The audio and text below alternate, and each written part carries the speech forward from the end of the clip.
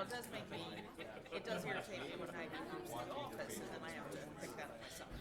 But, Hi, good afternoon. The meeting will now come to order. Hello, I'm Steve Whistler, President of the Board of Education. I'd like to welcome you to the January 14th, 2026 board meeting. In keeping with the board's commitment to open communication with the community, this meeting is being streamed live on the CCPS website at www.carrollk12.org and broadcast live on Channel 21. We are also recording this meeting so that it can be accessed on demand on our website and broadcast throughout the month on Channel 21. Public participation will be held approximately at 5:15 p.m. following the reports section of the board meeting agenda. Speakers will be directed to the boardroom from the building lobby if needed and are allotted 3 minutes to address the board. As a reminder, please silence all cell phones and other devices. Board members, please turn off your microphones when you are not speaking. Please stand for the Pledge of Allegiance, followed by a moment of silence. I pledge allegiance to the flag of the United States of America and to the republic for which it stands, one nation, under God, indivisible, with liberty and justice for all.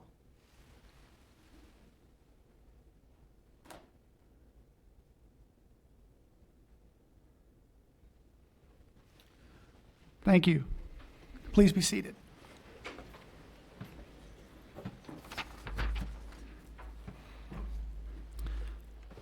May I have a motion to approve the agenda? So moved.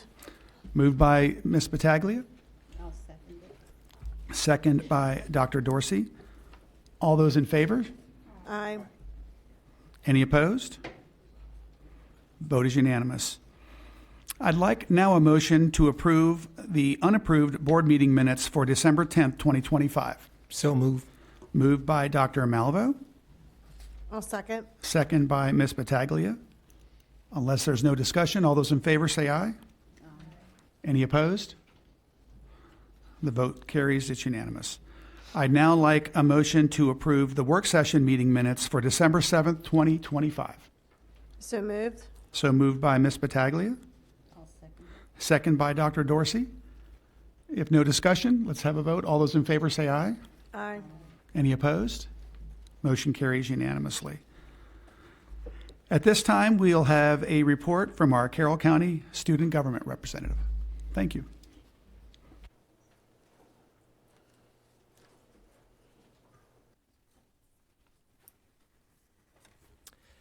Good afternoon, board members. Dr. McCabe. My name is Mason Dean, a senior at Winters Mill High School and the president of the Carroll County Student Government Association.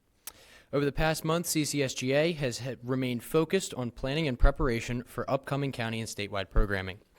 Due to unforeseen circumstances, the December General Assembly was unfortunately canceled. While disappointing, this decision allowed our executive board to redirect efforts towards planning and coordination for our February General Assembly. An executive meeting will be held to refine logistics, finalize the agenda, and structure the student-led activities to ensure the next assembly is both productive and engaging. The February General Assembly is scheduled for February 11th from 9 a.m. to 1 p.m. at South Carroll High School. We look forward to strong attendance and meaningful discussion, as well as the primary election for our next student representative on the Board of Education. Applications for the Schraub elections are still open to freshman and sophomore students across the county. This process represents an important opportunity for student voice and civic engagement within Carroll County. Applications will be accepted no later than Friday, January 23rd, and can be sent to Mr. Melhorn via email or dropped off as outlined in the packet here at 125 North Court Street. We encourage qualified and motivated students across the county to apply and participate in this vital leadership role. Later this month, I and several members of the delegation will attend the Maryland Association of Student Council's legislative session on Saturday, January 24th. This annual event provides students from across the state the opportunity to learn about the legislative process, engage in policy discussions, and advocate directly on behalf of student interests at the state level. Participation in this session will strengthen our delegates' understanding of government and reinforce the importance of informed student representation. I would also like to recognize Chen Jun Zhang, for his Concert for a Cause held on Thursday, January 8th at the Carroll Arts Center. This student-led event successfully raised over $1,000 for cancer patient support through the Hopewell Foundation, demonstrating the powerful impact of student initiative, compassion, and community service.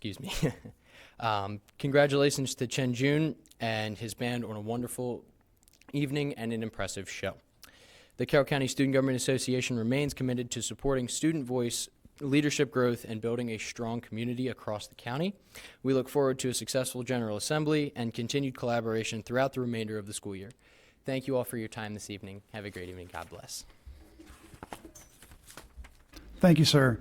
Now we will proceed with board member activities and correspondence, and if I may, start with our student rep. Hello. On December 17th, I attended the CCPS budget work session at Central Office with fellow board members. On January 13th, I represented CCPS at the MASC Executive Board meeting at Long Ridge High School, meeting student leaders statewide and planning for the upcoming legislative session that is on January 24th.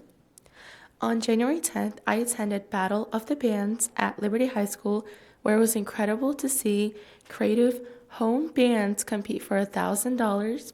And it wasn't just limited to Carroll bands. We had bands from all over the state, even some from out. On January 13th, CCSJ meeting at Central Office is when we finalized the February General Assembly plans to be set at South Carroll on February 11th. And like Mr. Dean said, this is where the Schwab voting does happen. And as another reminder, Schwab applications do close in 9 days on January 23rd.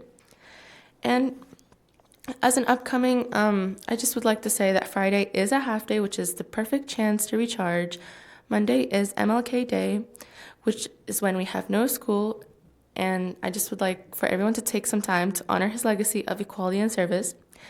And with this, next week is the end of the quarter, so finish strong on those final assignments, and good luck to those starting new classes next semester. Thank you. Thank you. Next, Ms. Zimmer.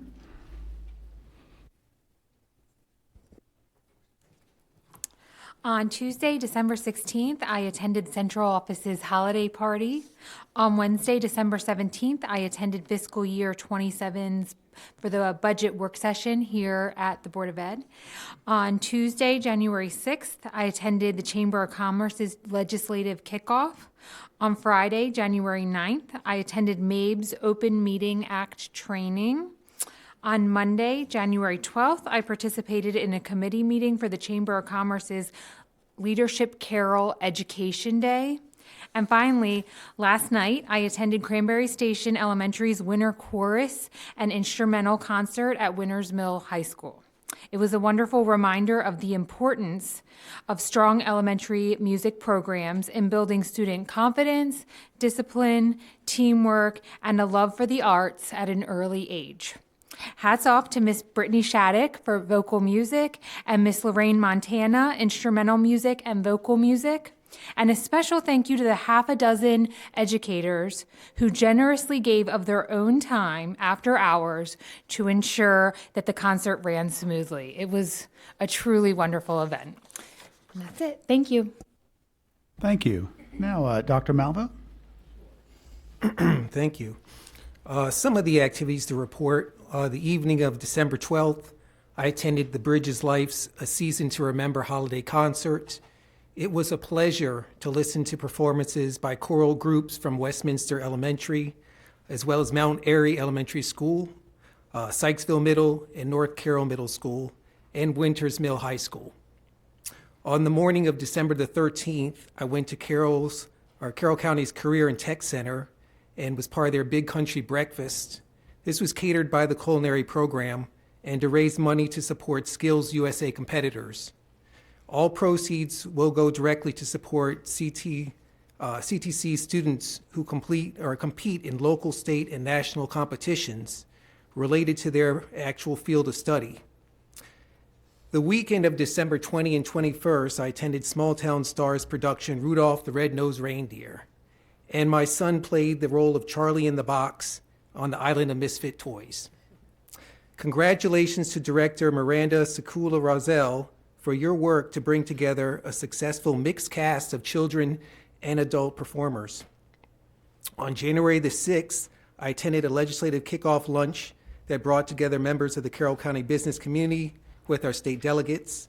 During the interactive lunch, the delegates spoke about key bills they plan to introduce or support and main issues surrounding this year's General Assembly session in Annapolis.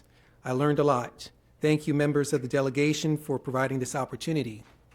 On January the 6th, later in the day, I met with staff members Nick Shockney and John O'Neill, who I felt this was enough to mention because they really briefed me well on the most updates that are detailed with possible resource allocation for Maryland Blueprint and its implementation. The informative meeting brought additional details on APA methodology, the base school model, and much more. So thank you, Nick and John, for providing that time for me. On January 11th, I attended the Constellations Theater Company's production of Descendants at Winters Mill High School. Congratulations to all the talented performers, as well as the production team, including producer Rob Miller and director Grace Miller. Thank you. Thank you, Dr. Malvo. Now, Ms. Battaglia. I hope everyone took some time to get some rest during the winter break. So here we are, 2026, and I'm going to try to do this without crying because it really hit me today when I was writing this. Some upcoming events I'll be attending are the Career and Technology Center ceremonies, our Board of Ed budget workshop, and various activities around the county. To our seniors, the countdown has officially begun. And I didn't get upset until I saw Mr. Dean. I blame him. Because I've known Mr. Dean since he was a little kid. You are well on your way to your final semester. Stay focused. Keep reaching for the goal line. Even if the plan doesn't go the way you would like, there is another opportunity around the corner. Go with your gut. Your instincts will lead you to the right course of action. And most importantly, everything will always work out. To the parents, even myself included, hold on tight because these next few months are going to go by so fast. When Kenny Chesney says, "Don't blink," he's right. We're submitting those adorable baby pictures for the yearbook, starting to order our announcements, and ordering the cap and gowns. We're driving our kids crazy, asking them if they've applied for their colleges, their trade schools, scholarships, internships, apprenticeships, or jobs. We're driving ourselves crazy, worrying about the future, but we need to remind ourselves it will be okay. There might be a few tears, but everything will be all right. And parents, don't forget to put stamps on the announcements when you're mailing them, because they will come back to you, and then it'll be later that your kid won't get a present in the mail. I'm just saying. I did that a couple years ago. So, scholarship applications season is here, so be sure to check with your community foundation here in the county. There are many scholarship opportunities available from various nonprofits. And I can tell you, over the years, even being here, the millions of dollars that our students have the opportunities to receive, it's incredible. So just please check out the Community Foundation website. 4-H signups have begun, so please check with the Carroll County Extension Office on several of the 4-H clubs around the county. Remember, 4-H is open to all, and there are various different interests in 4-H. It's an amazing program for our youth and our community. And again, our seniors, just take this time. This is it. You're down to the wire, and stay safe, make good choices. And come June, it'll be here quicker than you know it. Thank you, Mrs. Battaglia. Now, Dr. Dorsey. Okay, thank you. I'm sorry. First of all, Happy New Year to all. On December 13th, maybe I should wait for a moment because of that echoing sound. I think I must have done something when I touched it.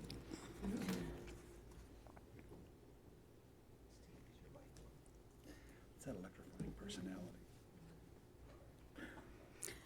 Okay.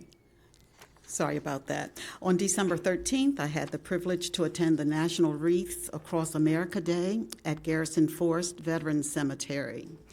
After a short ceremony, remembrance wreaths were placed on graves to honor veterans. On December 15th, I attended a MABE legislative meeting. On the 16th, I joined in celebrating the holidays by attending the holiday luncheon here at Central Office. On the 17th, I also attended our fiscal year 27 budget meeting with fellow board members. On the 19th, I participated in our CCPS virtual equity meeting. We reviewed some of the data that we have seen here at our board meetings. We reviewed the MSDE student survey results and also our Pillar 2 staffing updates. And again, I always thank Dr. Moore for planning and facilitating the meeting. On January 6th, I attended the Chamber of Commerce legislative kickoff, where our state delegation shared their priorities for the legislative session that began today. On the 12th, I attended a virtual MABE legislative meeting, and at that meeting, we shared logistics were shared with us as far as how we will be moving forward during the legislative session with keeping up with all of the bills that are being introduced.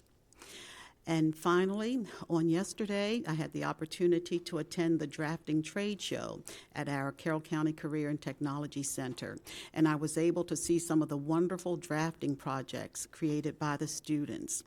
Many thanks to instructor Kathy Lee Frock for preparing the students. Thanks to Principal Tom Riddle and Assistant Principal Susan Hopkins for also supporting the students. A number of program advisory committee members served as reviewers for the trade show, and they were the ones to provide feedback to the students. So we're certainly grateful for their support. And it was very, very touching to note that some of those members were CTC alumni, so they were coming back to judge the projects that the current drafting students had prepared. And it's always very amazing to witness our programs at our Career and Technology Center. So thank you. Thank you, Dr. Dorsey. I have the privilege of recognizing our school counselors.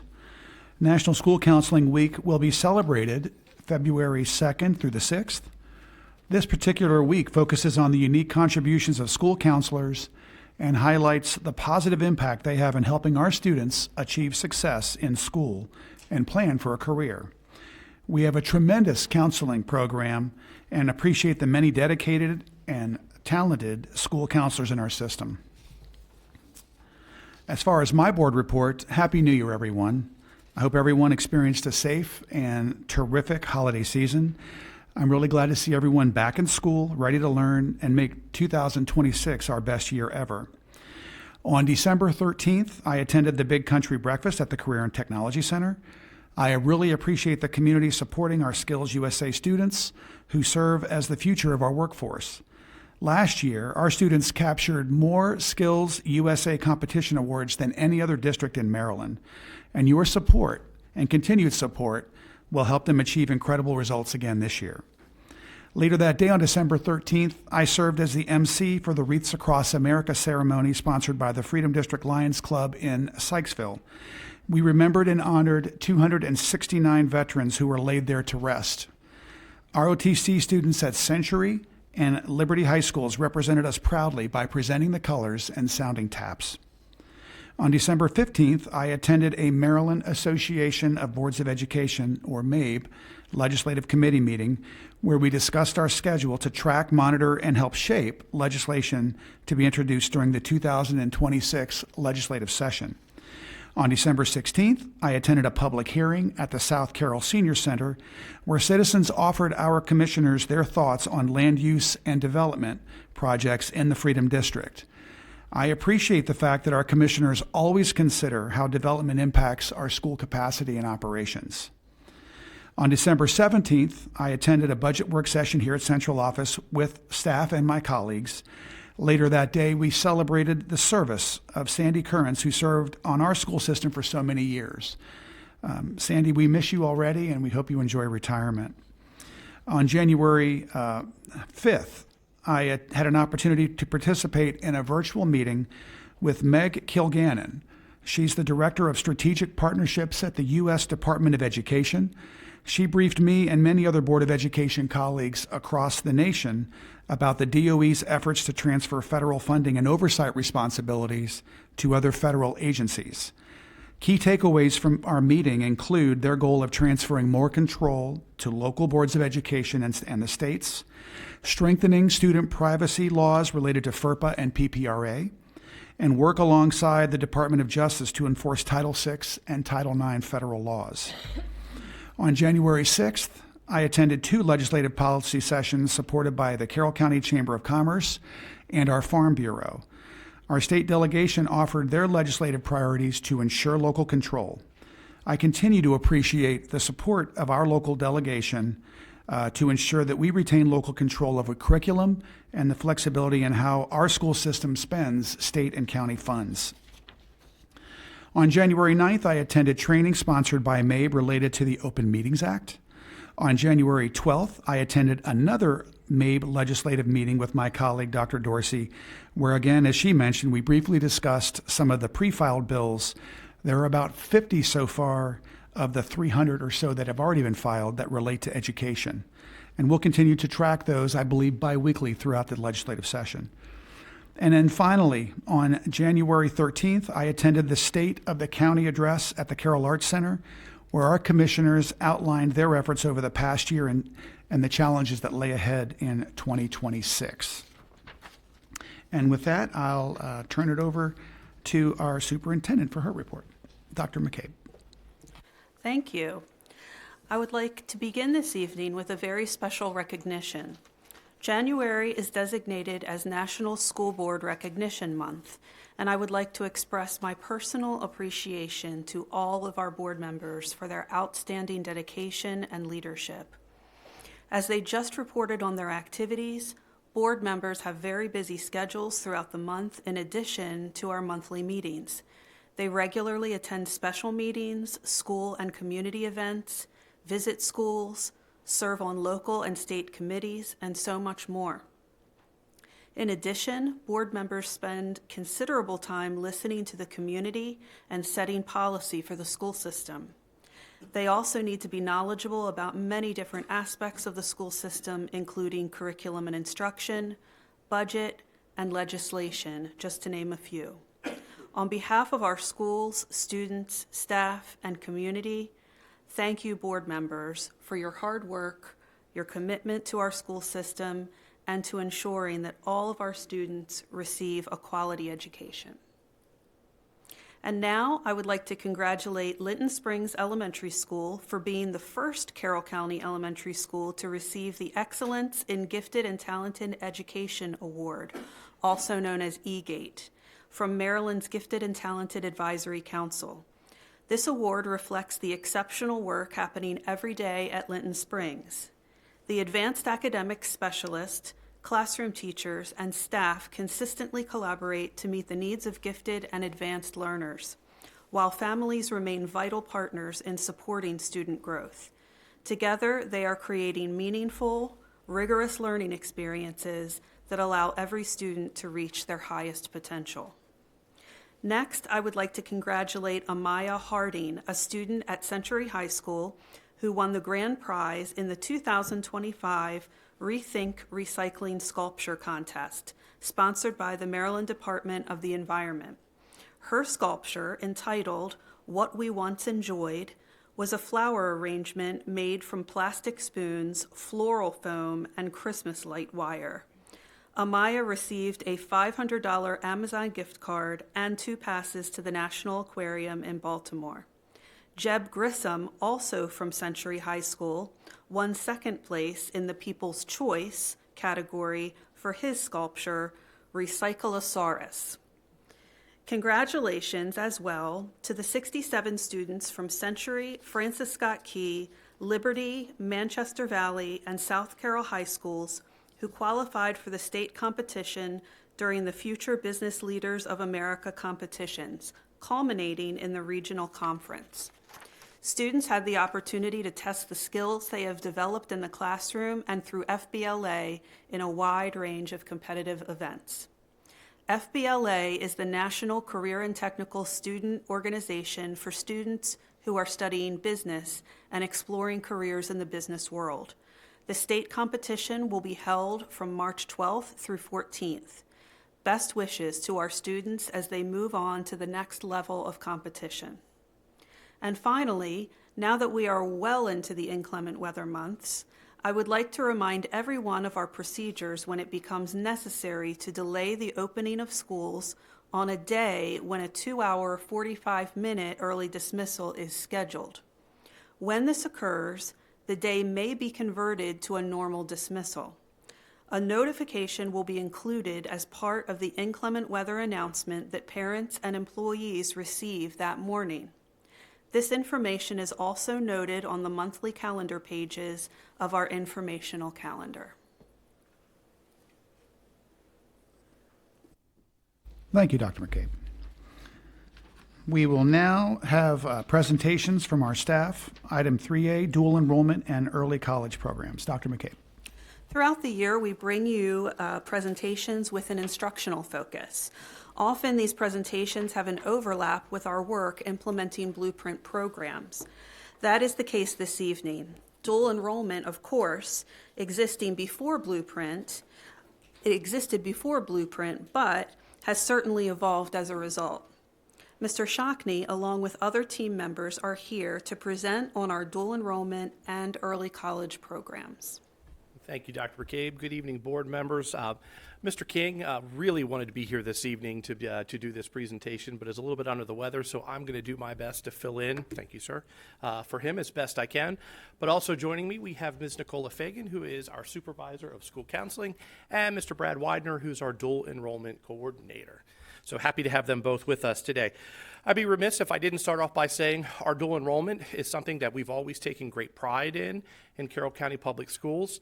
And we also have a tremendous partnership with Carroll Community College in this work. So as Dr. McCabe said, something that we engaged in prior to the Blueprint rather successfully, and we continue to do so now with this being a key component of the Blueprint. So as we always do, we start off with a quick objective. So we're going to take a moment and review not only dual enrollment, but also early college opportunities, which is something new that's it's not new, we're doing it right now. That's part of the Blueprint. We're going to talk about the eligibility requirements and then share just some participation data. We'll do a little presentation, but obviously we'll take questions at any point in time or after. And as always, we do this to make sure that we're informing our board, our students, our families about options that exist for them, and then just to support good overall informed decision making. Very quickly, I'll say that this connects to your strategic plan or our strategic plan, especially Pillar 1, which is all about academic achievement and ensuring that students are college and career ready. I also like to integrate the word community. That's a NIC thing and not a Blueprint thing or a strategic plan, but obviously we want our students to be college, career, and community ready. So a direct connection to our strategic plan, but also a direct connection to Pillar 3 under the Blueprint, which is college and career readiness. This pillar of the Blueprint establishes a standard, which you've heard me talk about before, but the standard is directly connected to our dual enrollment and early college programs. And the goal is for all of our students to meet that CCR standard by the end of 10th grade year. That opens up tremendous opportunities for students, not only in dual enrollment and early college, but other opportunities as well. I'm not going to take a long time to go over this, but I put this in there for anyone to go back and reference. But these are the multiple pathways that exist to meet the college and career readiness standard. And it can be done through a combination of lots of different things, performance on state assessments, grades, and or a combination of both, along with some other assessments that exist. But I don't want to get too far into this because I want to be able to get into our data as it relates to dual enrollment and early college. So, students who meet the college and career readiness standard are eligible for two very special things. The first one is dual enrollment, and the second one is the early college program. And in dual enrollment, students have the opportunity to take individual courses at Carroll Community College, and I'll talk a little bit more, but it's 2 courses per semester at CCPS expense. We cover the cost of tuition and any fees and textbooks and things associated with that. But also meeting that CCR standard gives students the opportunity to participate in our early college program. And that is a program that starts at the beginning of the 10th grade year and gives students the opportunity to earn an associate's degree as part of meeting high school graduation requirements before they leave us in high school. So that is something that some students individually have done in the past, but we are seeing an expanded number of students interested, and we'll share that data as we go. There's also a couple disclaimers and some things in asterisk up there at the bottom, and that means if the student doesn't meet the CCR standard, they can still participate in dual enrollment or even an early college program, but if they were to do that, it would be at the expense of the student and the student's family. We would not cover the cost of that, but we do cover the cost for the students who meet that CCR standard, which is why that's so important. So with that said, I'm going to pause, and I'm going to turn things over to Ms. Fagan, who's going to talk a little bit more about our dual enrollment program and its data. Thank you, Mr. Shockney. So the dual enrollment program, like Mr. Shockney shared, is an opportunity when a student may earn a high school credit as well as college credit at the same time, experience real college courses, as well as you can save money on tuition. So if a student meets the CCR standard, they have the opportunity, like I shared, to take college courses while still in high school. They can enroll up to 2 courses each semester, the fall and the spring, as long as those courses come from the approved course list, which I'll show you in the next slide. Those classes might be taught right here in our CCPS high school locations or directly at Carroll Community College. Students are considered college and career ready as defined by the standard if they earn a cumulative unweighted GPA of 3.0. For students who do not meet the cumulative unweighted GPA of 3.0, they may still qualify by meeting Carroll Community College eligibility requirements. These requirements may include a 2.6 unweighted GPA for all courses taken on the Carroll Community College campus, as well as math courses offered at CCPS locations. Then we have a minimum unweighted GPA of 2.5 for non-math general education courses at CCPS locations. And you can see on this slide, we have a table that shows our approved course list and what students may be able to take as part of our dual enrollment program. You will notice an asterisk, and the asterisk shows that it's a high school graduate, can meet a high school graduation requirement.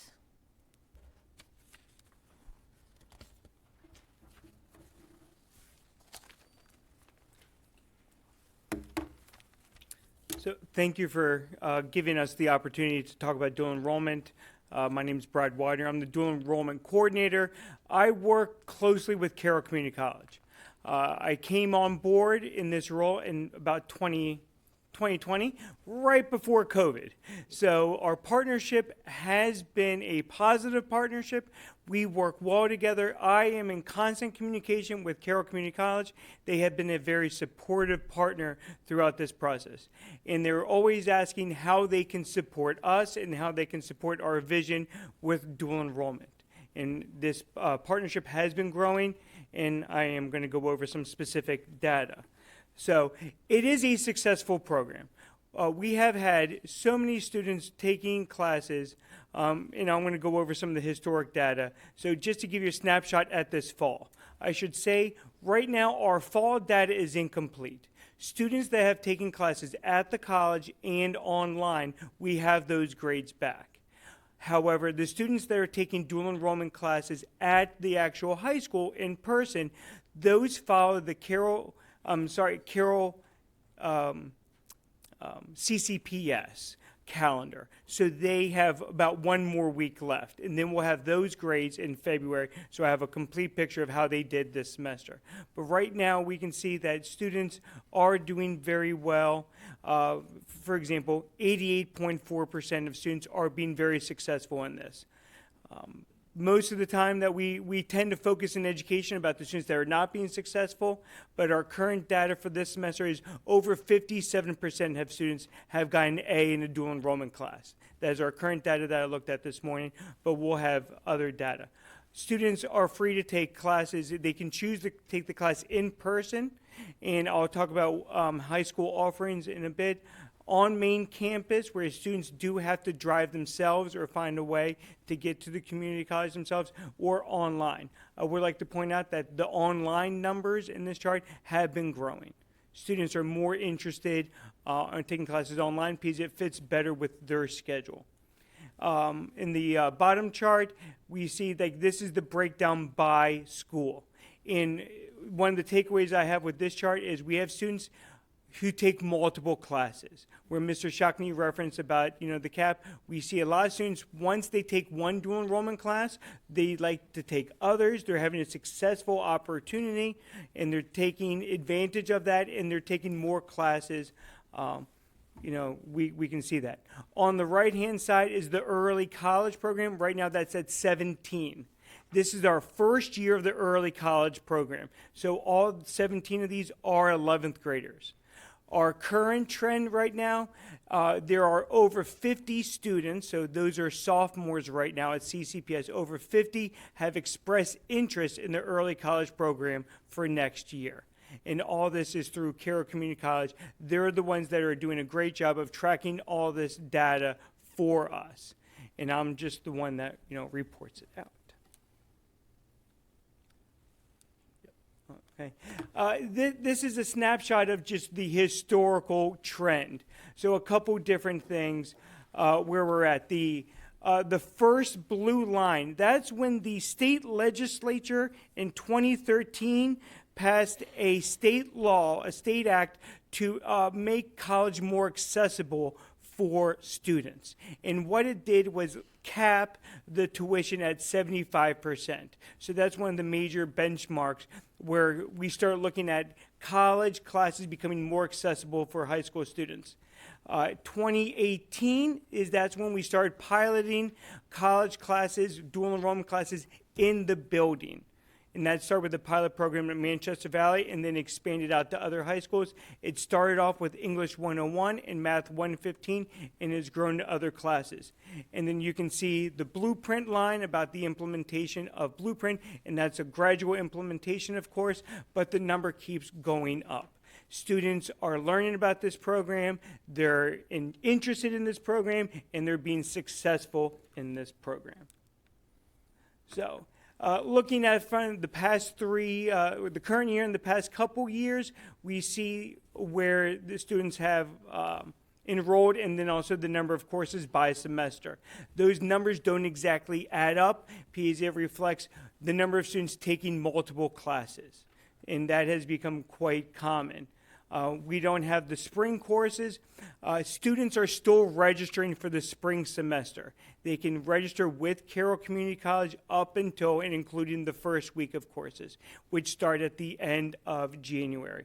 And more students are becoming interested in this. I speak with students all the time. My day job, as I like to say, is a social studies teacher over at South Carroll High School, and so students ask me dual enrollment questions all the time. And they are interested in the program, and they want to know, more about it. It's just become a culture at CCPS for dual enrollment. When I had mentioned about what we offer at the individual high schools, these are the 5 classes that 6 classes that we have traditionally offered. We can offer more. We're not limited by Carroll Community College. It's in-building decisions that start with counselors, administration, in-building teachers about what is best for the school community and what fits the needs of the school community, including students. But historically, those have been the classes that we offer, and then whether it's a graduation requirement or elective class. The number of sections, that just gives you an idea of what schools offering multiple sections. So, specifically at South Carroll, we have English 101, we have Math 115, and we have History 110. Manchester Valley, which was the initial pilot school, they offer a lot of different credits. I should say that Westminster High School, due to proximity, that a lot of students are traveling to the actual high school themselves.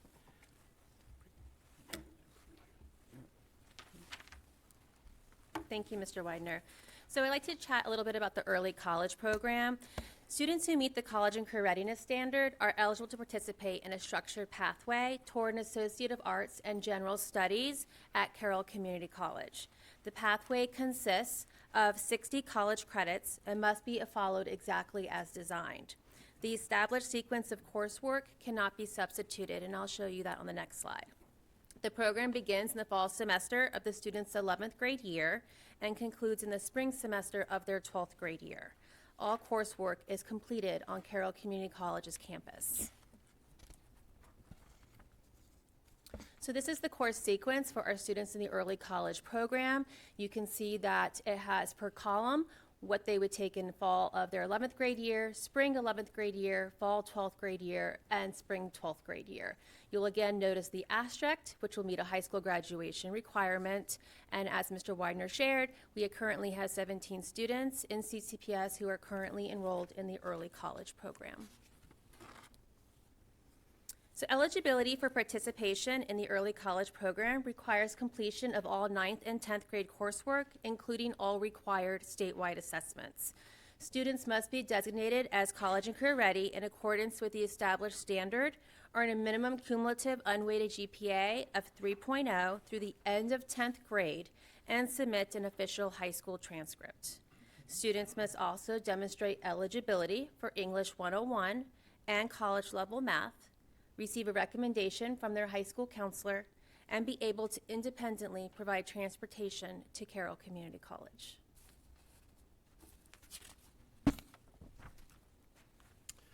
No problem. And the last page is just a simplified fiscal note. And you probably noticed this on the slide where we had, I did something. There you go. Oh, here you go. It's back. On the participation data slide, you'll see a gradual increase from the 23-24 school year to the 24-25 school year, and that is because we had there were no limitations on participation. We were funding and covering the costs of as many dual enrollment courses as a student wanted to enroll. With some guidance from the AIB and just the challenges of it being sustainable.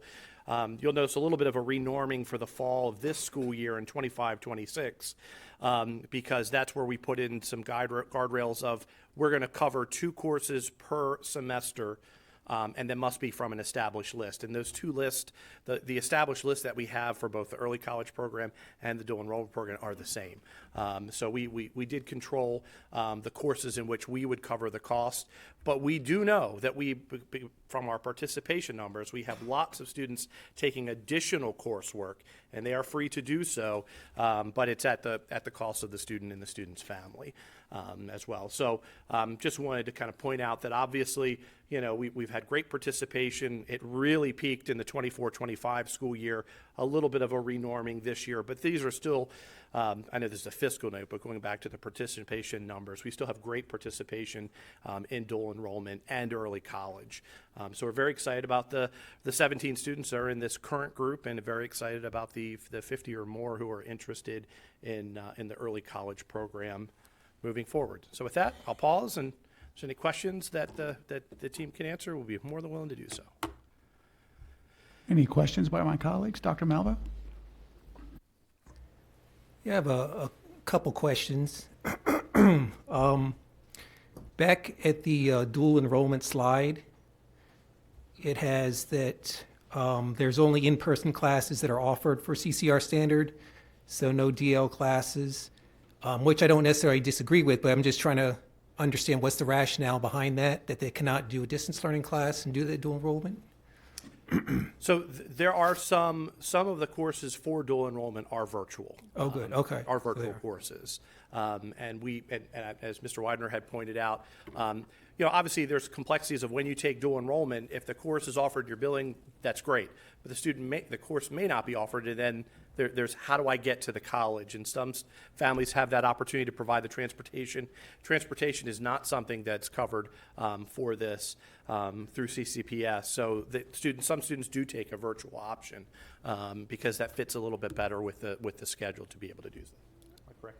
That's absolutely Thank you. Oh, that's good to know. Thank you. Another question with the slide for dual enrollment eligibility requirements. I noticed that missing from those different courses, unless I'm not seeing it, foreign language. Did you ever consider like a foreign language offering? And if not, you know, So on the available courses for dual enrollment at CCPS expense. So Dr. Melville, you bring up a great point. There are tremendous course offerings that exist at the community college. They offer a wide variety of courses that students can take. But the difficult piece of we had to, for no other reason, control costs and spending, because it's just we couldn't continue an unlimited amount of courses. So with that said, the menu here, these are the dual enrollment or the individual courses that students can take. Those are the same courses as the early college pathway. Students could most definitely take a foreign language, for example. It would just be at their expense. And again, we've tried to put some restrictions in place to manage the expense, because yes, we do receive funding for every student that meets the CCR standard, but that's about $600 per student.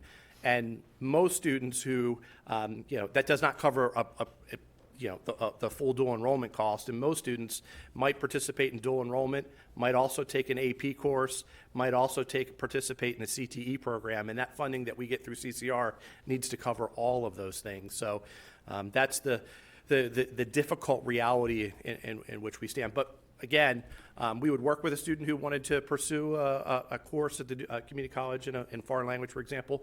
But I will say to students, and please make sure as you're considering courses that might be outside of this menu, please work with the school counselors in your building to make sure that you are still pursuing the courses that are going to get you to graduation as part of that ECP that all students develop, our educational career plan.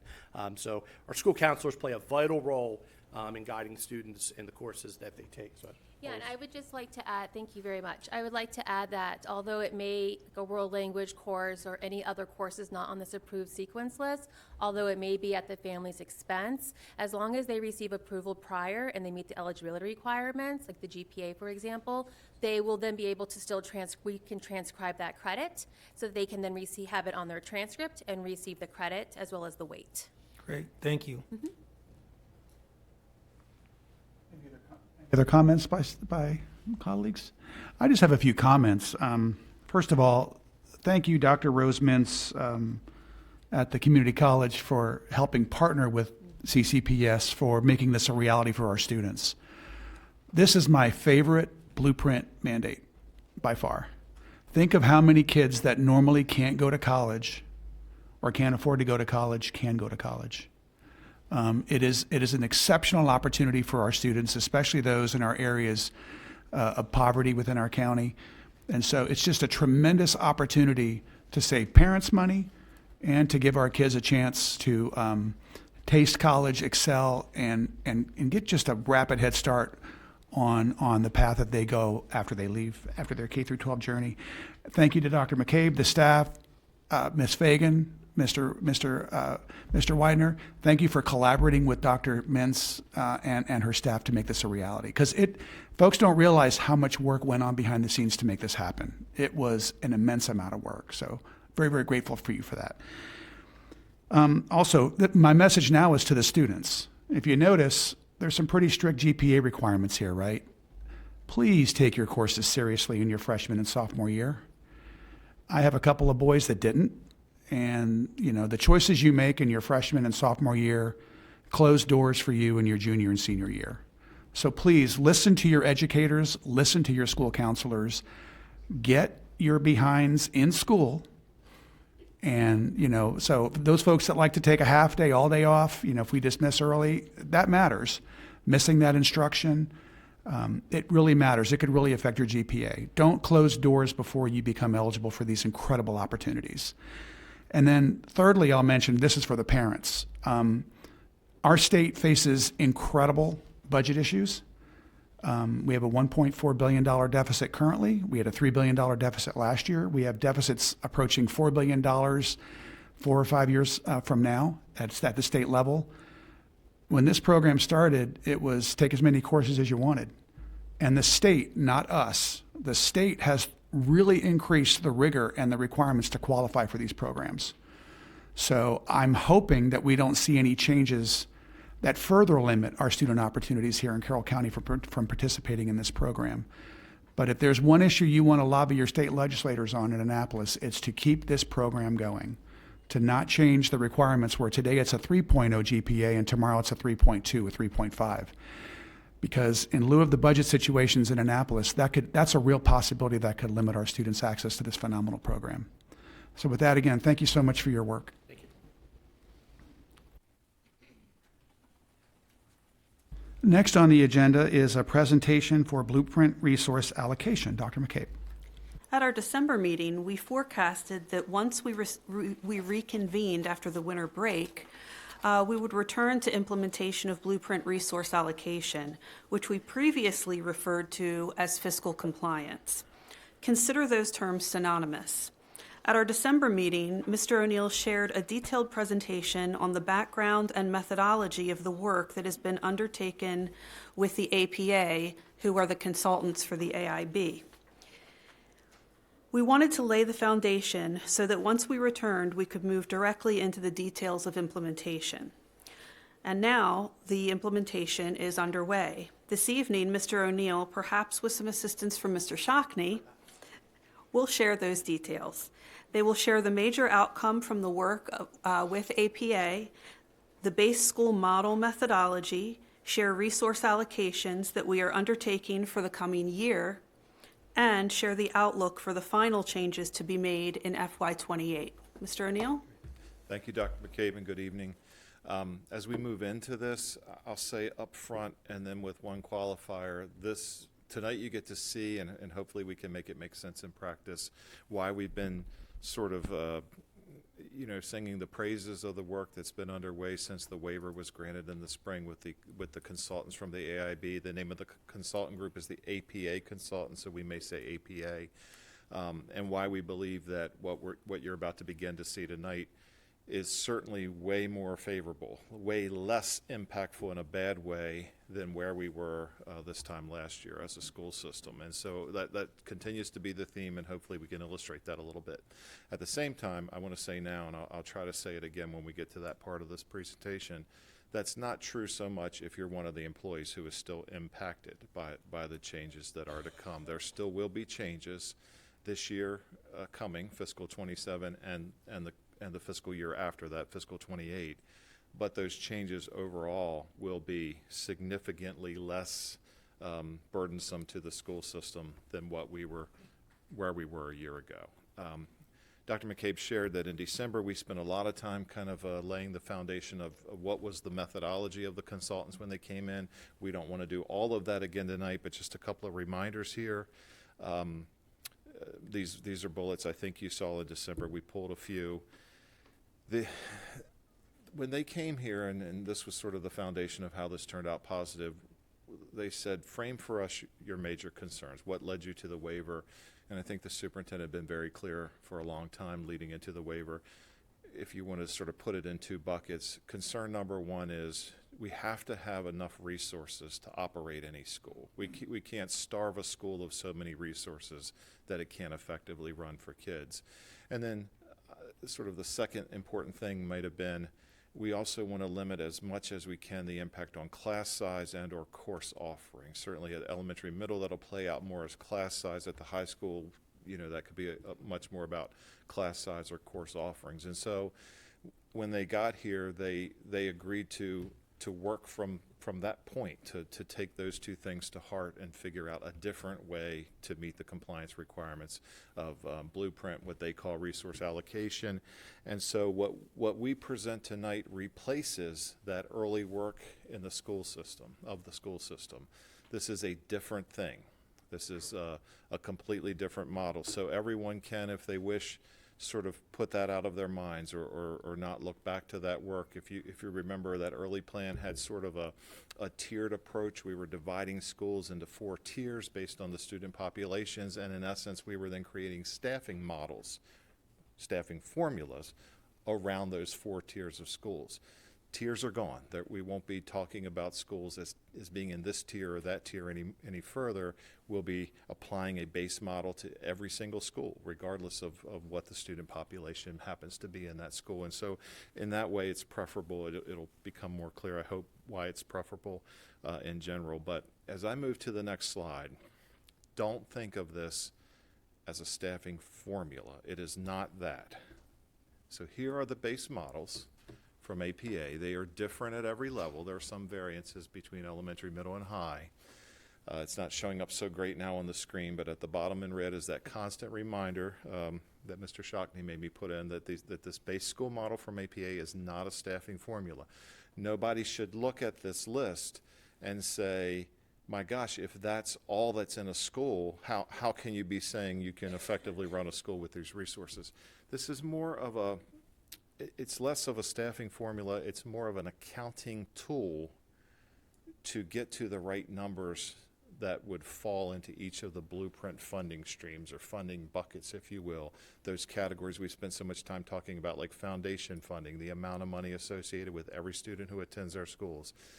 Compensatory ed funding, the amount of money associated with students who qualify for free and reduced meals. Special education funding, students who are identified as through an IEP process of needing special ed services, or ML, multilingual learner students who historically we might have referred to as ESOL students who, for whom English is not their first language and who need services accordingly.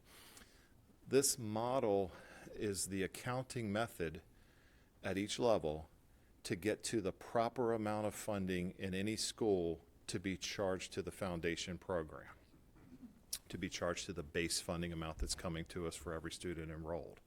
And so it's more of a process of you place the employees in any school into this base model, and there have to be some rules to do that, and we're going to talk a little bit about that tonight, and there'll be more than this presentation to go over time. You determine which employees at a school, real employees, actual employees with actual employee costs associated with them, fall into these base model positions. You add up that amount, and that becomes the amount of money that it's appropriate to charge to the foundation program. And then that model won't account for, at any school at any level, this model will not account for all of the staff employed in that school. So once you get to the base model, those are the folks who are going to be charged to foundation. Other staff in the school, it's appropriate to then charge them to the other funding programs, special ed, compensatory ed, ML, and others. And that's, hopefully it'll begin to become clearer, but that's a major shift as an accounting approach from a staffing approach, a resource approach from before.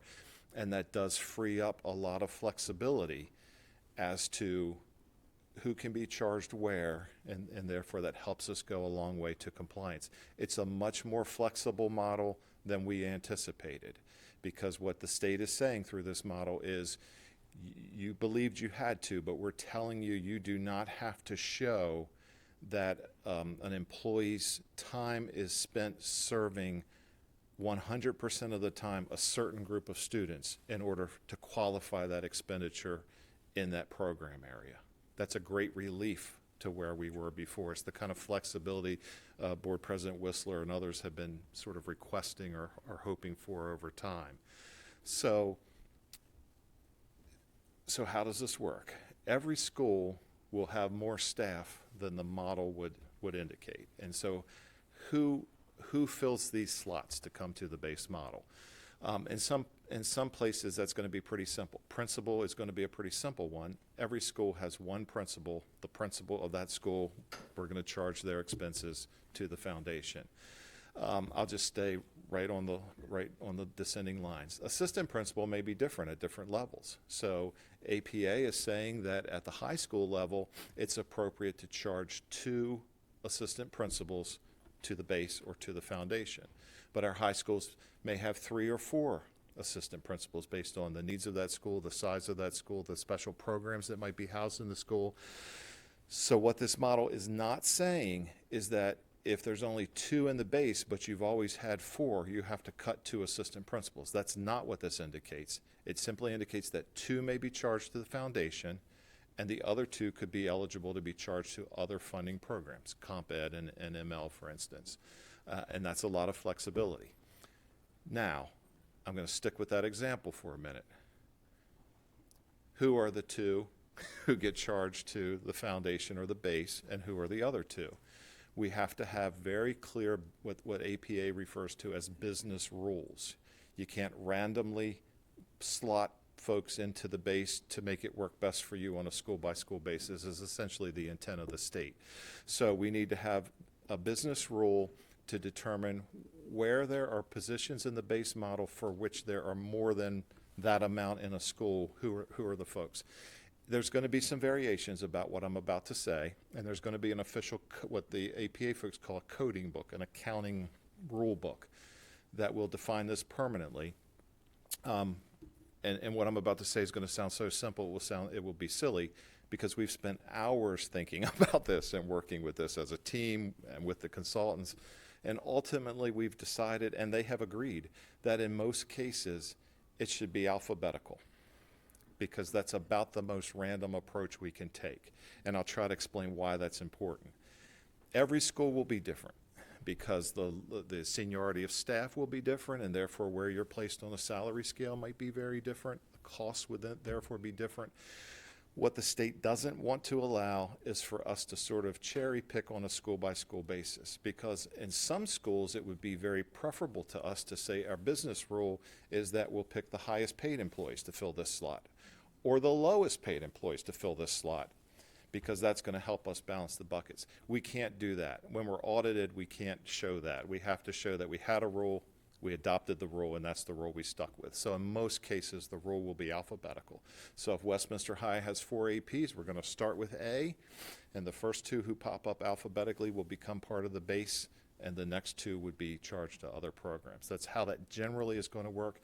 That will also be true of teaching positions. So on the very first row, because there's a lot of teachers in schools, how are we going to determine which teachers fit, and how does this even work? So this first row is based on a student-to-teacher ratio.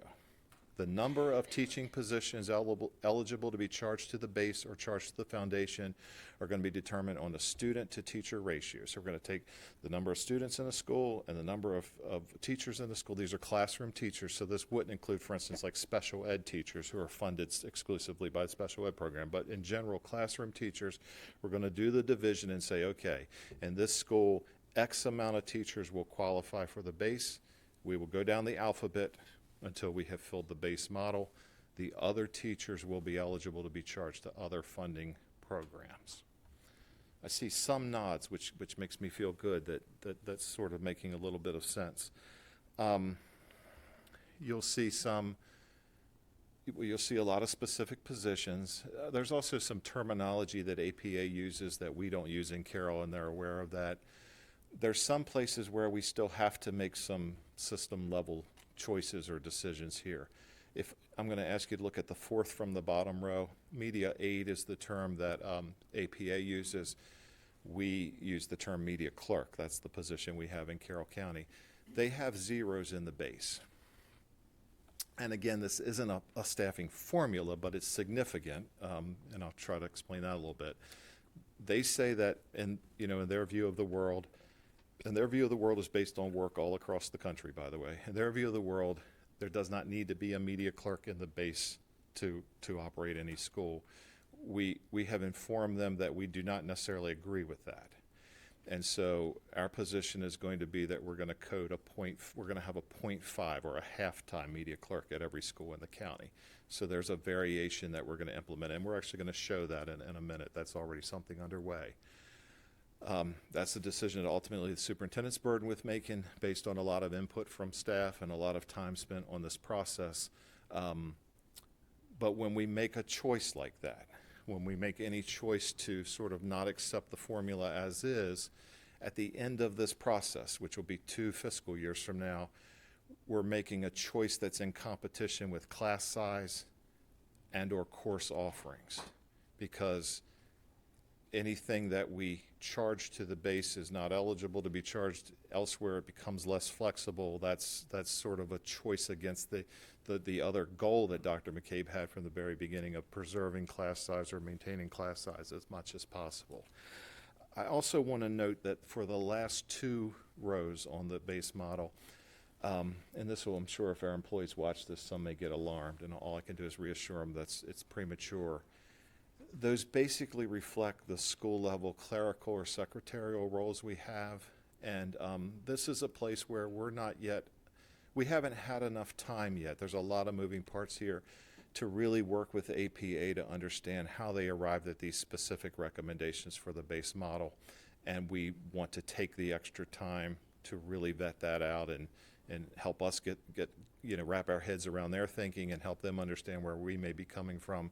We are pausing on implementing those last 2 rows. There are no changes on the near horizon associated with that. So that's kind of, you can see the base model. I'm happy to take questions at any time, but as I plow forward here, why is this so much better on the whole? Why are we saying, wow, this is a lot better than where we were facing a year ago? This chart is hopefully meant to demonstrate that, and both this chart and the one that I'll show next are based on last year's actual expenditures. So basically last year's employee costs, person by person. This chart is essentially where our data showed at the time we asked for the waiver and received the waiver. And so the first column is the foundation.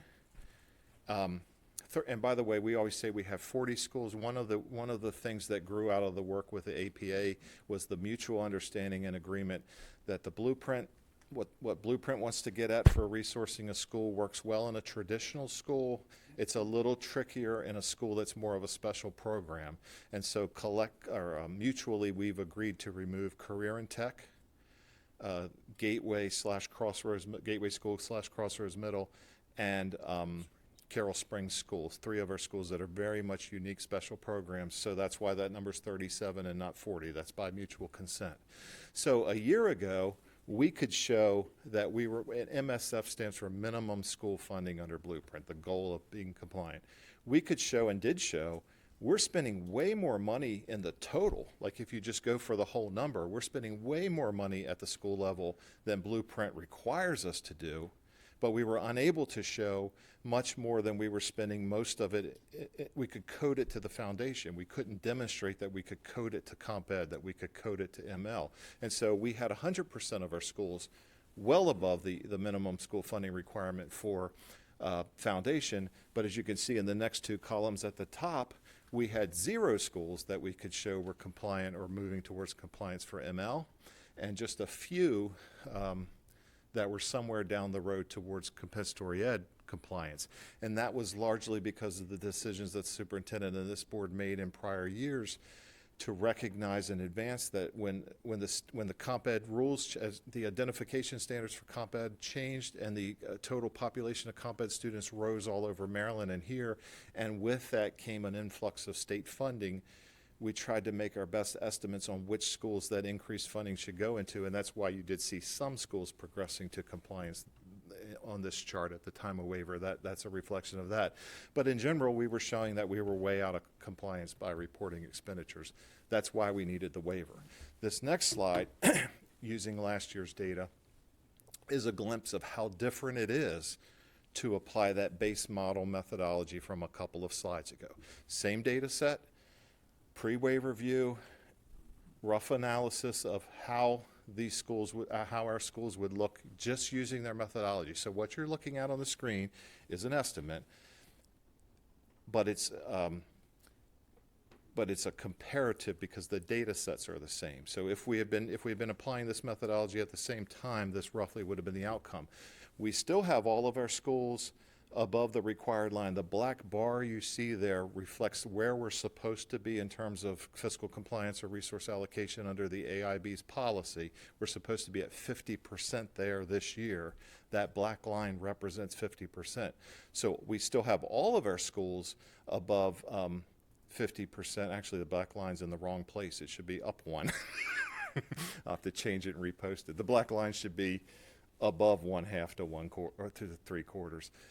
So all of our schools still comply in foundation, but now we're at a place where only 3 schools, that third line down, that third line down, 1/4 to 1/2 of the way there.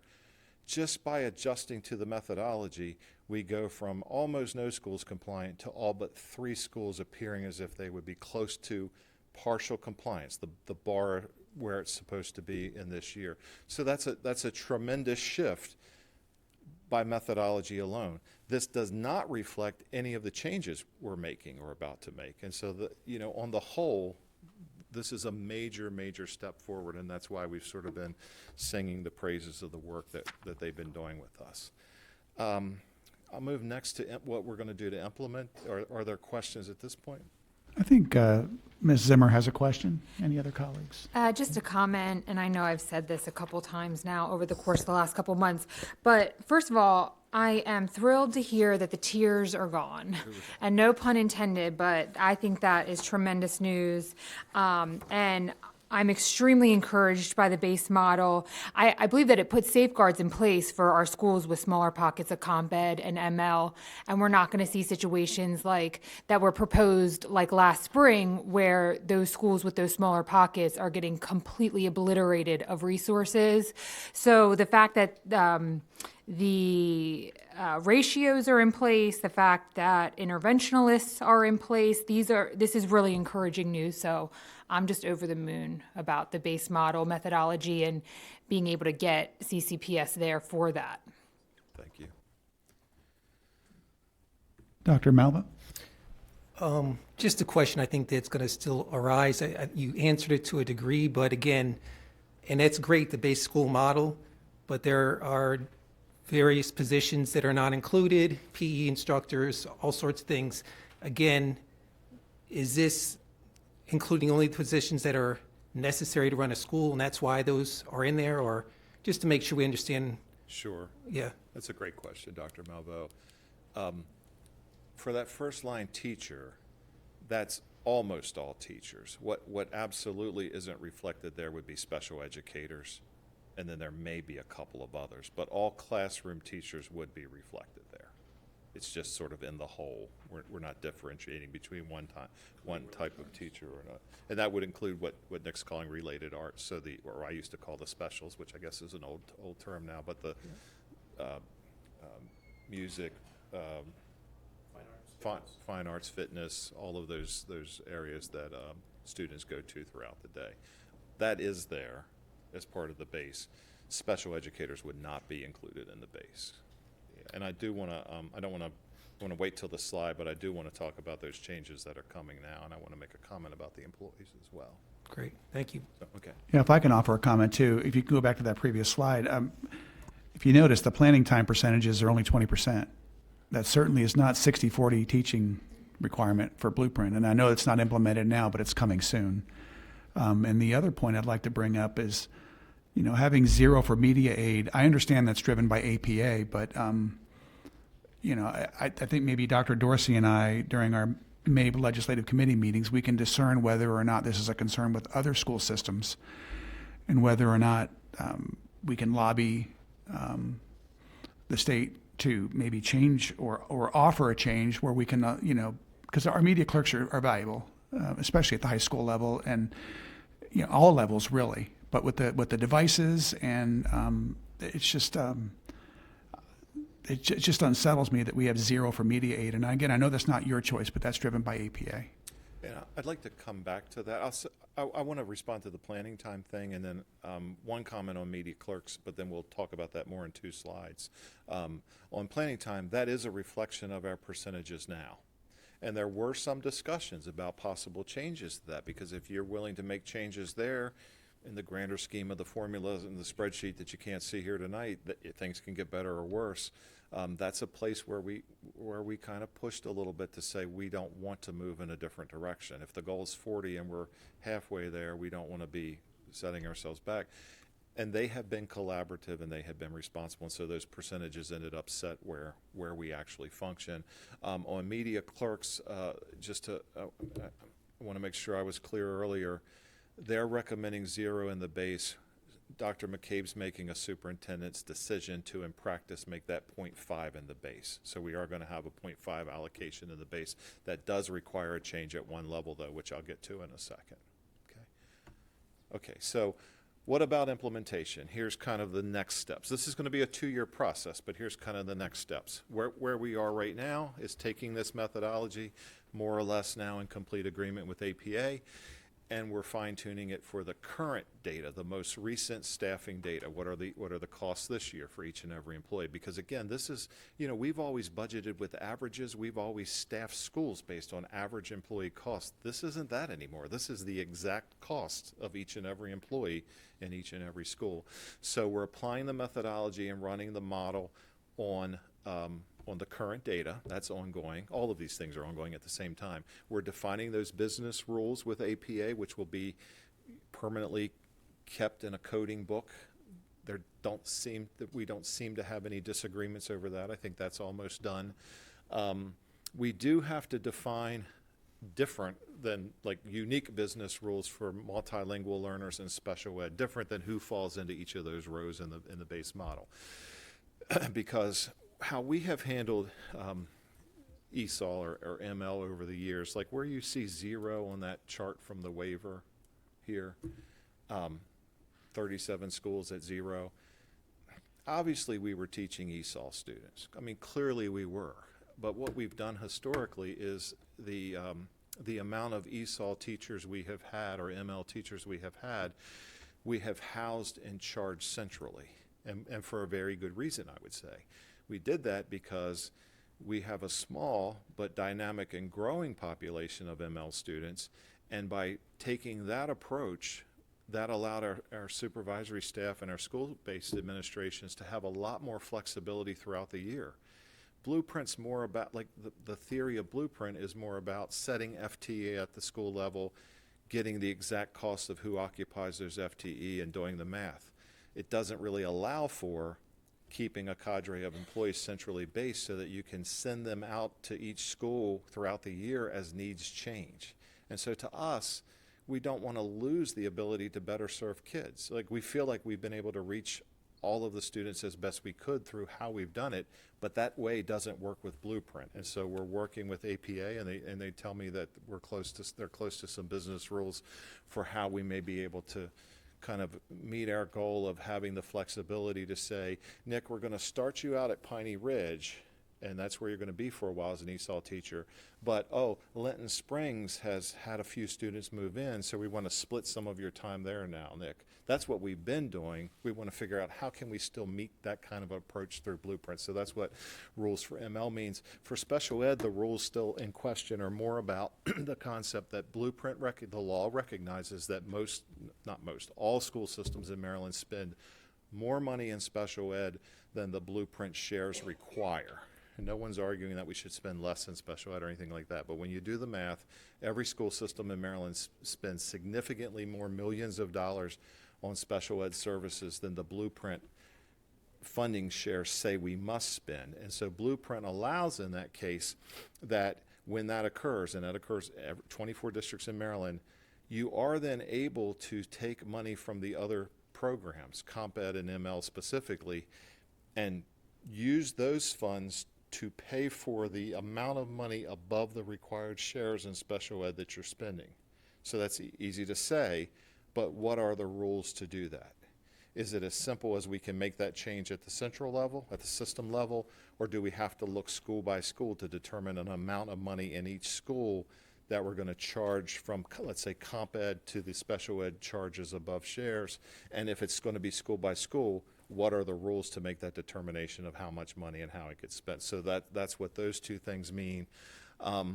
We're gonna have to make some changes in the year coming. That work's already started, and we're going to go over those on the next slide. And then that last bullet, which we'll come back to briefly at the end, that's sort of the last step of this in fiscal 28. So 2 years from now to make all of this whole and get us fully compliant. So what are we doing for next year? We're going to be making some changes to some very specific positions, and the reason for that is to be able to put that base model in place and weigh those decisions like the one Mr. Whistler just raised and come up with what's going to be our base. And then we have to work from there with the goal of preserving class size. So these are the position changes for next year. So this is where I want to say, overall, I think this is a good story for Carroll County and the impact on our system as a whole. If you're one of these folks, you don't necessarily feel that way today, because they spent this morning meeting with people like me and Nick and others to share this news. That's actually the second year that they had such a meeting, because before the waiver was granted, we had to begin to move forward. So twice in a year, we brought folks in to share with them that something different is going to happen to their position next year. In some ways it's extreme, and in other ways it's maybe a little less impactful, but still impactful. And all I can say is our people have endured that. They've stayed with us. They've come here to hear that message, and they've been nothing but professional. And sure, this is about them, and they have questions and concerns about what impacts them, and they should. But even then, a lot of the conversation is also about the students and the service to students and how will that be met. And, if I feel it's a shame, I don't like what's happening to me, but I also have concerns about what this is going to mean for service delivery. And I just want to say that before we get into the changes here. So meetings were held to give these employees, to dignify them, to give them the courtesy of hearing it before it became a public presentation tonight. But these are the changes being enacted, and they're already underway from a staffing standpoint for next year. So we will eliminate a position we have centrally called the mentor teacher for counseling, and we have to make some choices because, Nick always says this at our meetings. We didn't create positions that we didn't think we didn't need, and people were fulfilling important service in those positions, so we have to figure out how to make adjustments for that. But as part of making the transition to the base model, we're going to eliminate that one role, and then all of these positions here will be reallocated. These aren't budget reductions like we might talk about later tonight. These are reallocation of resources to help us implement that base model in a way that can preserve class sizes or course offerings to the maximum extent.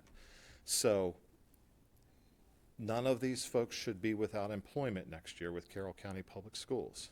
And if they're in a 1.0 position right now, even if that position isn't going to exist anymore, such as with the first one, they will still have a full-time 1.0 position somewhere in Carroll County Schools in an area that matches with their certification or licensure or background, et cetera.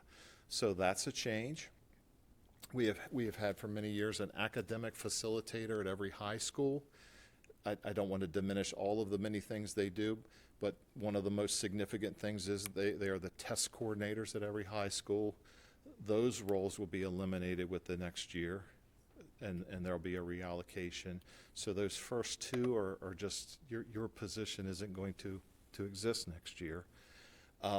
The third bullet, Mr. Whistler, that gets back to your point, the superintendent has sort of made her decision that we can't live without media clerks, but we're going to standardize at 0.5 at every level. And so that change affects the high schools most directly. The elementary and middle schools have a 0.5 in place already. It won't require a change there. It does require a change at the high school levels. Those 7 folks will still, our view, the way Ernesto Diaz views the world, they still shall have a 1.0 position in Carroll County Public Schools. It may be 0.5 media clerk and 0.5 something else. There may be a different role that they can slot into. There's some flexibility to work through this over time as the staffing year unfolds into the spring. If you go back to the model for the line called interventionists, I think those roles would tend to be what we would call reading and math specialists or reading specialists and math resource teachers. And so you can look at the base, and the base is lower than the actual folks we have in every school. And so we had a meeting today with the elementary and middle school math specialists. And in a way, while their position's not in any way being eliminated like some of the ones above, this was a more challenging meeting in the sense that we don't have the level of school-by-school detail we need just yet to know which schools might be impacted by this. But the net effect of this change would be or may be that with the exception of, I think, 4 elementary schools, all of the other schools have a 1.0 math resource teacher or math specialist. Depending on the school-by-school data, we may have to have a few more schools that have a 0.5 math resource teacher or math specialist, like the 4 elementary schools that do right now. We just have got to get a little bit further down the road with APA to know which schools those might be. And, Nick and I talked with Dr. McCabe for a while about this is going to be a little bit confusing because we're bringing you in to tell you that a change could be coming, but we can't tell you exactly what that change would be. We felt like at the end of the day, they needed to have that conversation, even though we knew we'd have to follow up later. So that's one that's a little less clear at the moment. And then separate from the work of APA, with APA, separate from resource allocation, there are 2 other changes that are occurring in a different way under Blueprint that require a change in FY27 as well. And so we brought those employees in today to work with them. The first is we just talked about college and career ready and that sort of thing. At the middle school level, there's a part of Blueprint, a carve out of Blueprint that requires each local Board of Ed to have a partnership with their local workforce development board. And the goal of that partnership is to focus on providing career development opportunities to middle school students starting in grade 6. And the way it works is there's a sort of a per pupil amount for students that is carved off, and that money goes to the local workforce development board, and every Board of Ed has to develop a memorandum of understanding with their workforce development board on how that program's going to work. Where our MOU landed with Carroll Workforce Development was that some of the money would go directly to Carroll Workforce for their staffing needs and their other program needs, and some of the money would sort of stay in CCPS because we would create 8 middle school career coaches, a similar role to what it has long existed at the high school level. And then that MOU also defines amounts of money that are going to be retained here for those positions versus going to workforce development. As things have progressed over the couple of years that this has been in place, we reached a point where the amount of money that needs to be here versus there or there versus here under the MOU was no longer aligned with the costs of all the programs. And so we need to make a change to the middle school career coach.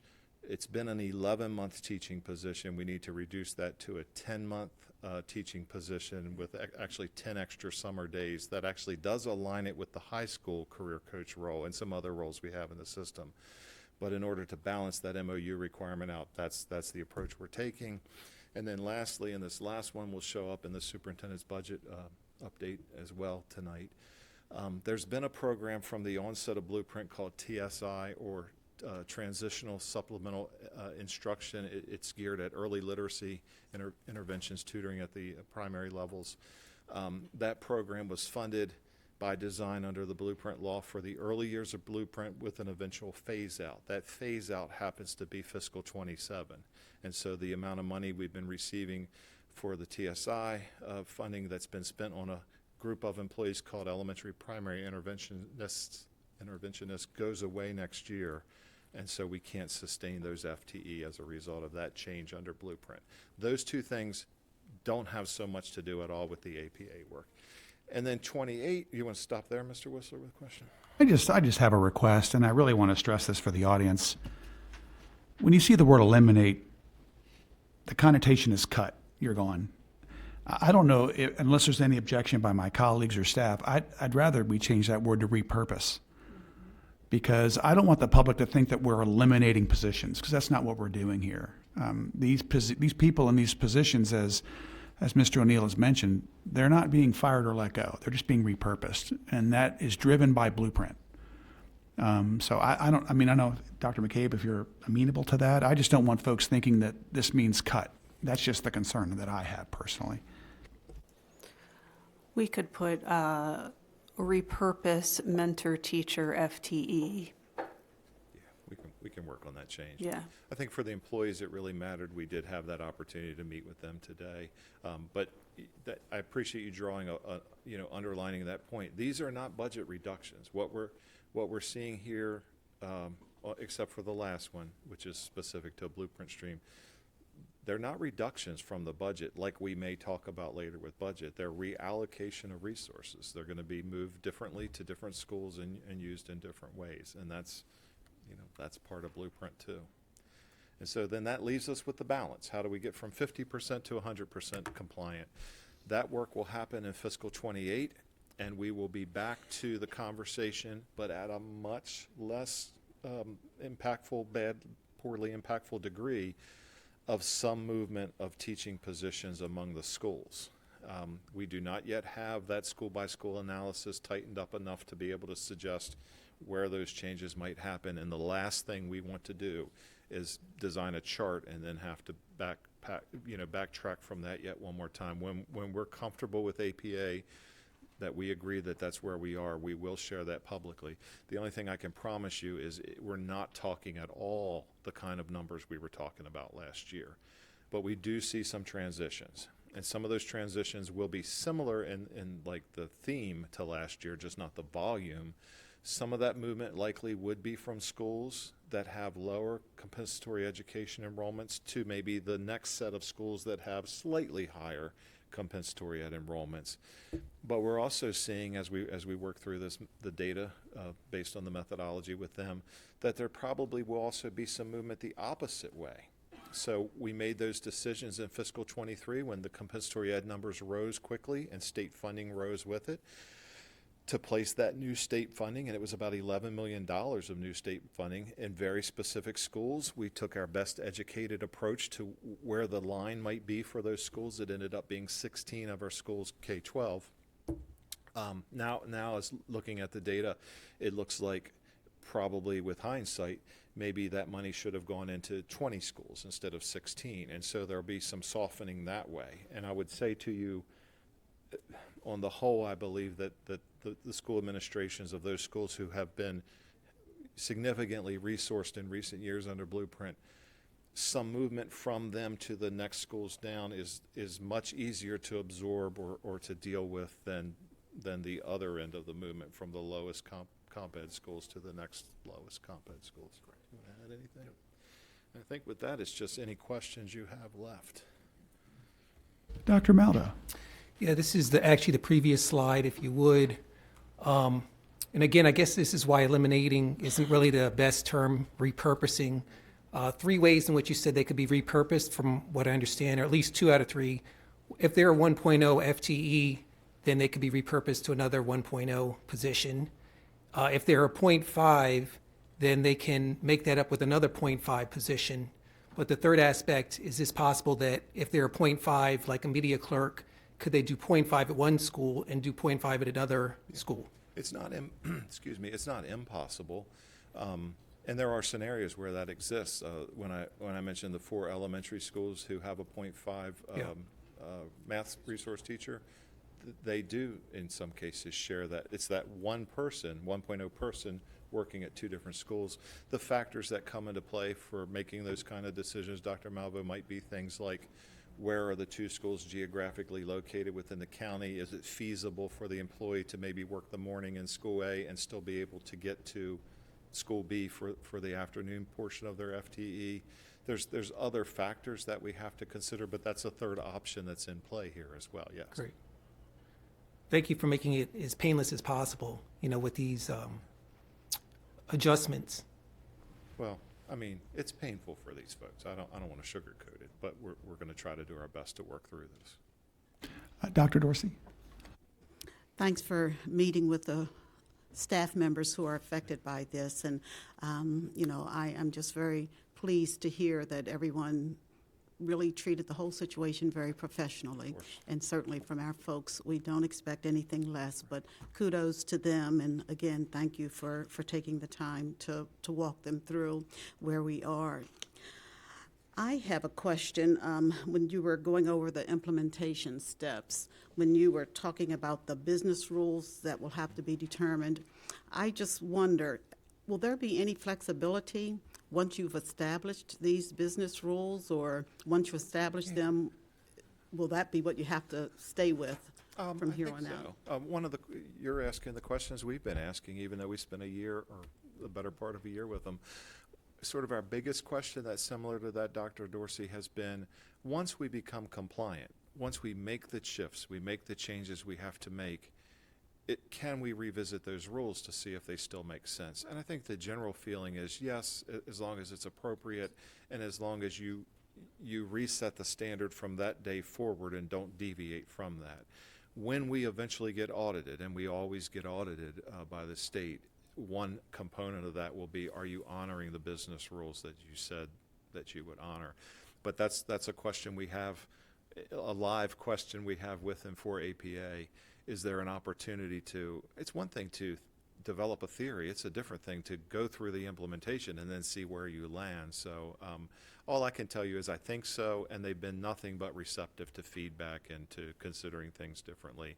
We can't change it willy-nilly. We can't change it each year to suit our needs. We can't change it from one school to the next. But overall, if we get to a place in time where we've been through the process, I think we could look at it again and see if something else makes better sense.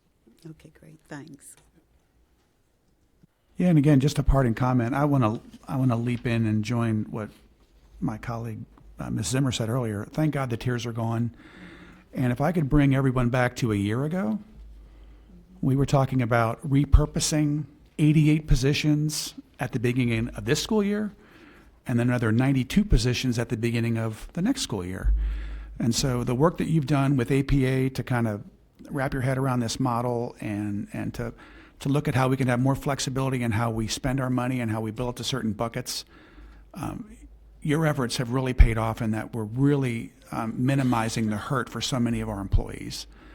They deserve to know where they're working, whether they have to move schools or not. And because of your efforts, you've really minimized that impact for our staff and our school system employees. So thank you so much for doing that. I'd say a lot of folks other than me deserve that praise, and I'll deflect it to them when appropriate. I'll let them know. All right, thank you. The next item on our agenda, the much anticipated 250th celebration. Mr. Melhorn, we are waiting. We are so excited to hear what you have for our school system this year. Dr. McCabe. So we discussed our semi-quincentennial celebration efforts a lot recently and promised a presentation to highlight our curriculum and the other programs that are occurring. Mr. Melhorn and Mr. Lesh, our secondary and elementary social studies supervisors, respectively, along with Mr. Wernick, are here to share what we have planned.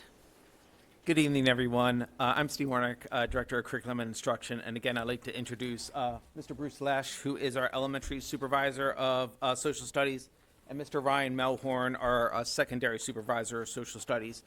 And as it's been shared, we are excited just to provide information on how Carroll County Public Schools will contribute to the celebration of the America 250 celebrations already happening around, the states as well as Carroll County. As we begin this evening, any presentation or lesson begins with a clear objective. And so, again, we're sharing just an understanding and the purpose of the America 250 and the Maryland 250 initiatives to really highlight how in Carroll County Public Schools, the activities and events that we are going to contribute to really support the celebration. And so to kick it off, I'm actually going to have Mr. Lesh begin to share some information. Good evening, Board and Dr. McCabe. Mr. Melhorn and I are grateful tonight to be able to talk about America 250. As I'm sure you're aware, our country's next birthday is a really significant one. 250 years ago, we declared independence from Britain, and on this July 4th, we're going to celebrate that semi-quincentennial anniversary. And that's the term that we have to get used to saying that I've been working on the last couple days. In preparation for this, really it goes back to 2016. The U.S. Congress in 2016 created a commission, the United States Semi-Quincentennial Commission, that set up the infrastructure for this year's celebration. The committee was a nonpartisan effort, and they sort of had three goals. One was to educate and engage the public about the Declaration of Independence and the founding of our country, to inspire service and events related to the United States, and then to make sure that we recognize the contributions of all Americans as we move towards an independent nation. Popular culture-wise, you may have noticed the last couple weeks, if you watch the NFL, you'll see that America 250 is on the sidelines now, and so it's starting to become more and more prevalent publicly. Subsequent to the United States Congress creating the commission, each state created their own version of America 250. And so in 2023, the Maryland General Assembly created the Maryland 250 Commission. They've been engaging stakeholders around the state about how to go about and celebrate this particular anniversary. They're also focused on service, promoting engagement, civic engagement for students and adults, and to also focus on those contributions. And Maryland 250 has been working closely with a local group, which is the Carroll 250, that Ryan's going to talk about. Thank you. Good evening, board members, Dr. McCabe. So we really started this planning on a county level back in 2023 with Celebrating America, which is a history consortium here in the county that was started by Commissioner Howard some years ago, where we were having those conversations knowing this celebration was coming up. So I co-chaired that with Joe Thompson, who's the Director of Public Services for the Carroll County Public Library. And working with Jason Alari, the Executive Director at the Historical Society, we decided we need to reach out to the commissioners, kind of get the ball rolling on that because it's going to be here quick. So in June of 2024, we were able to get a resolution passed by the county commissioners to establish a planning advisory committee, which is basically a subcommittee of Celebrating America that's made up of a variety of members, some of our folks in the county offices, different community organizations here in the county, as well as, again, myself as a liaison for the school system, and many of the members of our local historical sites and organizations. So we went with the theme Carroll Voices. We're really trying to highlight and celebrate Carroll County's history through a lot of the events that I'll highlight here coming up on the next slide, of what was Carroll County's role in the events leading up to the Declaration and beyond.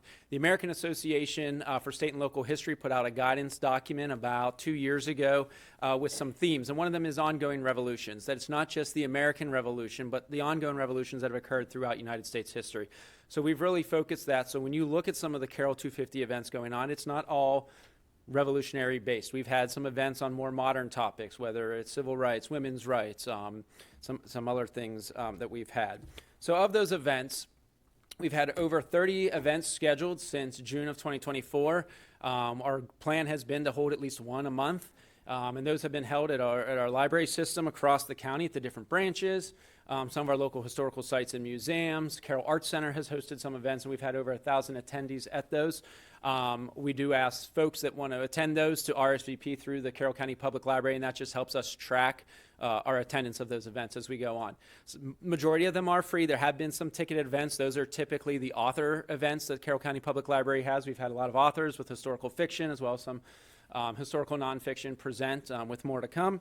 And again, those partnerships are with local historians that we have through our networks, some of the authors that the Carroll County Public Library is able to secure, cultural organizations such as Sons of the American Revolution, Daughters of the American Revolution playing a large role in that, as well as educational institutions. We have a presentation coming up at the end of the month with McDaniel College.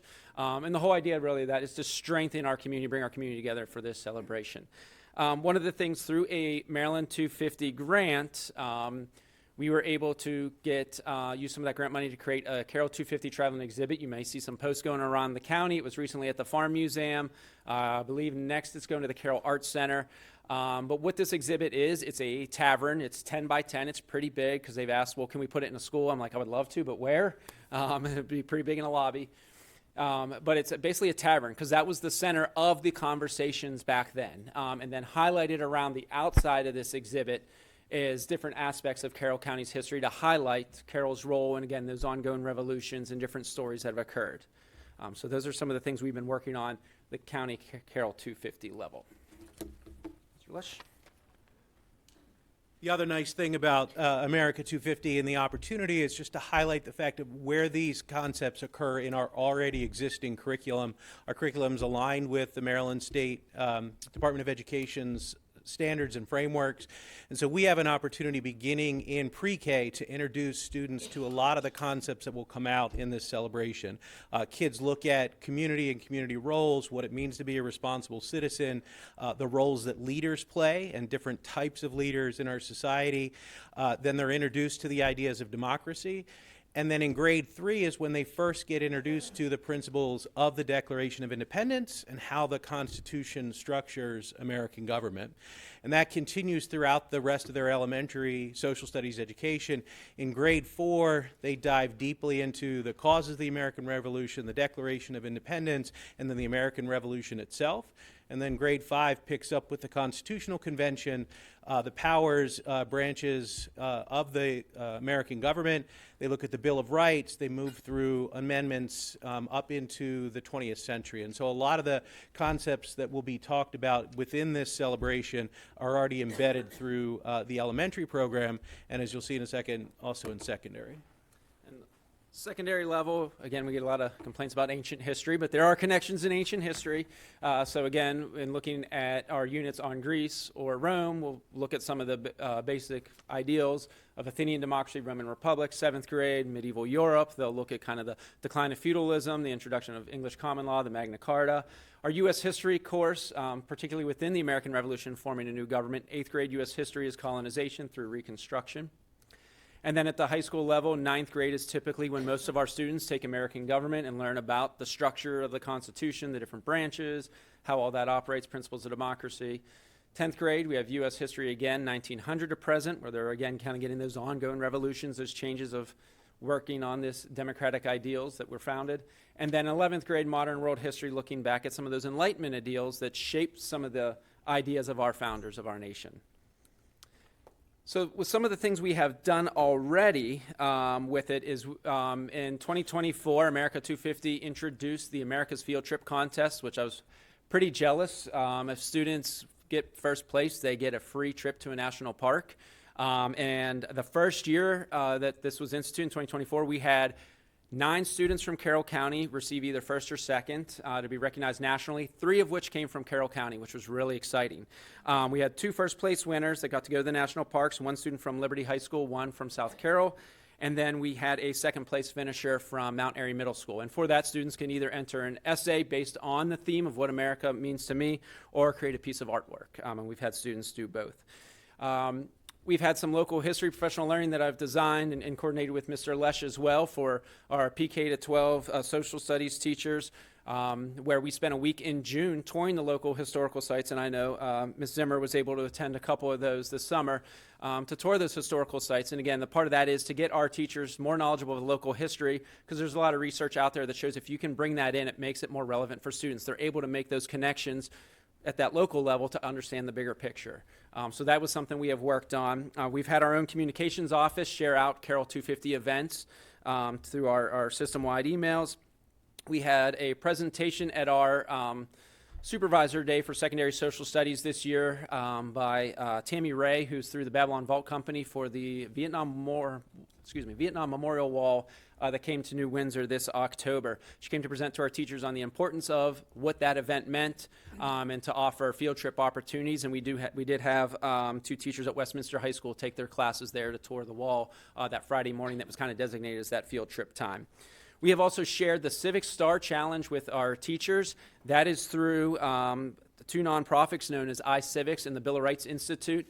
And what that challenge is, encourages teachers to teach the ideals of our nation, whether it's lessons on the Declaration of Independence or the U.S. Constitution. Then teachers can submit their lessons for a chance at awards and different programs, free curricular resources, those types of things. And then we have Carroll County History Day, something we have every year. This year it's February 28th from 9 to 1 o'clock, where our students do their History Day projects. But as part of that, we also have a History Expo that has a lot of our local history organizations there exhibiting as well as an event. And then we'll have a special keynote address from someone from Maryland 250 there this year as well. So moving forward, some of our additional plans we are working on. I'm working on with Mr. Flaherty and his team to create a video of students and staff reading excerpts of the Declaration of Independence. If you remember, it was probably prior to Super Bowl back 2013 or 14, they had some of the NFL players, current and retired, do something similar. And I thought, as we were playing with this, we thought that would be really neat to put something like that together that's permanently we have on our YouTube channel of our students as a recognition for this event. In addition to the video, we're in the process of working with teachers to develop grade level specific lessons on the Declaration of Independence that'll be delivered during the week of June 1st, and that'll be pre-K through 5 at the elementary level and then also at the secondary level. And then we're also going to be in the spring authoring and sharing with schools sort of trivia or fun facts about the Declaration of Independence and the American Revolution that'll be read during the morning announcements to sort of build up a little excitement as we move towards celebrating that the Declaration of Independence with that lesson in that first week of June. And the next thing there, one of the things at Maryland 250 in general is the civic engagement piece. So one of the ideas we also have is to work with the Carroll County Board of Elections to reach out to them to see if during lunches we could do voter registration for those students that would qualify at the high school level. And then again, we'll continue to work and provide ideas for additional school-based strategies to our schools. Wonderful. Ms. Zimmer. Just a comment. I'm so grateful, Mr. Melhorn, Mr. Lesh, and obviously Mr. Warnick. Obviously, this has been years in the making. And Mr. Melhorn, you and I had a conversation at the Historical Society back in June of 24, and I was just thrilled to hear how much was already in the works and the way that you have integrated with Carroll 250 to represent our school system. So I just want to thank you for all the hard work. Ms. Pataglia. Thank you. I just wanted to echo it. Thank you guys so much for all the work that you have done. This is an incredible thing that our school system is doing. And, you know, not just being a lifelong resident of Carroll County, but just as an American, I mean, we have a lot to be proud of and how far our country has come. And I do thank you guys for everything you're doing between, you know, what our students are learning and everything that we're doing going forward to have this celebration. Thank you. Anybody else? I will. Dr. Malva? Just, and there's a lot of wonderful things with this, especially also, I like the idea that diverse peoples and groups, you're going to showcase that as well. Did you guys give a website or a link where we could look all this up and Yes, just to make sure the public has that? Absolutely. So if you go to the Historical Society, hsccmd.org, and click on the event link, it'll have not only their events, but all the events tagged Carroll 250 are on there. And there's quite a few coming up in the next few weeks. Thank you. Yep.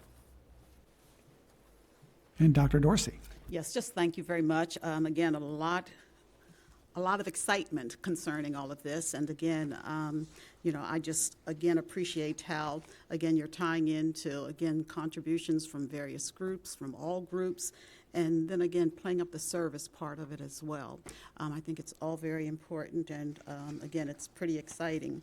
And I, again, remembered I was, I guess, at the Robert Moton Center when the teachers came who were interested in taking a look at that. But that whole concept, too, of, you know, having different sites available for our teachers to visit and learn about. And I don't think anyone chose Moton as a project, but again, they certainly had that opportunity. And again, it was a lot of excitement. They were really impressed to hear some of the things that were happening in the various places in our county.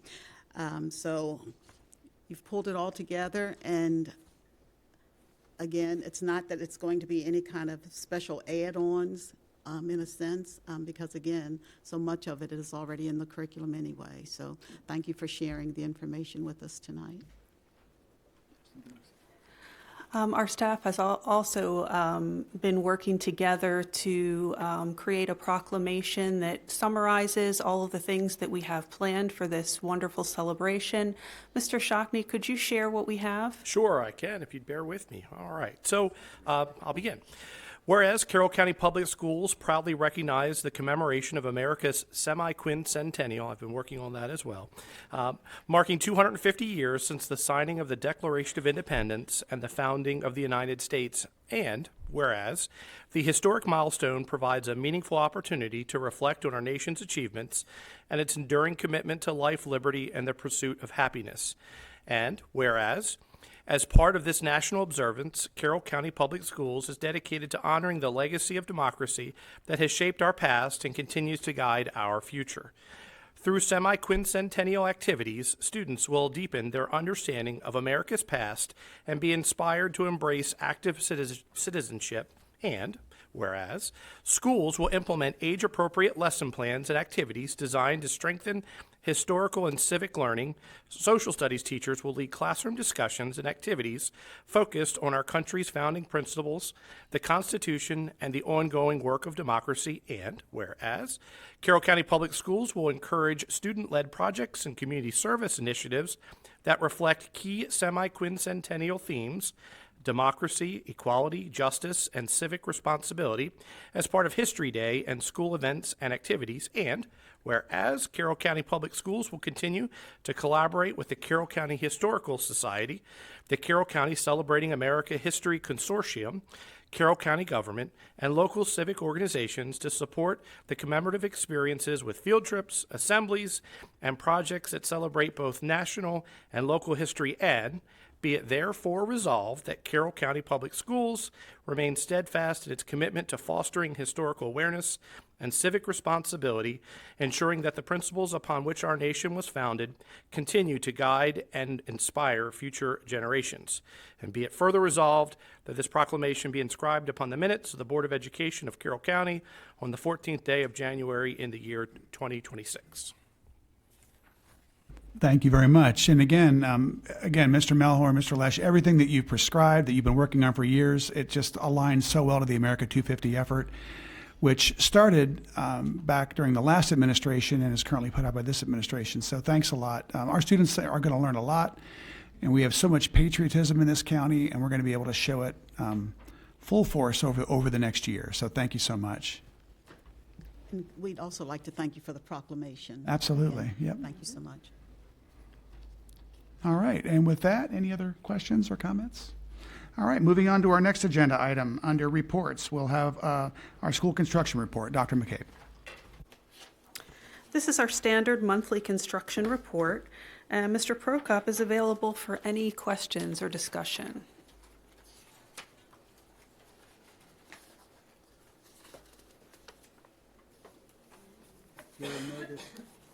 No items? All right.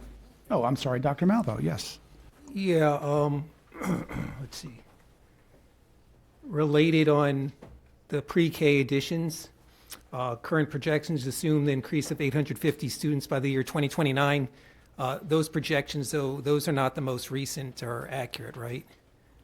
Yes, the narrative here reflects the narratives from the facilities master plan and the capital plan from, well, that would be fiscal year 24, I believe, where the feasibility study was that's when we requested the funds. So that's the write-up, or that's the data, reflects the data that was used to make the recommendation to move forward with those projects.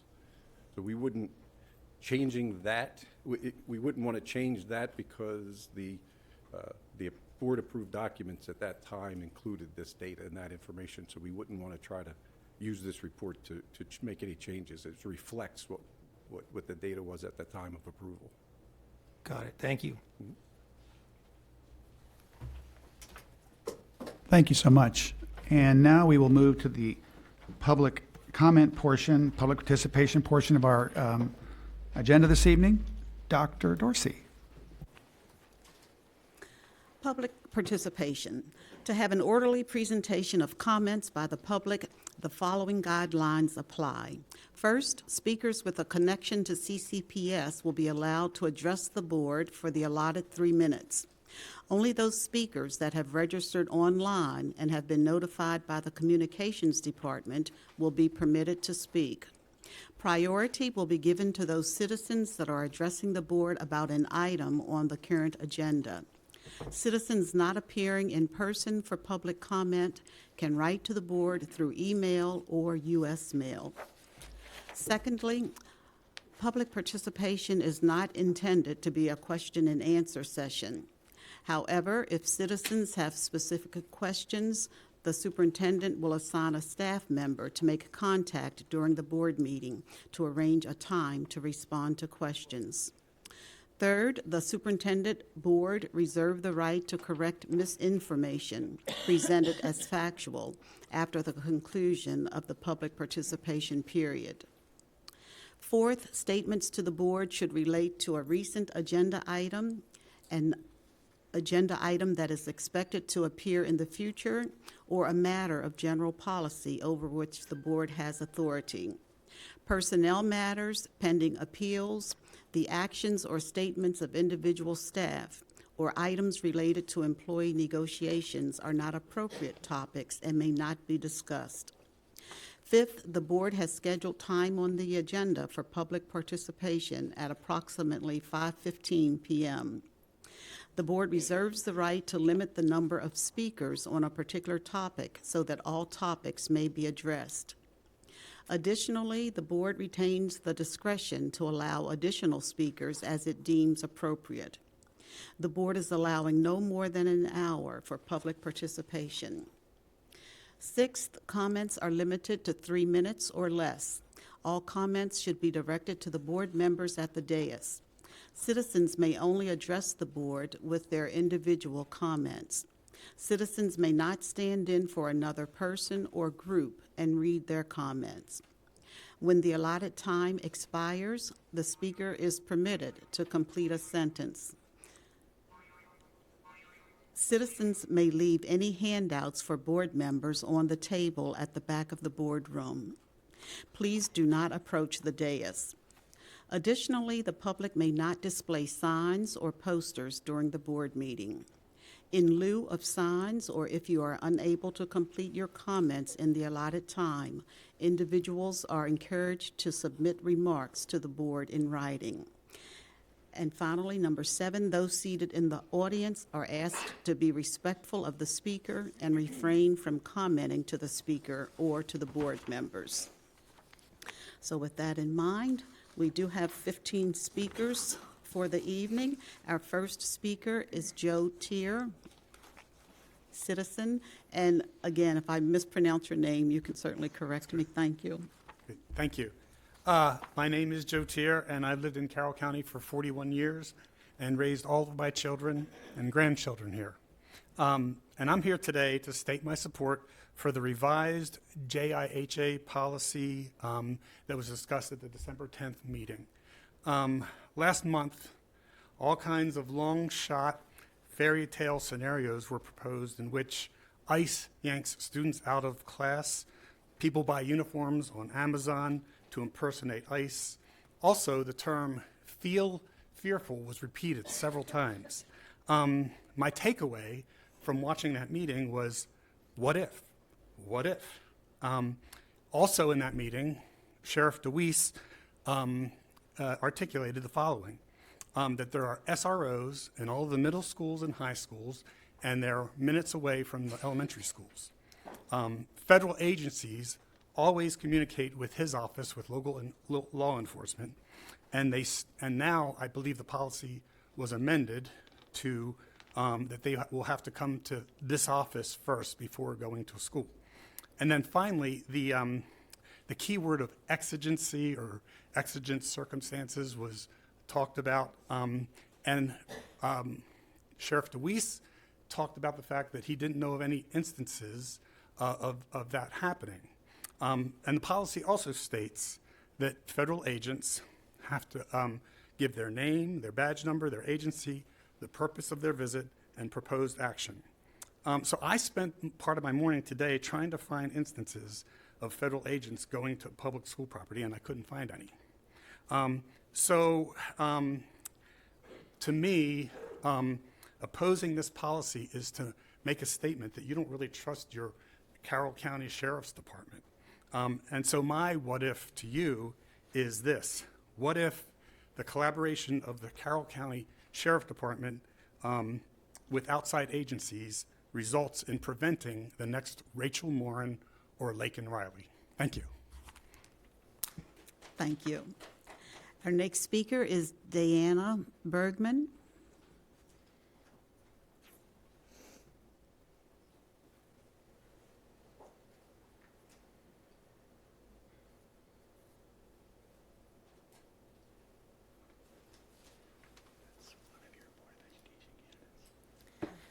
Hi, everybody. Good evening. I'm Diana Bergman, and I'm providing testimony as a mother of 2 students and a community stakeholder of Carroll County Public Schools. Earlier this morning, I attended the 449th opening day of the Maryland General Assembly in Annapolis. I stood in solidarity with CASA legislative agenda to end 287G agreements and end the state and local collaboration with ICE and expand the data privacy protection. As a mother, I'm in opposition of the proposed policy JIHA, immigration enforcement, especially after the tragic death of Renee Nicole Good. Here are some main points I would like to highlight. 1, I'm demanding a non-consent to any immigration enforcement at schools. 2, I'm demanding that CCPS will not collect or share immigration status of students or families. 3, I'm demanding remove all reference to exigent circumstances in the policy. 4, implement secure protocol when ICE agents are known to be within a certain perimeter of schools. And 5, implement lockdown protocols if ICE agents attempt to access any of our schoolhouses. They have no business coming into any of our schoolhouses.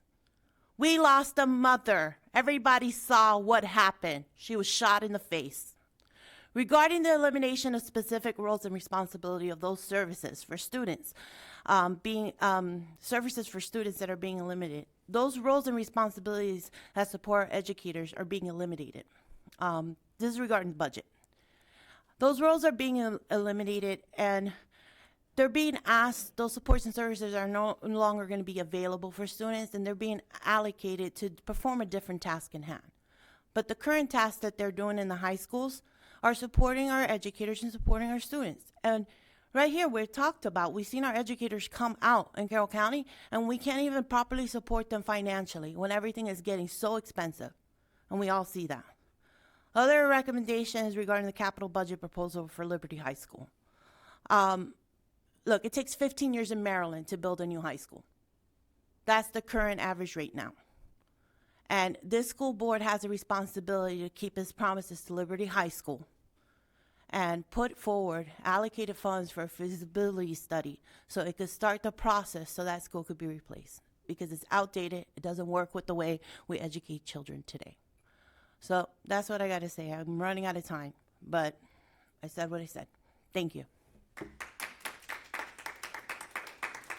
Thank you. Our next speaker, Natalie Sanchez.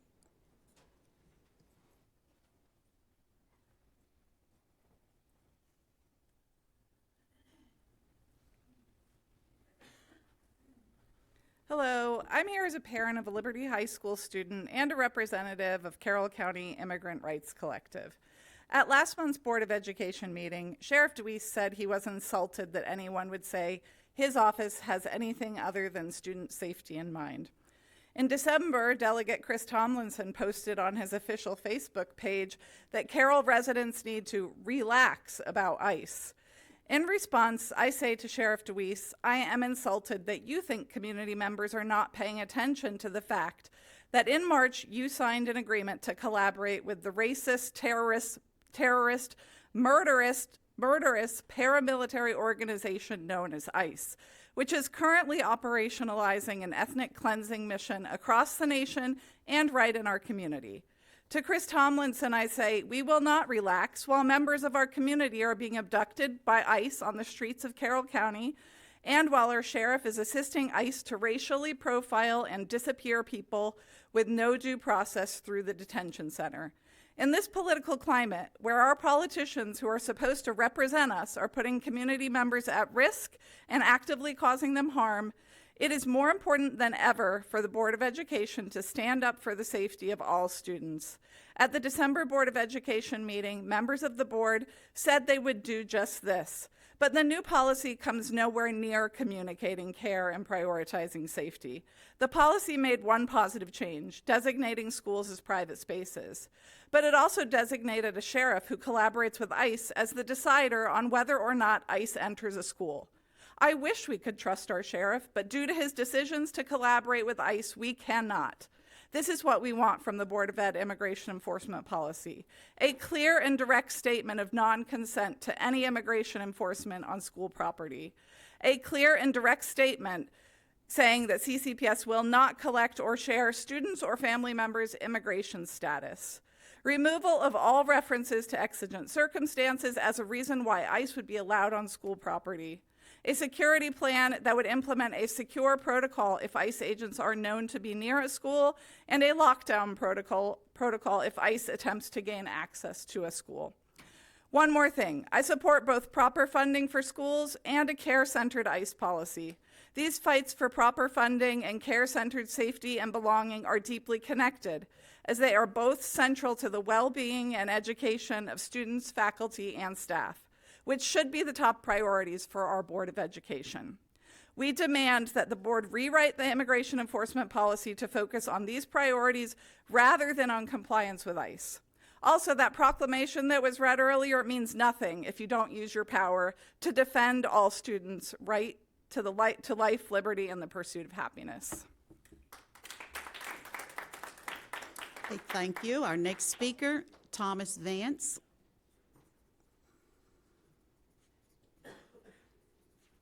Good evening, members of the board. My name is Thomas Vance, and I'm in 6th grade. I'm a 6th grader at Shiloh Middle School. I'm here to ask you to protect two things that make Carroll County Public Schools special: the outdoor school program and the elementary school chorus, band, and strings music programs. For over 45 years, outdoor school at Hoshawa has been a part of our county. Its mission is to empower us to apply our knowledge to the real world, and its vision is to see us as emerging adults who value natural systems. I saw this firsthand when I went this fall. I got to experience the owl prow, night hikes, and raptor program. I saw wildlife you wouldn't normally see elsewhere in the county and learned the history of our home from amazing teachers. For me and some of my friends, this is our first time ever camping. I want my younger brother to have the same opportunity. Plus, it allows us to get a jump in our service learning hours, which are graduation requirement. We shouldn't lose a program that was literally built for us. The teachers are so knowledgeable and taught us an extension of our science curriculum. All I've ever heard about outdoor school is that it's a once-in-a-lifetime opportunity and something you'll never forget. Having the opportunity to attend outdoor school, I agree. Please find another way to fund the new charter school without taking away outdoor school. Outdoor school benefits every single Carroll County student in the 6th grade. The new charter school will focus on agriculture and the natural world, but only benefit a few students. Outdoor school focuses on the natural world too, and benefits all students in Carroll County who are in 6th grade. I'm also wanting you to keep funding for band, strings, and chorus programs for 4th and 5th graders. I was both in band and chorus at Sandy Mount Elementary School, and because of that, my middle school band experience and quality is better. Starting an instrument young is important because that is when our brains are most receptive. There's so much research about music being good for younger students. It helps with math through rhythm and fractions, and science through acoustics. Studies even show that music students perform better on standardized tests. My little brother is excited to start the clarinet and chorus next year, and if you cut out these programs, my parents may give him private lessons, but other students in our county aren't as lucky. You're taking away performing arts from all the 4th and 5th graders to provide a charter school that focuses on the arts for a small group of students. That does not seem fair to me. My parents tell me to save money for the things I want. If our county wants a charter school, maybe we should save money for a few years instead. Or instead of taking away money from other programs to help fund a new school that only some would benefit from attending. Band, strings, and chorus in elementary school and outdoor school for 6th graders provides a place for success for students who might not want to play sports or don't do well in their contact classes. These programs turn us into well-rounded young adults. Please don't cut the experiences that define what it means to be a student in Carroll County. Please allow my little brother to have the same experiences that I had in school that have made a difference in my education. Thank you.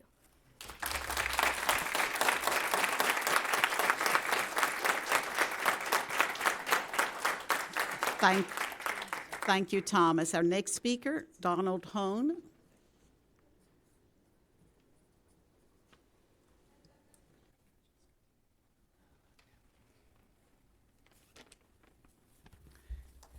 Good evening, Board. I speak tonight as a 38-year resident of Carroll County with grandchildren currently attending Carroll County Public Schools. My wife and I, along with so many other parents, grandparents, students, and staff, are deeply concerned, sickened, and disgusted with the immigration policy and actions of our federal government and its agencies.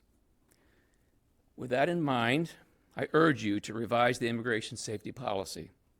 In keeping with HB 1222, the policy purpose is to ensure a physically and emotionally safe learning environment for all students and staff in the event of an ICE action at or near a school. I urge you to strike from the policy any references to exigent circumstances. The school system already has policies in place that outline protocols for dealing with exigent circumstances.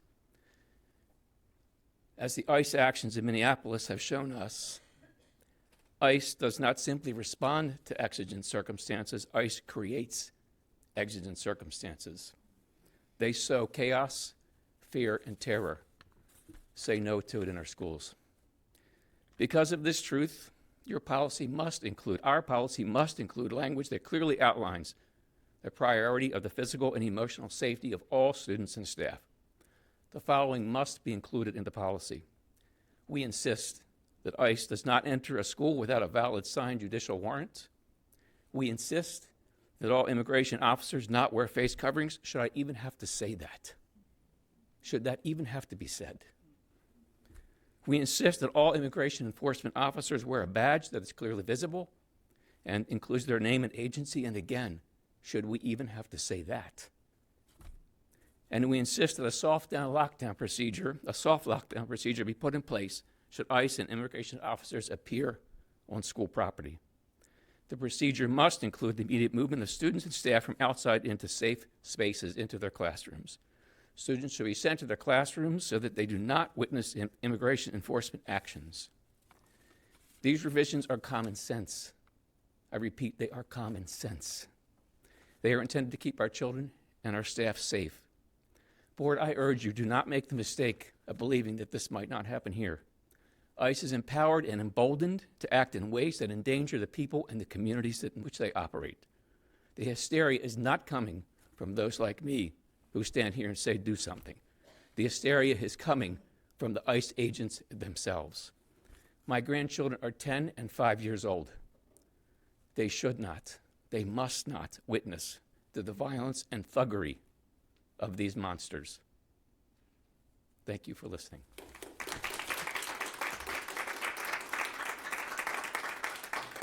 Thank you. Our next speaker, Elena Peak.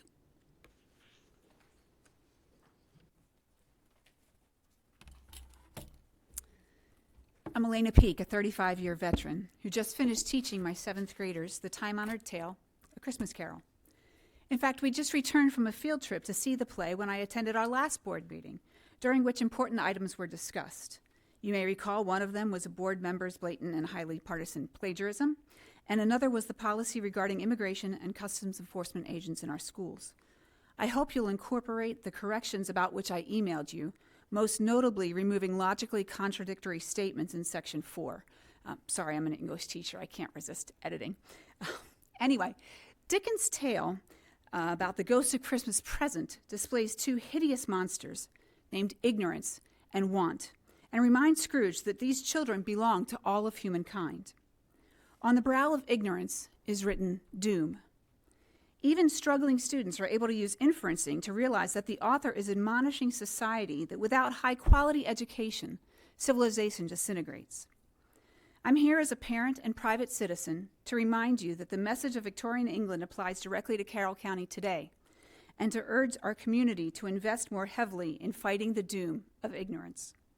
The vast hiring pool from which we used to interview and employ qualified teachers has evaporated to a puddle, and the number of education undergraduates has decreased by 2/3 in only 10 years.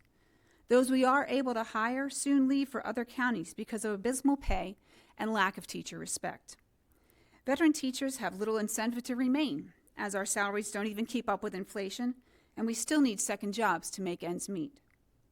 Like Marley's ghost, residents across the county groan in disappointment when you, who should be the loudest advocates for students, refuse to lobby our commissioners for a larger budget, or even to make citizens aware of what's at stake.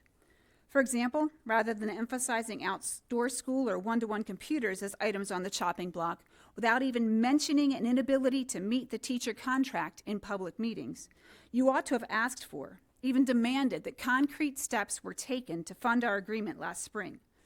Instead, you remained quiet, then held us over a barrel, and all but forced teachers to accept working without our promised and long overdue pay raise.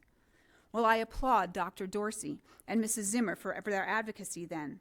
Like the ominous ghost of Christmas yet to come, I point my finger at those of you who are more concerned about future campaigns than the positions you currently hold. While you're in this nonpartisan role, the purpose of which is to work for our school's best possible outcomes, stop worrying about how it might affect future votes if you advocate for an education-targeted tax increase and do the right thing. Insist that the commissioners allocate more county resources to education and pay educators a competitive salary.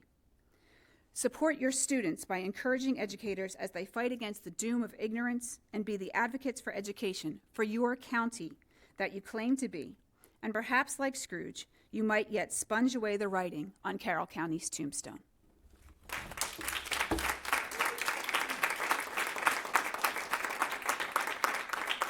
Thank you. Our next speaker is Marjorie Ramirez Quevedo, and I've probably mispronounced that, so you can certainly correct me as you come forward. Is Marjorie Quevedo here? If not, I'm going to move on to our next speaker on the list, Aaron Miller.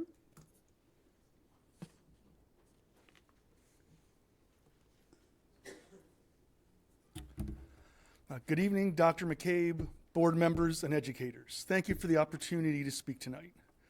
My name is Aaron Miller, and I'm a president of children in Carroll County Public Schools. I'm here to speak in strong support of continuing both outdoor school and elementary band education, programs that are essential not only for academic growth, but for the personal development of our students. I have a fourth grader who absolutely loves playing the clarinet. Band has become one of the most meaningful parts of his school experience. Through elementary band, he's learning responsibility, showing up prepared, practicing regularly, and understanding that his efforts affect the entire group. He's learning focus, patience, and perseverance. He's learning how to work as part of a team, how to listen, and how to celebrate the success of others as much as his own. Studies show that music education enhances cognitive development, improves memory, strengthens literacy and math skills, and supports social emotional learning. But as a parent, what I see most is the confidence and pride he gains from mastering something challenging and contributing to a shared goal. That same fourth grader is eagerly counting down the days until outdoor school. He talks about it constantly, not just as a trip, but as an exciting, important experience. Outdoor school gives students experiences that classroom alone cannot. They explore science in nature, develop problem-solving skills, and gain independence by navigating new situations while away from home. It teaches resilience, teamwork, and leadership, skills that stay with children for life. It's where they discover they can overcome obstacles, support one another, and succeed in new challenges. I also have a first grader who is already dreaming about attending outdoor school.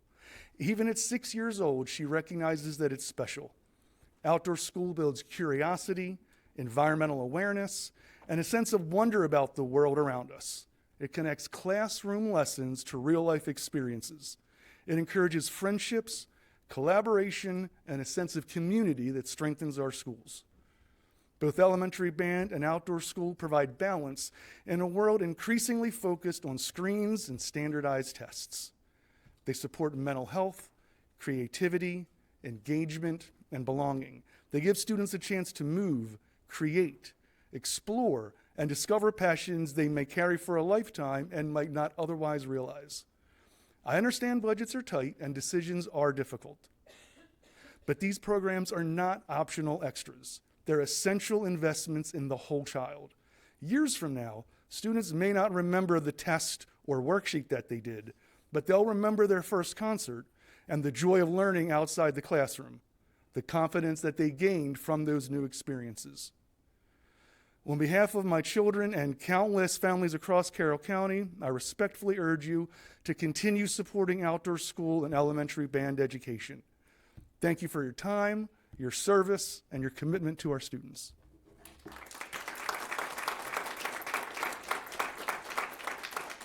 Thank you very much. Our next speaker, Belinda Lawson.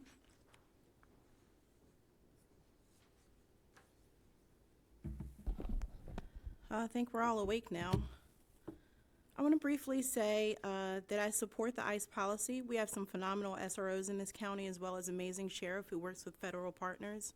So to those who oppose this policy, my question is, do you want the police dealing with the predator, or do you want your neighbors to? In case you forgot, we live in Carroll County. And based on the amount of shots I hear from my neighbor's house on the weekends, I suggest you let your law enforcement work it out. You have spoken with law enforcement, your attorney. Please pass this policy and let's move forward to actual concerns within the school system. This is a board meeting, not a legislative session in Annapolis. If you want these kids to be on laptops all day, you need to make sure all the programs you've installed on there are working, especially home access. Students, parents, and teachers all rely on this application to keep up with work, input work, and to keep track of work. This was down for 2 weeks this quarter. Please work on improving your technology. Can we please stop blaming all of your made-up fears and problems on a charter school? We all know the unions are against charter schools. Give it a break. A charter school is not a problem. Almost every single one of my Black family members in Philadelphia has attended a charter school. This is the only way some kids are able to learn. Title IX was once again in question at the Supreme Court yesterday. They were asked not to define what sex is. How can anyone make a determination whether they are discriminated against if they can't even define what it is? Based on the arguments heard yesterday, I recommend you reconsider updating your student handbook and updating your gender policy. I'll leave it at that. Thanks again. Thank you. Our next speaker, Shannon Hinkhouse.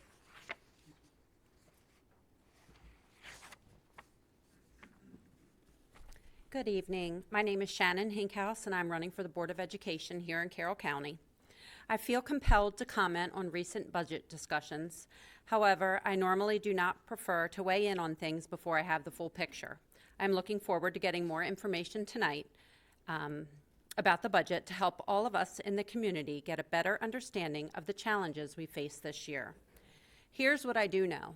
The list of options for budget savings was a very disturbing list.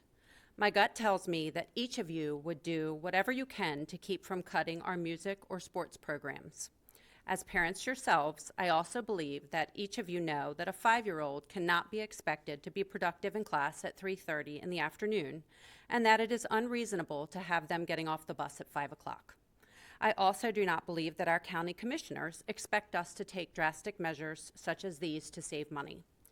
As a taxpayer, I expect that every year we take a hard look at our budget to ensure there is no waste and no missed opportunity for cost savings. I think our commissioners have the same expectation of our school system, and I believe CCPS meets that expectation. However, we no longer have full autonomy over how our money is spent due to blueprint constraints. It is my hope that blueprint mandates will be relaxed soon, but as we are not there yet, we have to live in reality. Ideally, it would be my preference that we as a school system have local control to identify and implement our priorities to serve our students and families. I have been reviewing budgets from prior years and see that we have added around 180 FTEs in the past 5 years and $117 million in revenue, and yet it is still not enough. As a Maryland taxpayer, that is upsetting. I do think we need to make an effort to cut spending next year, and the best option for that is to get rid of the one-to-one devices in grades 3 through 8. This should happen even if the savings are minimal, because students must master the basics before technology becomes the default. Parents know this instinctively, and research increasingly supports it. If the devices are not heavily relied on in elementary and middle school right now, this should not cause any major disruptions. This does not mean that children will not have access to technology, but that it is used sporadically and intentionally. I am still considering my position regarding laptops in the high school because I think many people believe that with our present reliance on tech, we need to get kids going right away. I have a different perspective as someone who had very little technology use prior to college, and yet I have had no difficulty integrating tech into my career. As for the rest of the savings, please work to identify other options. I know that is a difficult request, but we cannot entertain implementing the bulk of the suggested cuts. Thank you. Thank you. Our next speaker, Jessica Hill.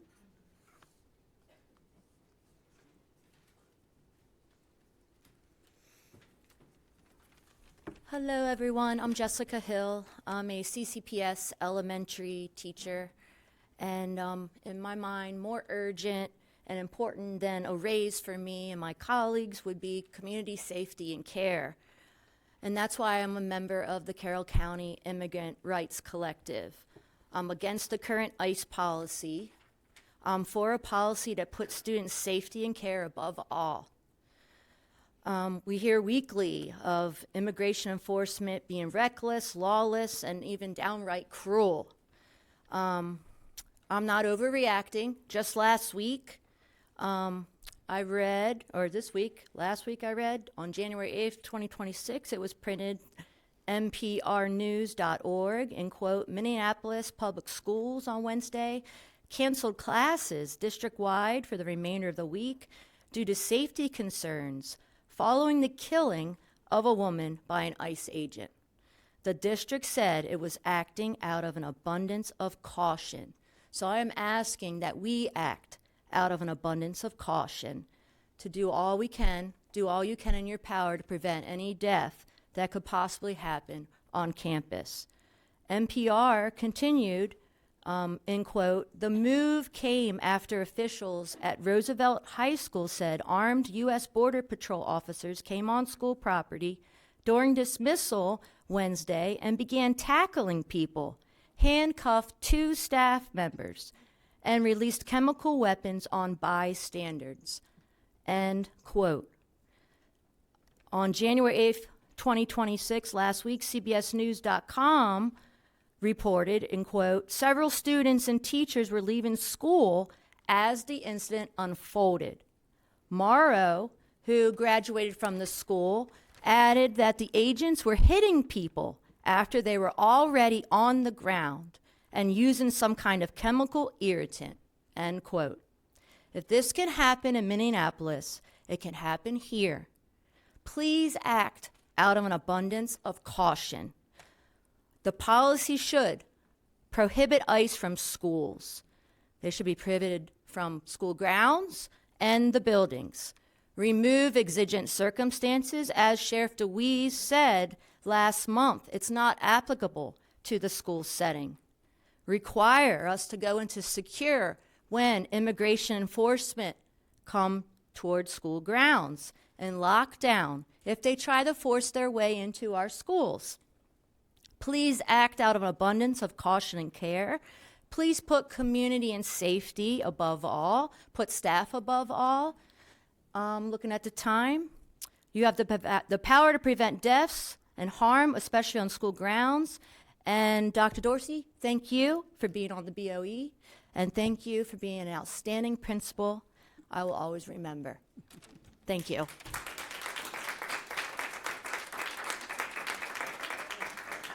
Thank you. Our next speaker, Randy Linville.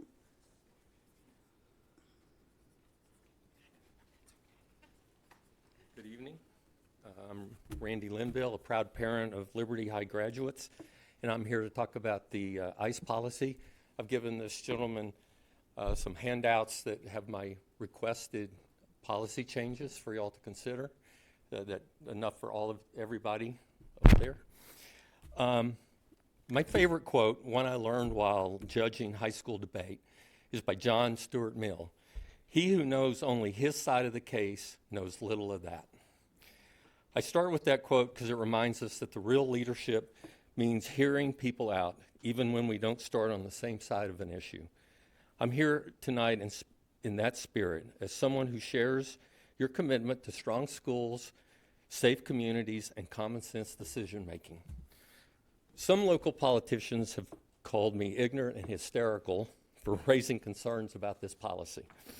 It's very disappointing that someone who's supposed to be representing me has made no effort to understand my perspective while putting plenty of effort into misrepresenting what my perspective is. I'm here because I care about our schools, our kids, our community, and I know all of you do too. Let me be clear. I don't believe that the current policy is pro-ICE, and I'm not asking for it to become an anti-ICE document. What I am asking is simple. Make it be a strong pro-student, pro-staff, pro-safety, and anti-trauma document. Use the same kind of strong, clear, protective messaging that the board has always shown when it comes to school safety. Whether the threat is external or internal, whether it's violence, bullying, or something else. I want to point out all safety plans are what-if plans. Right now, immigration enforcement is creating real fear in our community. People are afraid, and they shouldn't have to be. People that are citizens, people that are officially in the process of becoming citizens are truly afraid. Even someone that looks like me should be able to have empathy and understanding of this fear, it's real and it's happening. As a parent that's gotten so much from Carroll County schools, how can I not want everybody else's kids to have the same safety and privileges and opportunities my kids had? I've submitted to you online my requests, and that you've heard some of them already here, for the considerations for you to make for changing the policy. You've got the handout for that. My request is that you look at these topics, discuss them here in this meeting, and have a vote and determine whether to put them into the policy or not. Thank you very much. Thank you. Our next speaker is Julie Walsh.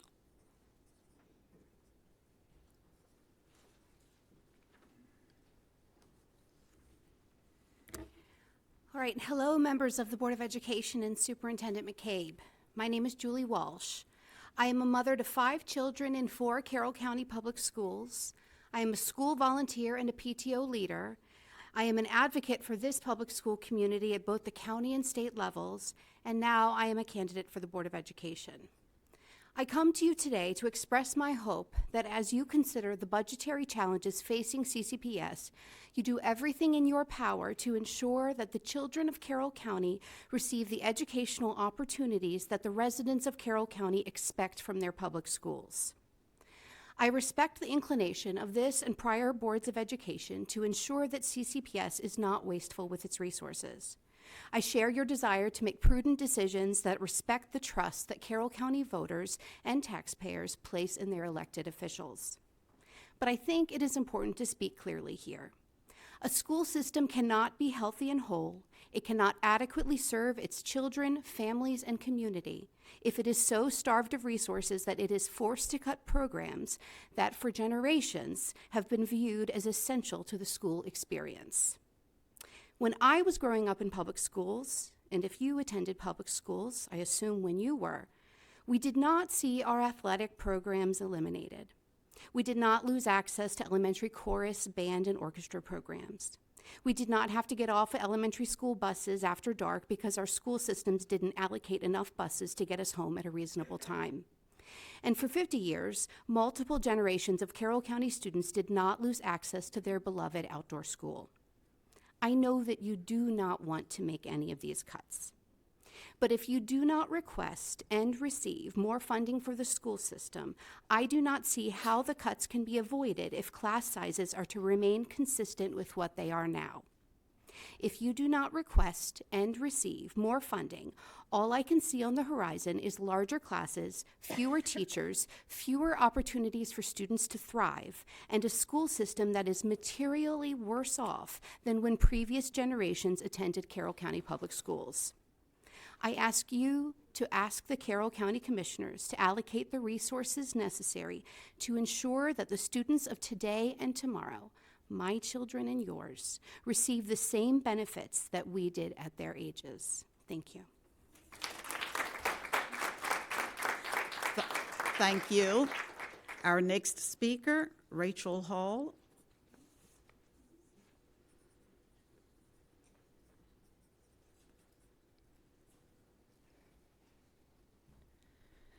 Good evening, and hello again to the board. My name is Rachel Hall, citizen of Westminster, Carroll County, and I'm here to follow up on the CCPS immigration enforcement policy. The situation has escalated since we last spoke.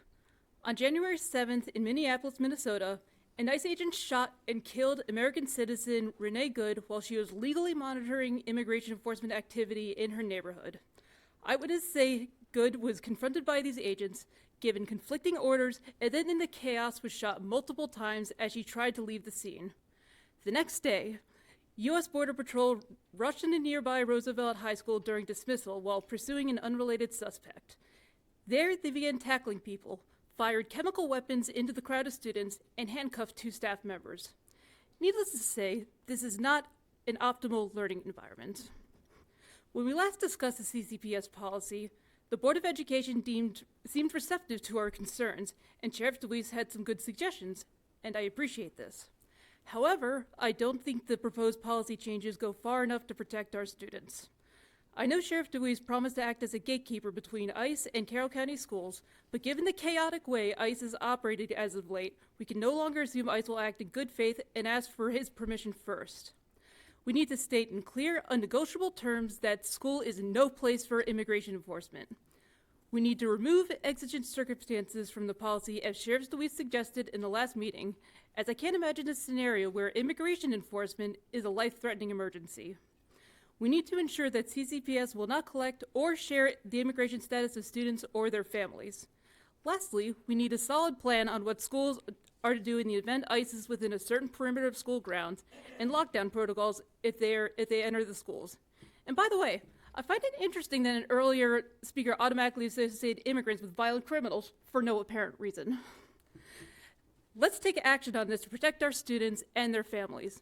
We cannot afford to wait and see when it comes to our children's lives and sense of security. We need to act before ICE shows up at our schools, because ICE is acting now. Can Carroll County be a leader in ensuring our children are safe? Or are we just going to leave the policy as is and follow state guidance and just do as we're told? Let's choose leadership over compliance. Thank you.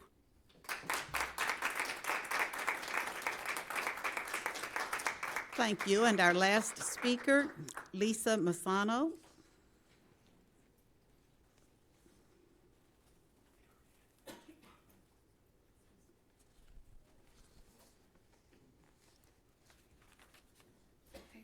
Good evening. My name is Lisa Masano, and I have 3 children in CCPS.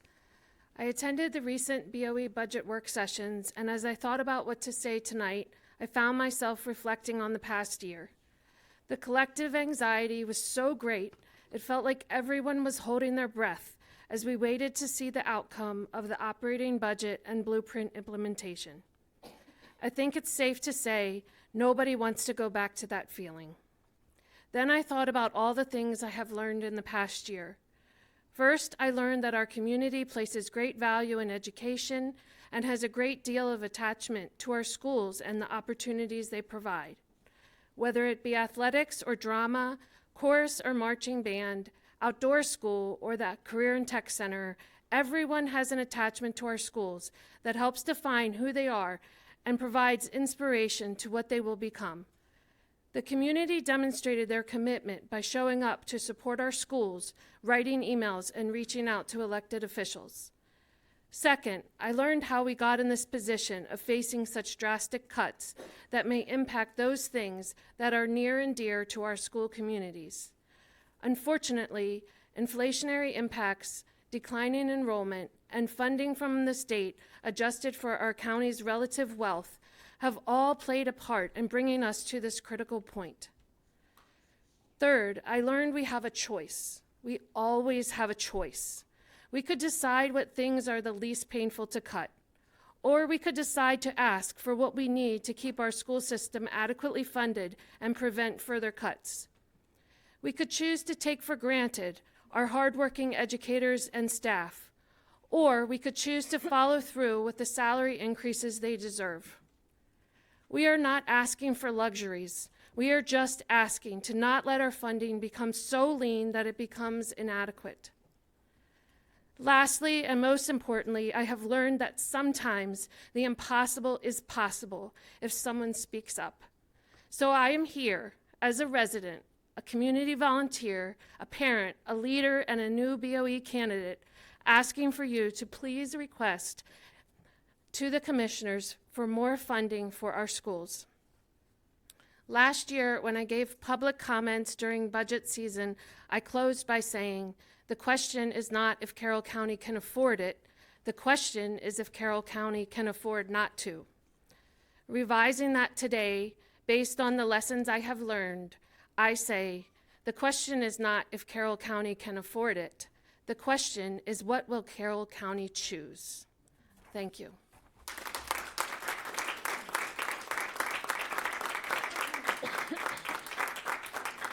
Thank you. Okay, and did Marjorie Morales Quevedo come in? If not, that will conclude our speakers for the evening.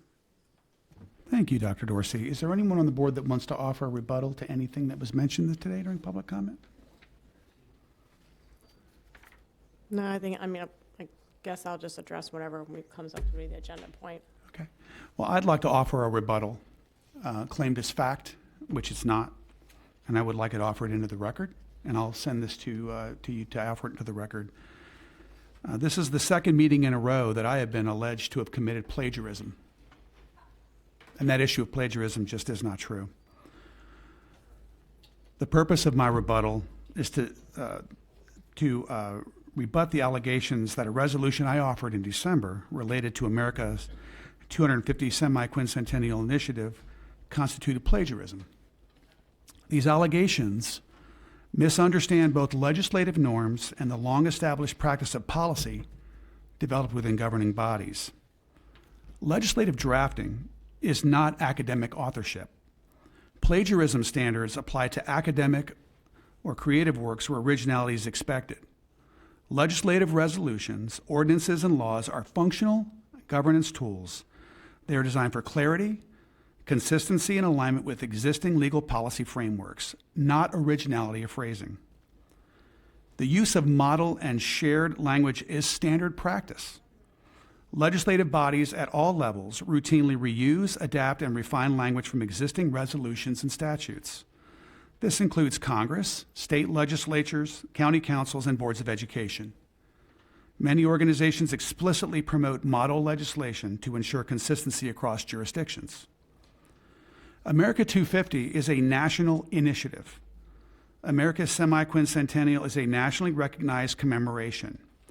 Consistency in themes such as civic education, constitutional principles, and historic understanding is intentional and appropriate. Jurisdictions across this country are adopting similar resolutions that I introduced last month to align with this effort. In fact, one was introduced today that aligned with the America 250 initiative. No intellectual property violation occurred. Legislative language is part of the public domain. No proprietary or copyrighted academic work was presented as original authorship. No claim of unique authorship was asserted by me or implied. Precedent and evidence. Congress routinely introduces identical or substantially similar bills across sessions. State legislatures regularly adopt language used in other states, and school boards frequently adopt verbatim policy templates provided by state associations and legal counsel. This practice is considered best governance, not misconduct. So my response to these allegations: this accusation of plagiarism reflects a huge misunderstanding of how public policy is developed. The appropriate focus should remain on the substance of the resolution which I entered, enhancing civic education and honoring our nation's founding principles. Reusing established legislative language is not, it is responsible governance. The resolutions that I introduced aligns with the national efforts to educate students about America's history and civic foundations. The allegation of plagiarism is unfounded and is without merit, and it's very unfortunate that the press perpetuated this notion. Many of the activities offered by Mr. Lesh and Mr. Widener align very much so to the America 250 initiative that started with President Biden and is currently being pushed by President Trump. I don't think Mr. Lesh and Mr. Widener are engaged in plagiarism with their activities. The resolution I introduced did not originate from a partisan site, as is alleged. It came from a board colleague in Florida after I attended a conference in Washington, D.C.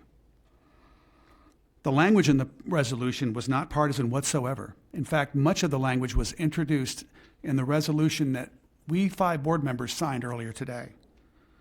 But instead, it originated with the America 250 project that started under President Biden and is currently being executed under the Trump administration. So again, I will offer that as my official rebuttal to the allegations of plagiarism. Thank you.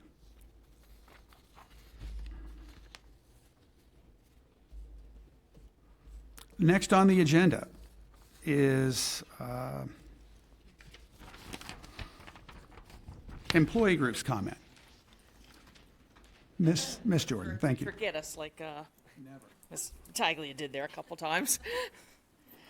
Okay, and I did make my comments a little shorter because I knew this meeting was going to be long. But before I start my comments, something John O'Neill said, because they met with the people who were listed on that thing. They met with the educators today. I'm going to reiterate what John said. Every single group, once they got over that initial, what am I going to be doing, all of them asked about the students and about the services for the students. And that's just what we do. It's the nature of becoming an educator at any level. And I just want to, acknowledge those people. Some of them are in the room now. So they came in for a meeting today, and they still came back here to participate in the Board of Ed meeting, which, takes a lot of strength and fortitude to do that. And they're going to go back to teaching tomorrow. So, good afternoon. I'm Celeste Jordan, president of the Carroll County Education Association. Today marks 501 days since the educators in the CCA bargaining unit have received a salary increase. Our schools do not succeed because of spreadsheets or data points. They succeed because of the people who show up every day, the students and the educators from the CCA, CASE, and A&S bargaining units, people who give their time, energy, and care to our students. They build relationships with students, support families, solve problems in real time, and hold our schools together in ways that do not always show up in data reports or charts hanging in a school hallway. When decisions are made without fully considering their impact on the people, both students and staff in our buildings, the consequences show up in our classrooms. They show up as burnout, vacancies, larger class sizes, and fewer supports for students. They show up when experienced educators leave and remaining staff are asked to do more with less. Please make decisions that honor that reality. Support the people doing the work by prioritizing stability, respect, and collaboration. When you invest in the people who show up every day, you strengthen not just your workforce, but the schools and the community that depend on them. After 501 days without a salary increase, educators have not stepped away from their commitment to this community. We ask this board to meet that commitment with decisions that strengthen and sustain our schools. Also, I'm just going to take a moment to introduce Sherry Main, who is here to fill in for Miss Cindy Porter for CASE.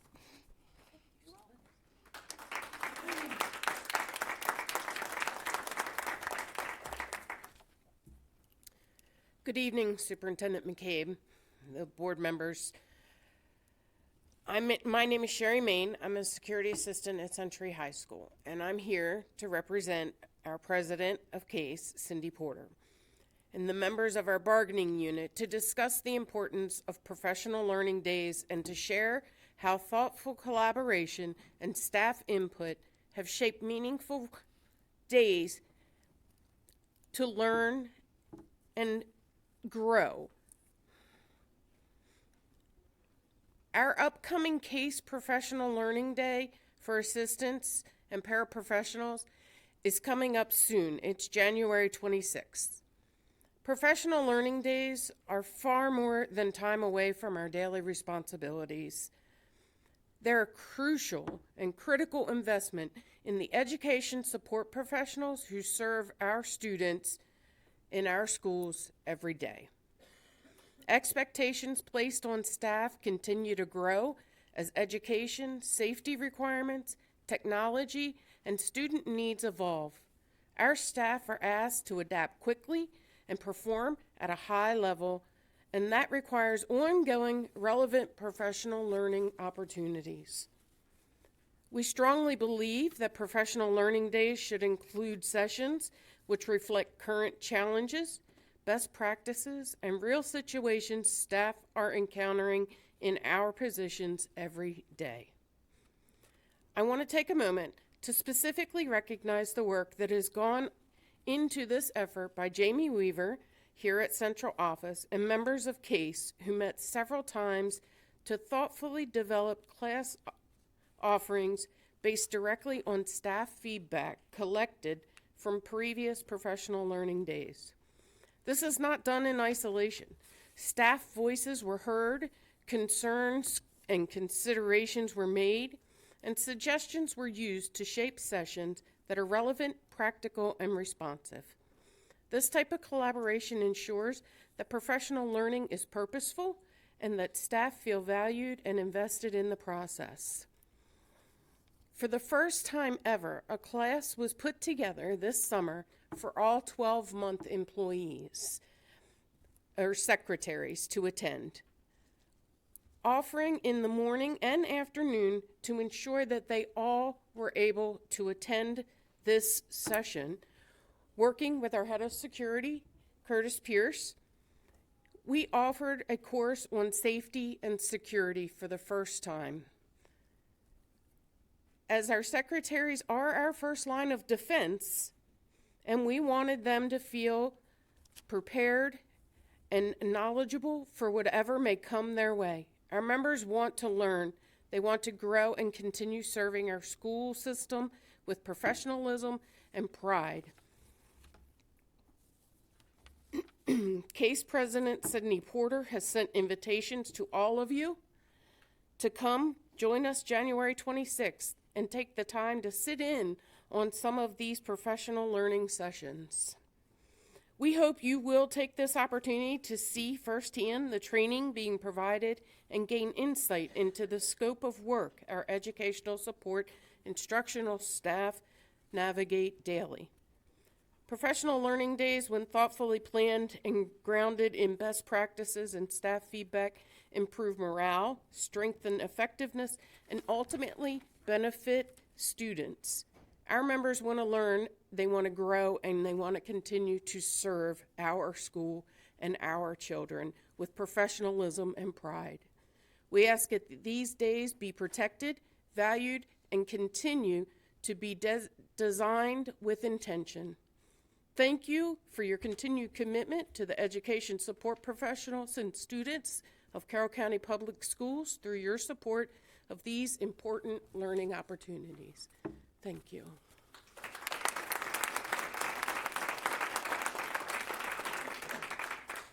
And that concludes public participation. I'll give a moment for folks to leave if they wish as we transitioned into action items.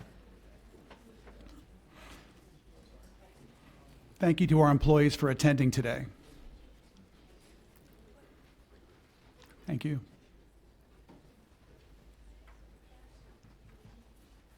I think they had enough. They put in a long day and they deserve to go home.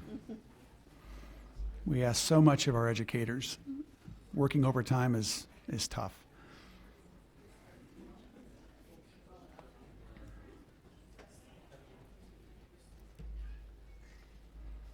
As we move into the next section of our agenda, item 6A, may I have a motion for the approval of policy JIHA, immigration enforcement? So moved. Moved by Ms. Battaglia. May I have a second?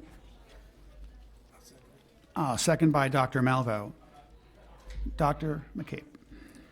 2 months ago, we brought for discussion a proposed policy, JIHA, immigration enforcement. As a reminder, this policy is required by the General Assembly of Maryland with the passage of HB 1222, and based on policy guidance provided by the Attorney General of Maryland. To be very clear, we would not be bringing this policy had not the General Assembly of Maryland passed a law last session requiring the Attorney General to develop guidance and every local Board of Education to adopt a policy based on that guidance.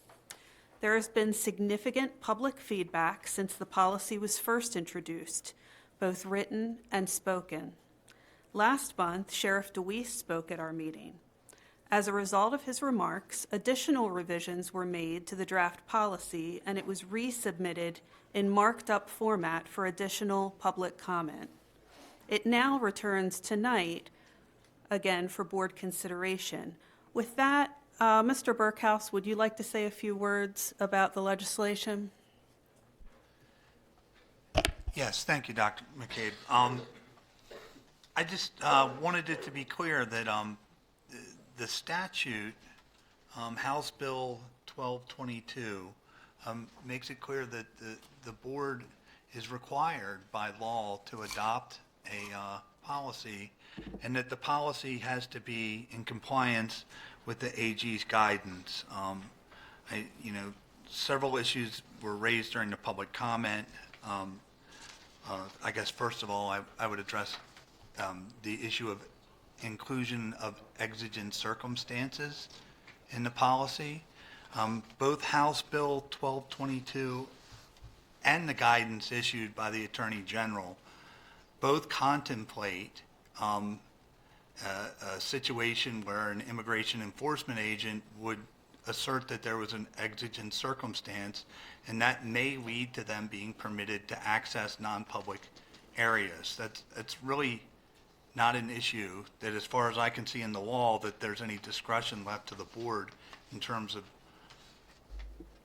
adopting a policy. Similarly, the AG's guidance, as well as the statutory law, contemplates permitting access to non-public areas for law enforcement agents that have a judicial warrant, a signed judicial warrant, not a civil warrant or an immigration warrant, but a signed judicial warrant. And I think that the board should understand that not complying with a judicial warrant hazards staff not only being charged with impeding a law enforcement officer in the performance of their duties, but also violating a court order, which is essentially what a warrant is. It's an order from a judge of competent jurisdiction to allow police access to either search, seize, or arrest an individual, seize property, or to obtain evidence. So I just wanted to be clear that the decision to adopt this policy was one that was made by the state legislature. Thank you. Thank you. Any questions? Any discussion by colleagues? Anybody want to offer an amendment? Ms. Battaglia. No, I just wanted to, again, I appreciate the clarifications. Again, we've been hearing a lot of things, a lot of misinformation. I've been reading a lot of misinformation, and even the rhetoric for our students to disrespect law enforcement, that irritates me even more. There's no need for it. And, even here tonight, there was public comment, people running for political office that are not even making correct statements and spreading false information. That doesn't help anything either. I, wish people would have done their research and looked exactly where this came from. This wasn't us. The board didn't develop this, the law. It was in Annapolis. So if anybody wants to be upset, I suggest you go to Annapolis and you stand in front of the governor's house and have a hissy fit, as far as I'm concerned. But to constantly, with the rhetoric that the Board of Education is racist, that irritates me. So I'm glad that we're getting this done and over with tonight. It does become irritating when, misinformation is constantly spread out there regarding what's going on. So.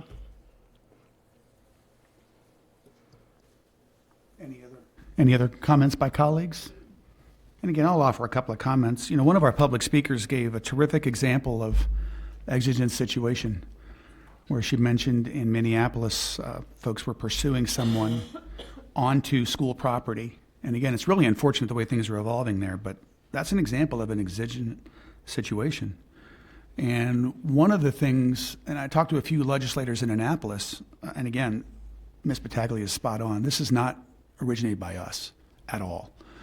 But one of the concerns by legislators in Annapolis were they didn't want folks that were not ideal or maybe, on the run. They didn't want them to see our schools and our government buildings as sanctuaries. And so that's the purpose of the exigent circumstances in the legislation that they crafted. And I just want folks to understand that.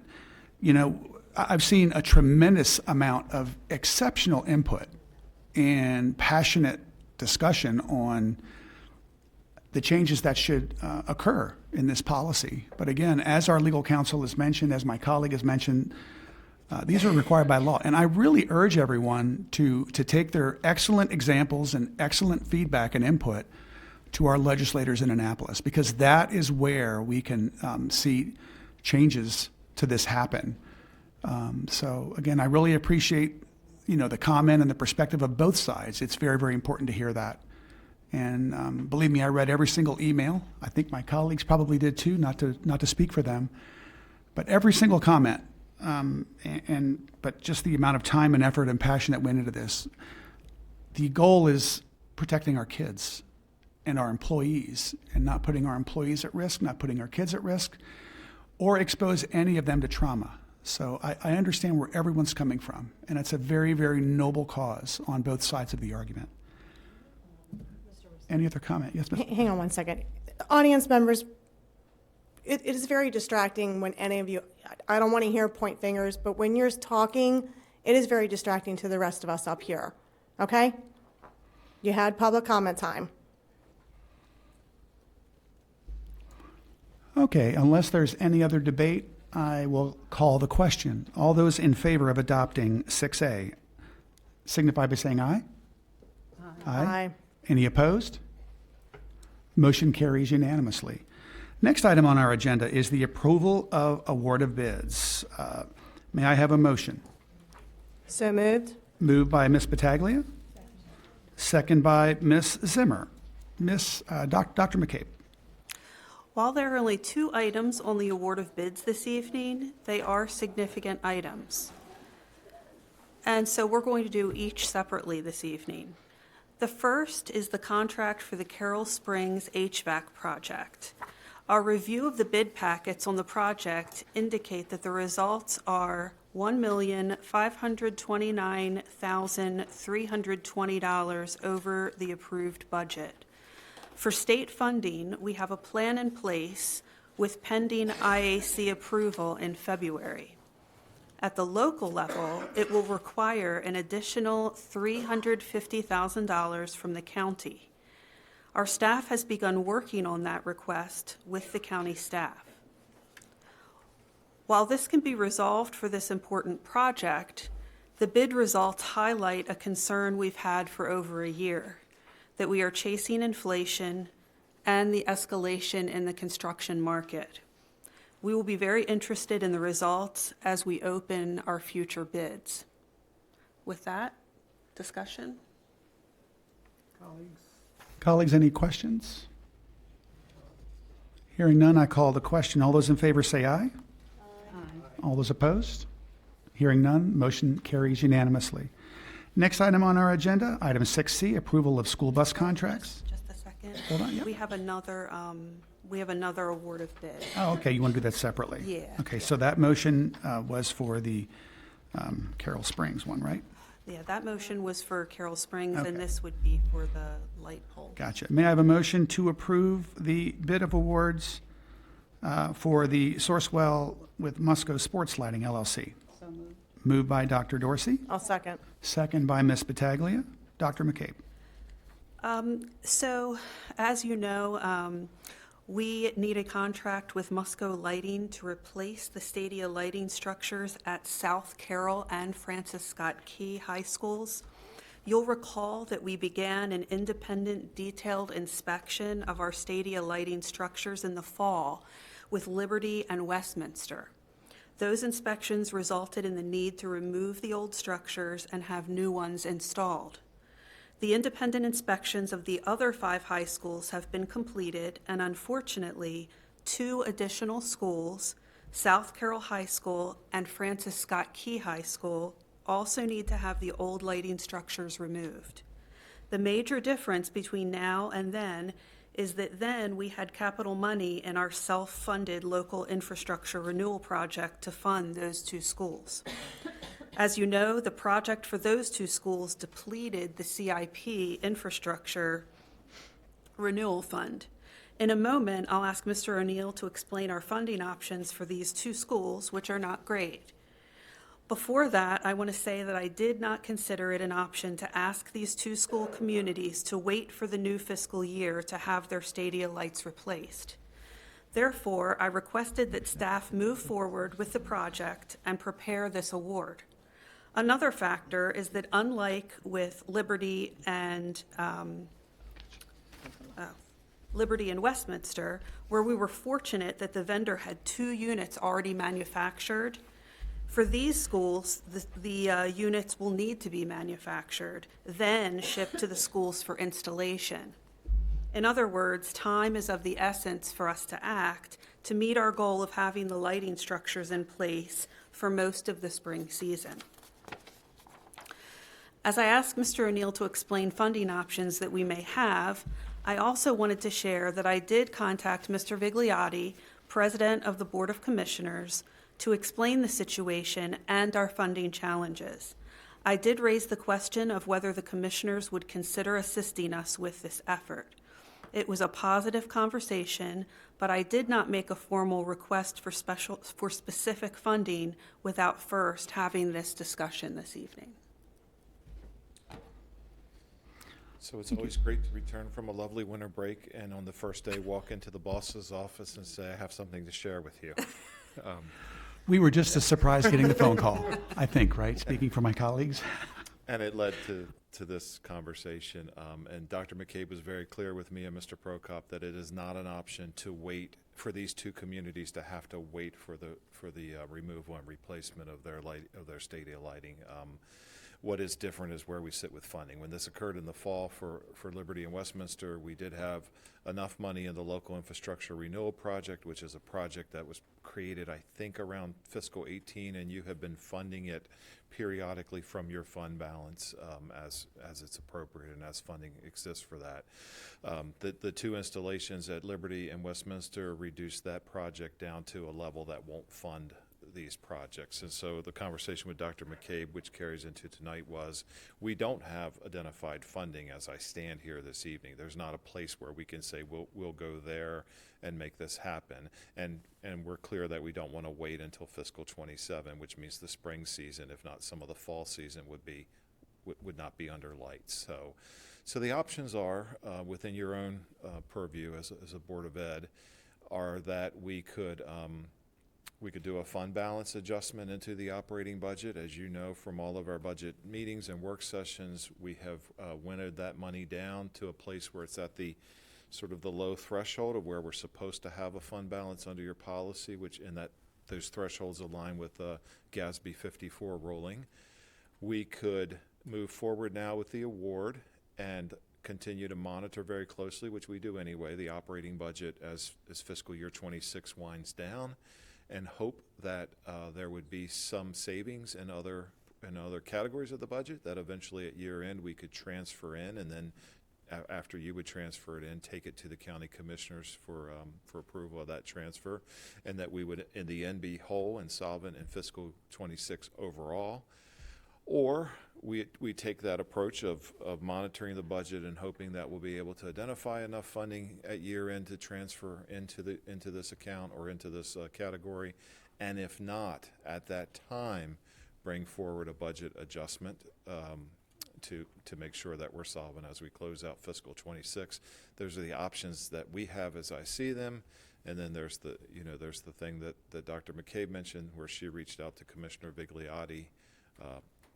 Their unassigned fund balance is in a little healthier state than ours at the moment, to see if the county commissioners would have any interest in maybe participating in this. They don't have a request, though. That was a conversation. There's been no formal action of this board to make a request to the county to consider that. And we could make a request this evening. The board could make a request, and Mr. Zaleski would be here to hear that request.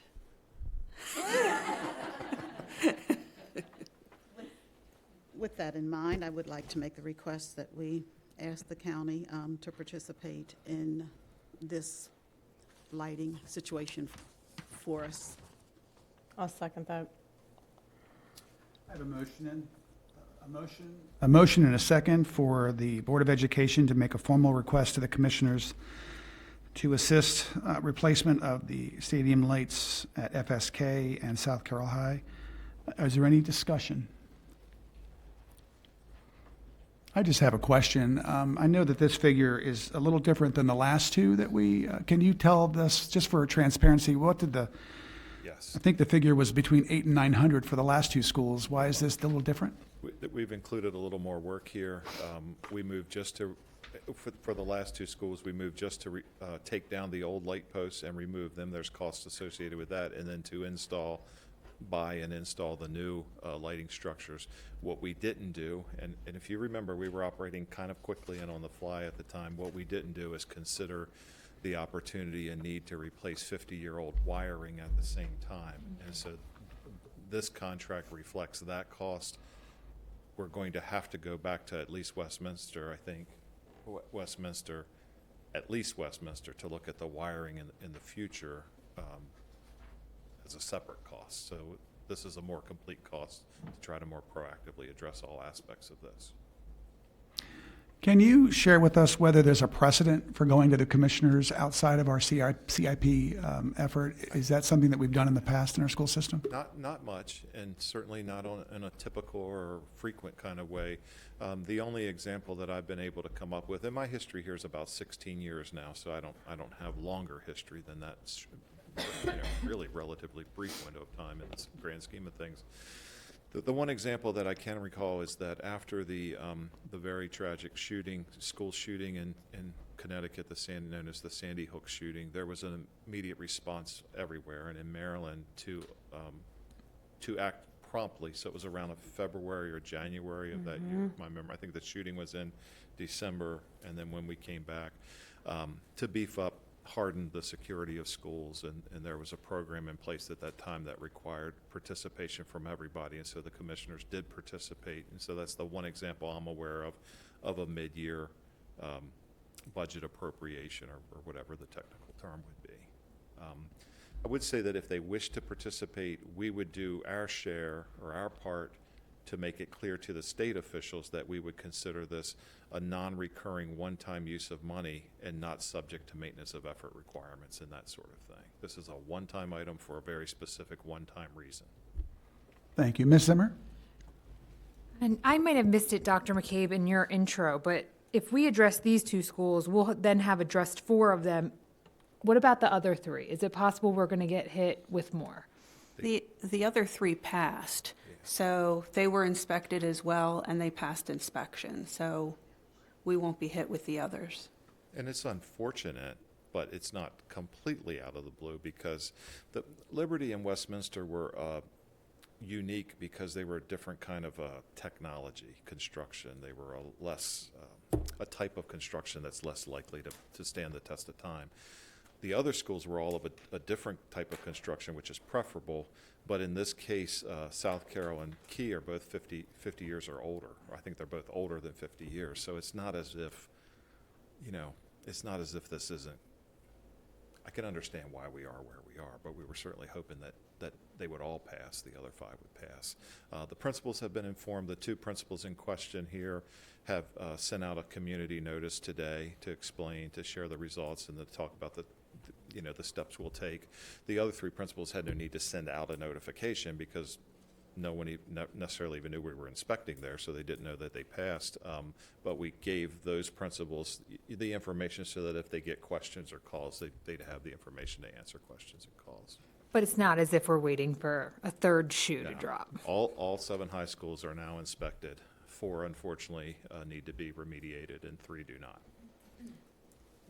You mentioned that you'll go back and take a look at Westminster High School for wiring. What's your time frame on that? It'll have to be in fiscal '27. So if the budget, when the budget's ultimately adopted, there's a component of that for facilities maintenance and either one-time money in the budget or repopulating the infrastructure renewal CIP account. However we end up with funding to do maintenance, one of the things we'll have to look at is that. From a parliamentary procedure here, I've put myself in a pickle. We had a current motion to approve the agenda item, but we've put a kind of a motion in between that for drafting a letter to our commissioners. Is it still okay? It's appropriate?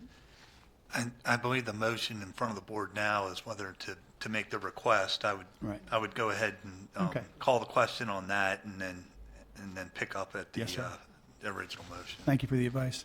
So unless there's any more discussion about the letter, all those in favor of the school system making a formal request to our commissioners to fund over $1 million to replace the light posts, all those in favor say aye. Aye. All those opposed? Motion carries unanimously. Now back to the original question at hand. Do I have a motion? And I'm assuming this is going to be on risk. We already had a motion. Well, this is to approve the effort to do it. If we are we in a position where we can wait Wasn't that the to vote on original? that? We're not in a position to wait if we want to have lights up for the spring season or almost all of the spring season. It's going to be somewhere around an 8-week lead time for the manufacturing. Dr. McKay made the distinction that we got a bit lucky with Liberty and Westminster because the manufacturer had some already there that could be shipped immediately. These would have to be manufactured and then shipped from, I think it's like Iowa or someplace to the 2 schools. So it's going to be some time just for manufacturing and then for shipping. Right. Our goal, Dr. McCabe's directive, is to get them up as soon as possible at the start of the spring season. So I guess my question is we need to proceed. Can we wait on their response before we proceed? Because again, I'd like to see us authorize the effort to start. We don't know what the commissioner's response will be, whether they will or will not, partial, whole, whatever. So back to the original question. We need a vote. We need a vote on this motion. And again, the understanding is that, at risk, if the commissioners decide not to, we are on the hook to do this. Of course, we could always reconsider the issue. And what would be the timetable where the commissioners could reach out to us or back to us? I mean, what kind of time are we talking about? Is anyone? I would think immediately, right? I mean, they get our letter and have a quick discussion about it, and then They probably need a formal session. I would say it'd be somewhere around weeks, but I can't speculate on how far out they do their agenda. You said weeks? Yeah, they meet at least weekly.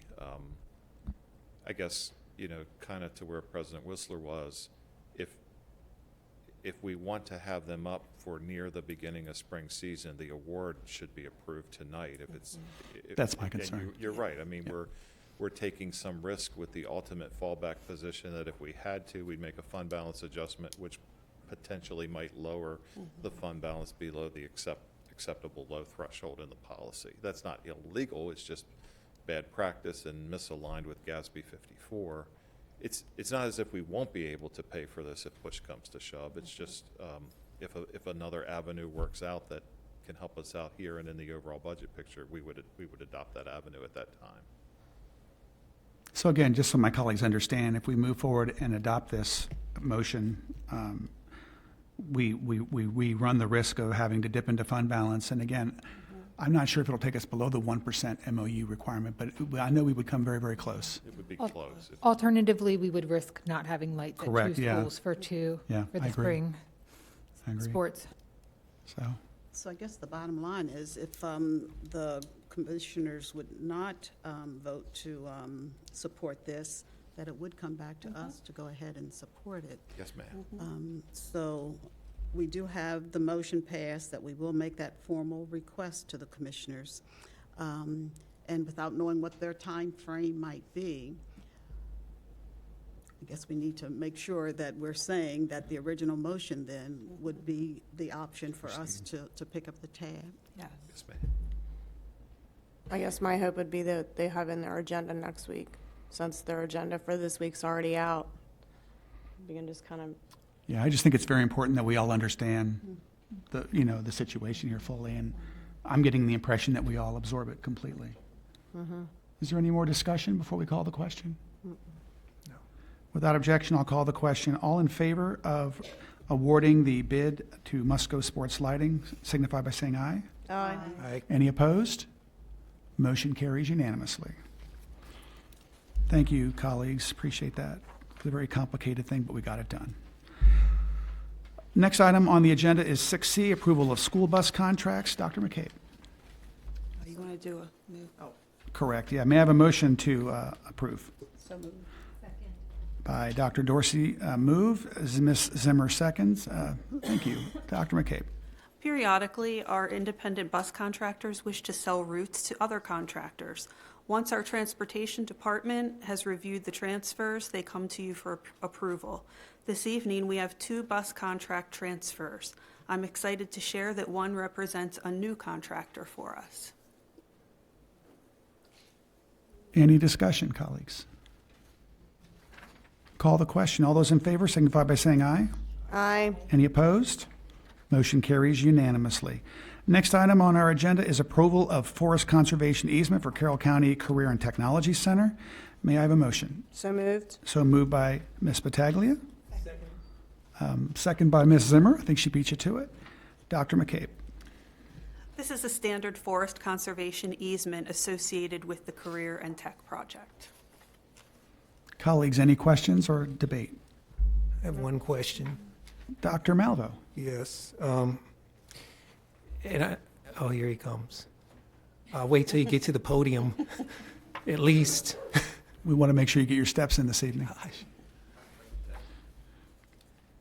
One little thing here I was seeing, I was reading page 5 of 7, where there's the right to establish and maintain bridges, but also to establish bridges. Just was wondering in terms of, is that looked at in terms of environmental impact and also in terms of size of bridges? Is this like just bridges in terms of walking? Would vehicles go across, so forth? You're correct there.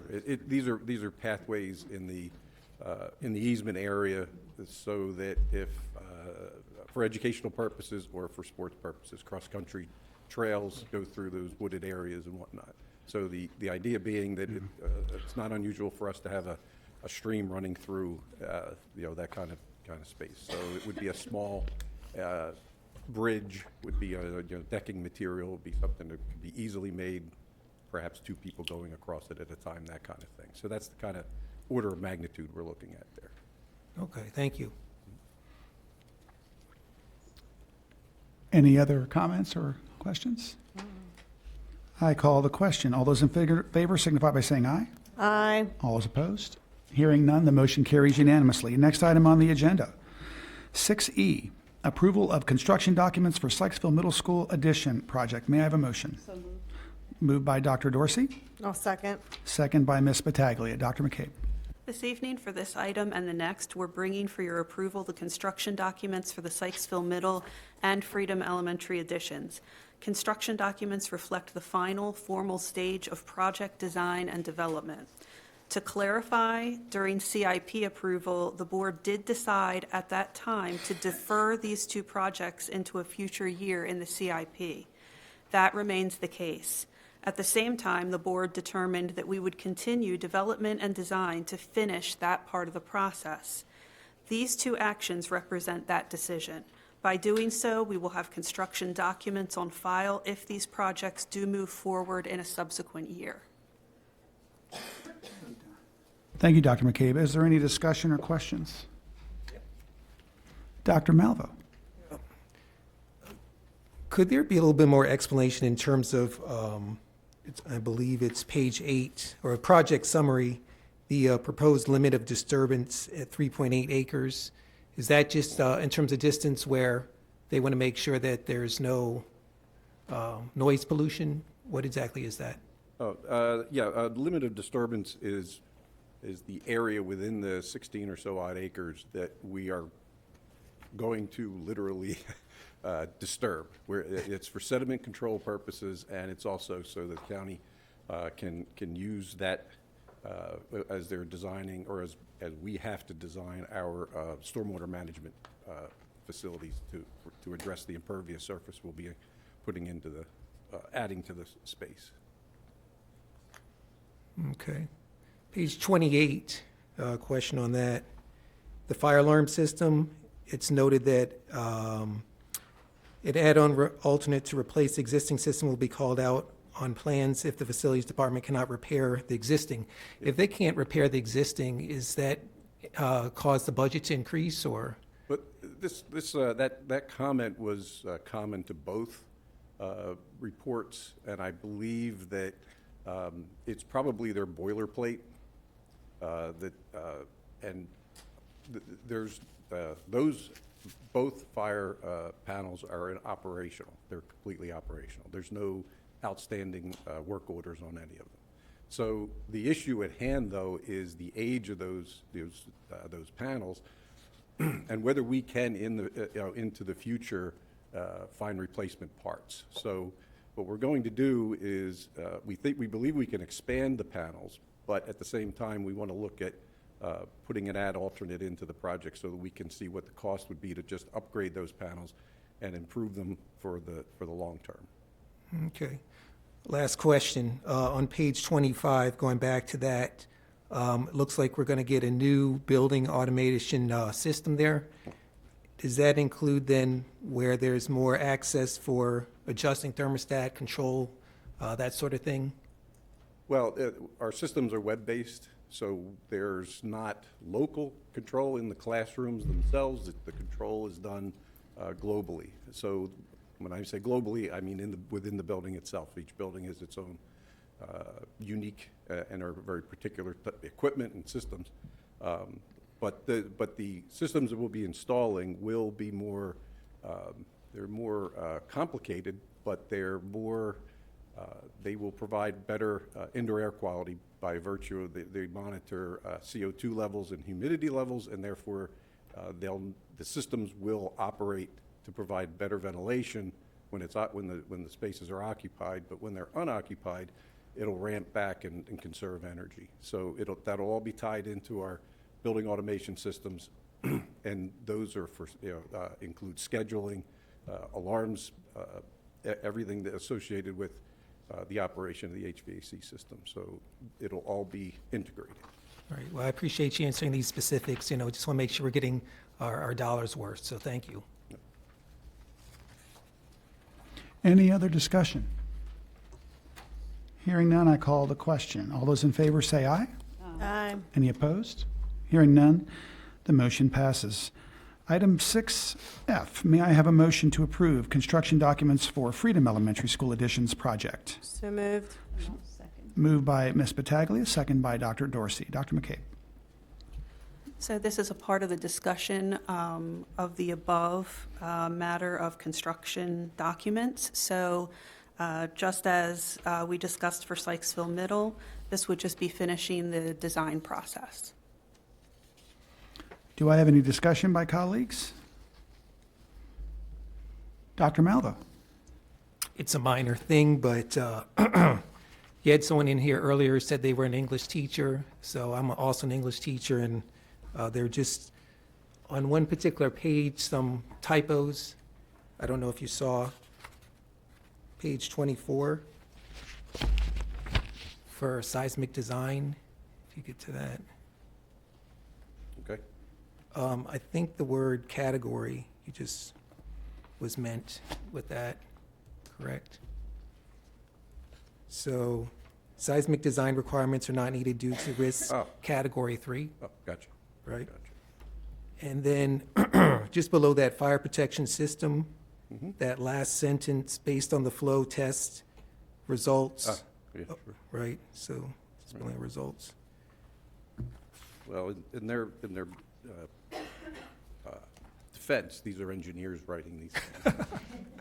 You can only expect so much. That's all right, it's all good. It's a big report, so these things happen. Okay, I'll accept that as a motion to amend. Is there a second to Dr. Malvo's suggested amendments?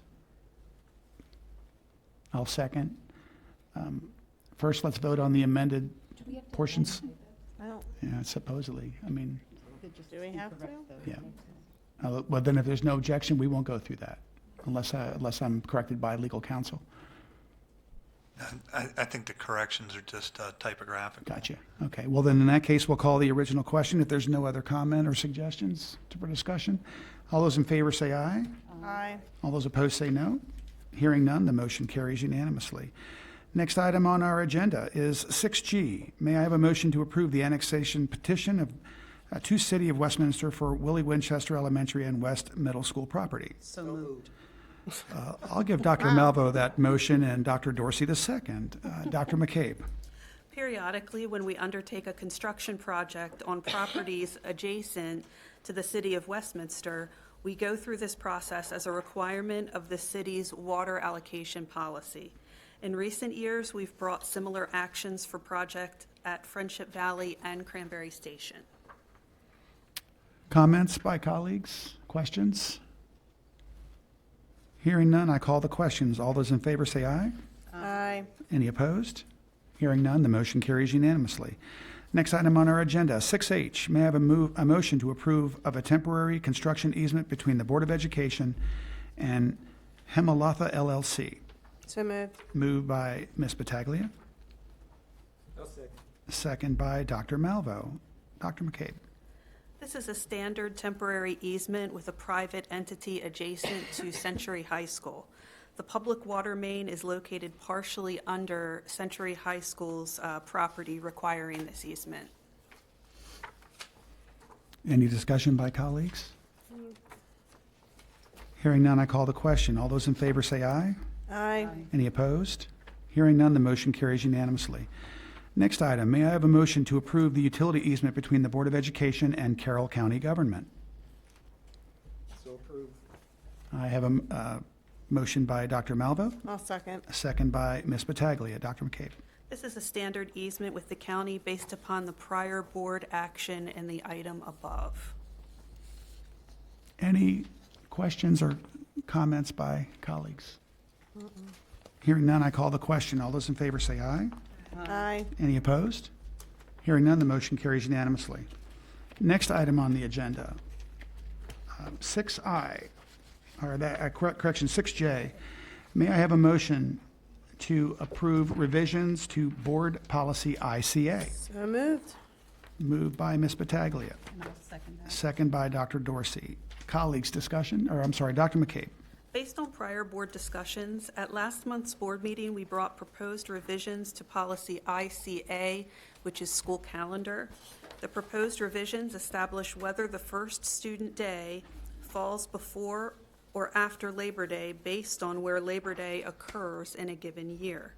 The proposed revisions have been submitted for public comment and now returned for potential board action. Ms. Battaglia, you made the motion originally. Would you like to start off the conversation? I think it's long overdue that something was created, and again, it's just discussions that I've had and thoughts, and then of course seeing emails from many parents about why aren't we look, set it.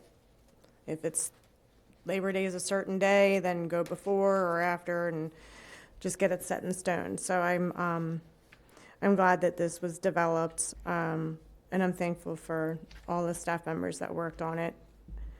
And to everyone that, with the feedback on it, I think it, again, it's long overdue. I know there's been a couple times I've been here and it's been a late school year because Labor Day was so late. So thank everybody again. Any other, Ms. Zimmer? While I do think that when Labor Day is late, I appreciate that we had the opportunity to really look at it and to solicit feedback from the community. And I think in this year's instance, it makes a lot of sense that we are starting before Labor Day this coming year. But having some time to reflect on the policy, I'm leaning more toward giving future boards the flexibility to solicit again and see how parents and how the community feel from a year-to-year basis. So at this point, I'm not in favor of having a uniform policy. Anyone else?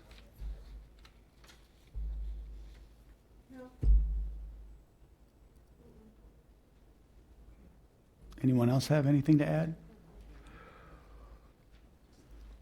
Student rep, do you have anything to add? I mean, what are your thoughts on starting before or after Labor Day? I'd love to hear from you. Sorry to put you on the spot. No, it's okay. I totally agree with Ms. Battaglia, actually. I just feel like having a set stone uniform, I guess, sort of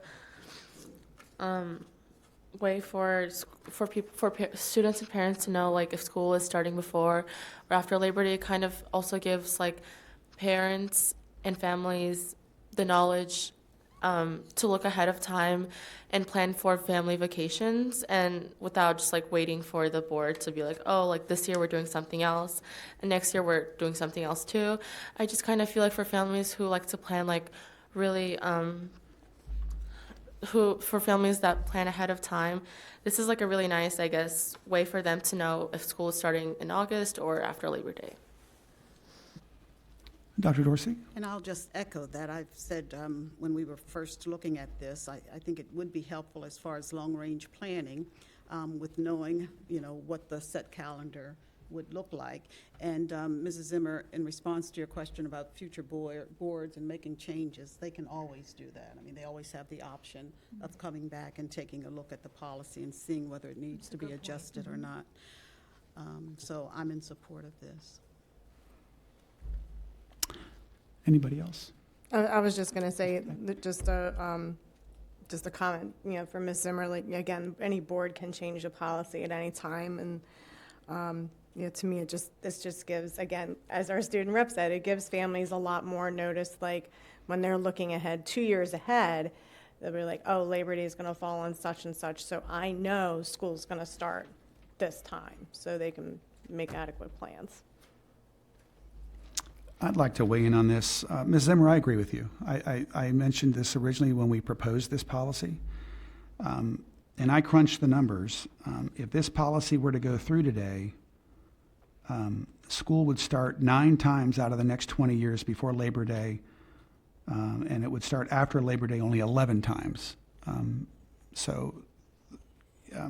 This county has a very strong history, I think, of wanting to start their school calendar after Labor Day. I did crunch the numbers. If we modified the measure, if we changed it by 1 day, we would only start 6 times out of the next 20 years before Labor Day. And if we modified it 2 days, we would start only 3 times out of the next 20 years before Labor Day. So I'd like to make an amendment that we amend the language for if the holiday falls on the 7th or later, that we the school year shall start before Labor Day, and when Labor Day falls on September 1 through September 6 of a given year, the first day of the student year shall be after Labor Day. May I have a second to my motion?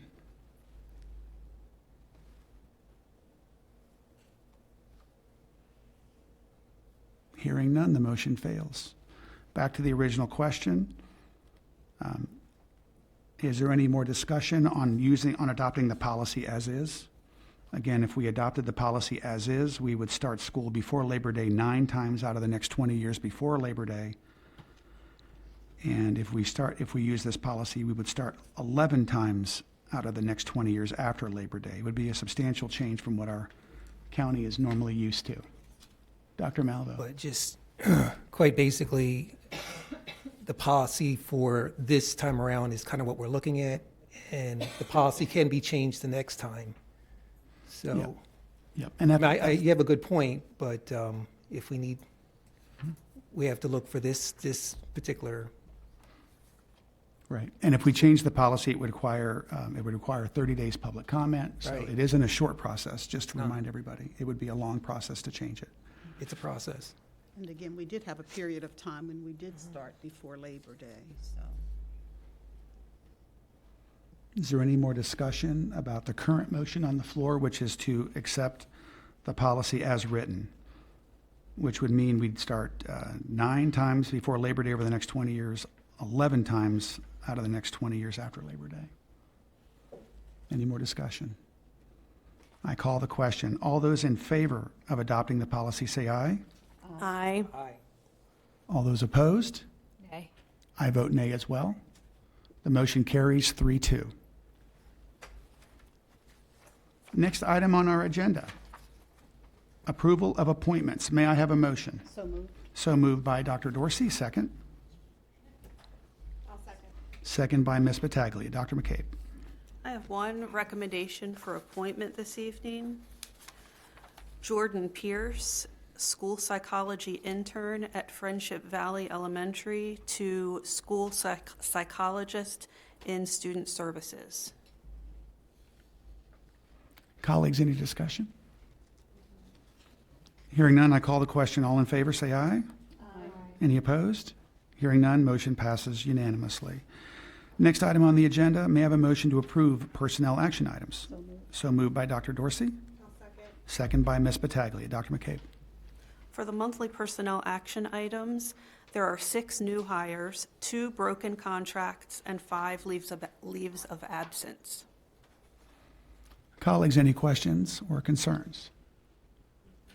Hearing none, I call the question. All those in favor say aye. Aye. Any opposed?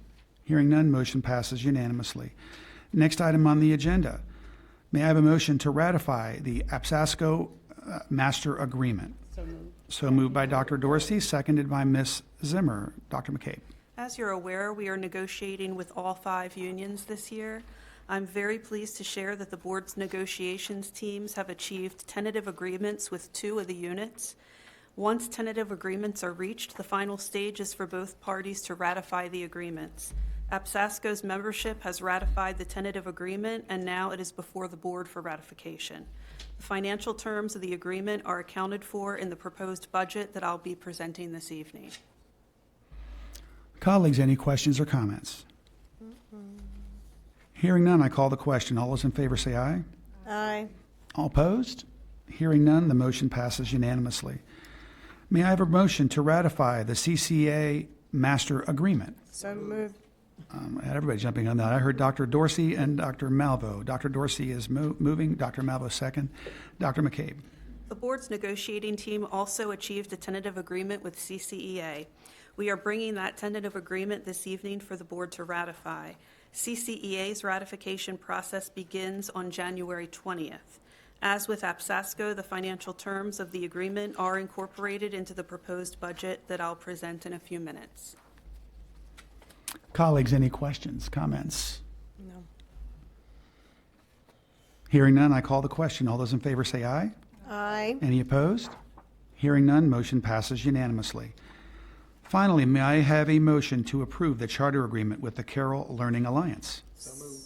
Moved by Dr. Malvo, I'll second. second by Ms. Battaglia. Dr. McCabe. For our final action item, I am recommending the approval of the charter agreement with the Carroll Learning Alliance for the eventual opening of the Carroll Classical Charter School. This process began in October 2024 when CLA first expressed their formal intent to apply to open a public charter school. The board approved their application in July of 2025. Now I bring the final formal approval document for your approval, which is the charter agreement. I would like to take a moment to remark that this is the first time in CCPS that we have had an applicant reach this stage of a charter agreement. My staff and Mr. O'Mealy, who has been involved especially in developing this charter agreement, have described the process as being professional, collaborative, and cooperative. So I want to thank the staff for all their hard work, Mr. O'Mealy for his, and the CLA board members for their efforts and their collaborative spirit.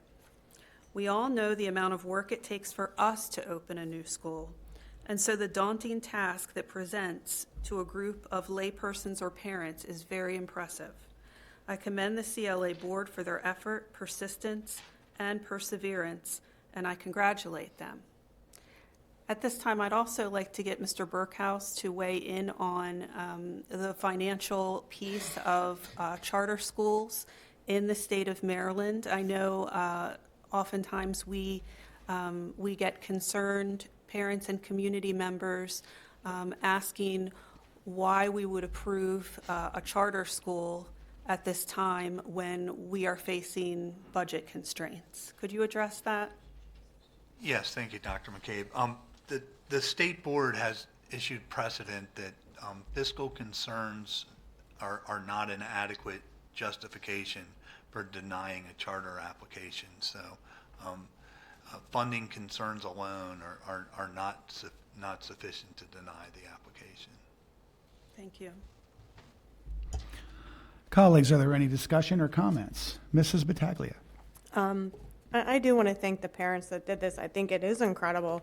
I know the hard work it does take when parents come together to try to make a little difference in something, whether it was trying to prevent a school from closing or you're opening a school. And that is a big task to take on. So congratulations to you guys. I do want to address the false information again, as the attorney had stated. The state says we have to. If there's no reason, we have to. And I know there's been, again, a lot on social media, a lot of the false narrative said, you're getting rid of programs to fund this instead, and that's not true in any of it. So, again, I think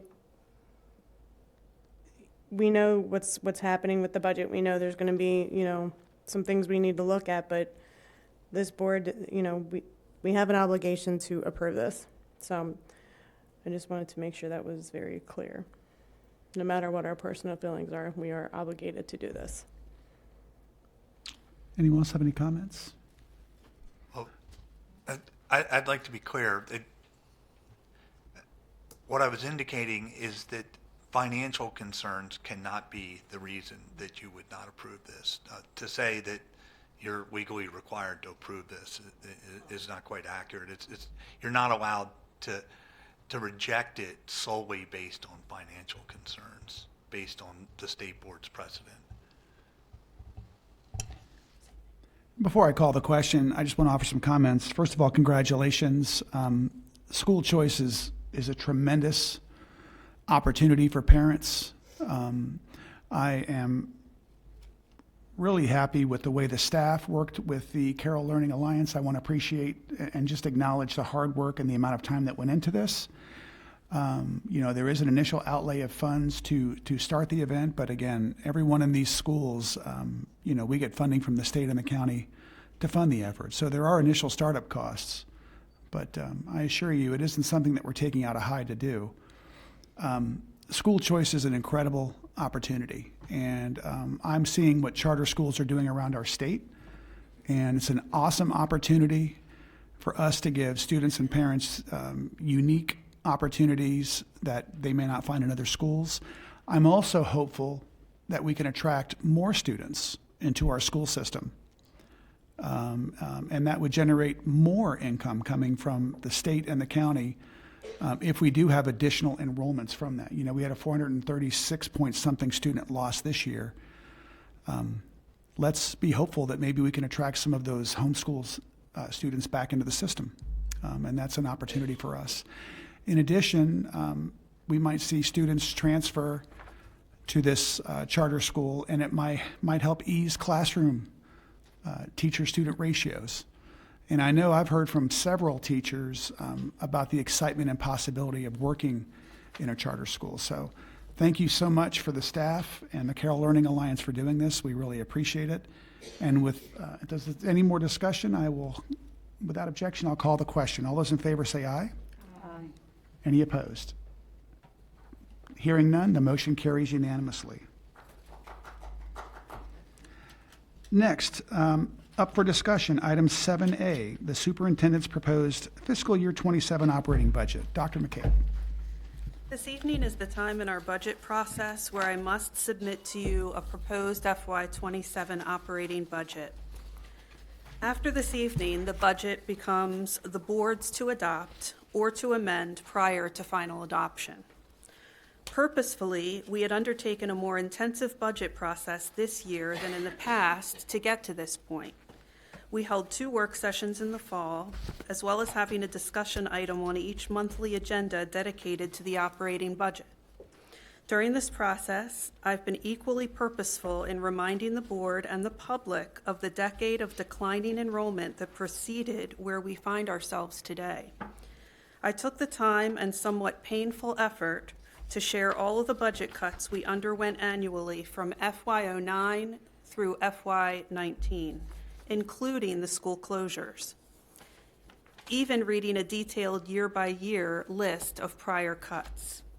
My point in doing so was to emphasize that as we need to consider reductions today, sometimes the feedback is, how can you want to cut blank or cut something other than blank? We are receiving similar public comments since the December work session, but the reality is that that decade of cuts in our recent past, which totaled over $40 million, leaves us in a place where there are no easy or pain-free choices. I have spent considerable time considering what I would submit to you in a proposed FY27 operating budget. First, I would like to commend our staff, Mr. Burke and Mr. Sexton, for their tireless efforts to answer my questions and refine our numbers over and over again to get to the best place possible. When we give the presentation in a few minutes, you will see that those efforts have made a positive difference. As I've deliberated, I've considered and weighed many options, none of which you would describe as good. No one wants to have to make cuts to the system or be associated with further cuts. The easy thing would be to simply pass the budget process to you, the board, and simply suggest you request that the county fund the deficit, but that is not responsible and I wouldn't do that. So I considered many different options and discussed them with staff. Ultimately, I reached a conclusion that the responsible thing to do is to make my best effort to find a reasonable balance or middle ground among all of the options. I also asked staff to help me be a little creative in my approach. In a moment, I will ask Mr. Burke and Mr. O'Neill to provide the full presentation, but I wanted to summarize what I consider to be my best effort at a reasonable approach. First, I am proposing some budget reductions. Ultimately, I do not believe we can make any ask to the commissioners for more without first demonstrating a willingness to make some very difficult decisions here. And these are difficult. It also is almost equally hard to determine which items among those we've discussed before will be the ones I recommend. After much thought, of those items we discussed at the December work session, I am proposing the closure of the outdoor school and the reduction of 15 teacher positions commensurate with enrollment decline. These 2 reductions will create a combined $2.7 million in cost reductions. Secondly, for my attempt at being creative, I am recommending that we request a $7 million appropriation of one-time funding for 3 specific purposes: facilities maintenance, technology refresh, and the initial year of opening the charter school. While this is still an additional funding request from the county, it is a request for one-time funding, and the county has been fortunate lately to have a healthy unassigned fund balance while we have whittled ours down to the low end of our fund balance policy. Lastly, With those two things in place, my proposed FY27 budget includes a request for an additional $5.6 million in ongoing revenue from the county beyond the funding growth they had in place for us in their 5-year plan. I understand it is an additional ask, but I believe it is fairly consistent with where they have been able to fund us over the past few fiscal years. Up front, I wanted to provide you with this overview and my rationale. As we go through the presentation, these elements will be further explained. So I would ask Mr. Burke and Mr. O'Neill to guide us through the presentation, and once they conclude, we will be eager to have discussion and questions. Mr. Burke? Good evening. Thank you, Superintendent, board members. I'll get us started and walk through some of the logistics of the budget, and if we need to get into some deeper discussion about some of the challenges, Mr. O'Neill can add some context there. So, as the superintendent mentioned, where we're going to be covering at a high level, look at our revenue picture. Unfortunately, we roll this out prior to getting really our best data that'll come from the state will happen with the governor's release of budget. Today was the first day of the legislative session, and the governor's set to release budget next week. As the superintendent mentioned, a couple new angles as we looked at the budget this year. So a mix of solutions to get to where we're a balanced budget as we propose. So some reductions. We'll be looking at the one-time funding as was mentioned, and put into context the additional ask for ongoing revenue from the local government. So put into context, this is some information that we looked at as we were developing the budget through the fall and the December work session. You'll recall the county has slated in its operating plan $7.6 million, about 3% growth year over year from fiscal year 26. And we'll get into some detail, but the total ask in the proposed budget is $13.2 million, with an additional $5.6 million in ongoing requested. As I mentioned, the state revenue is still uncertain. Several variables there, our enrollment change, and as the state is struggling with budgetary deficit, as was mentioned earlier, always interested in what they'll come out with as solutions and what our role in that will be. So again, we should have a better picture with the governor's budget release, but then of course that's just the beginning of session and the legislature's process. In a lot of ways, we won't know where we end up on that until we're into April. This is our best estimate at this point with what we have. We work with my colleagues from around the state to share data about enrollment and wealth figures as they come out. And so using the state formulas for Blueprint that are in place and the best information that we have, this is the year-over-year state revenue picture.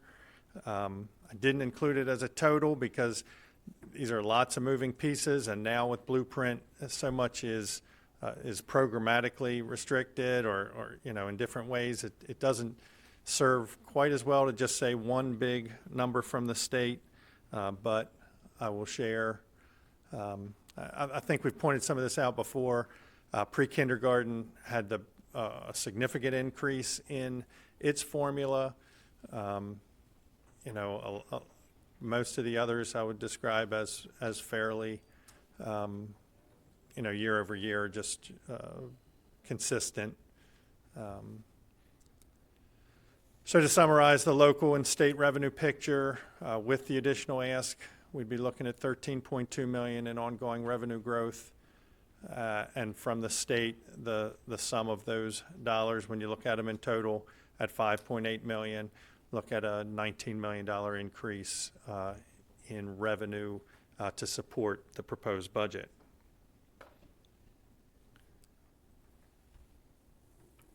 Here's the items driving the expenditure side. We've talked in a little more detail as we were working through the development of the budget, but basically the accumulation of all of our categories, insurances and utilities and benefits, and as the superintendent mentioned, inclusive of now for our proposed budget, the compensation package that was presented with the tentative agreement with our largest units. We have a better picture where we're looking to go. So about $20 million in expenditure growth driven by those. You'll recall that we've got to annualize and pick up the remaining funding for the increment in our current fiscal year 26.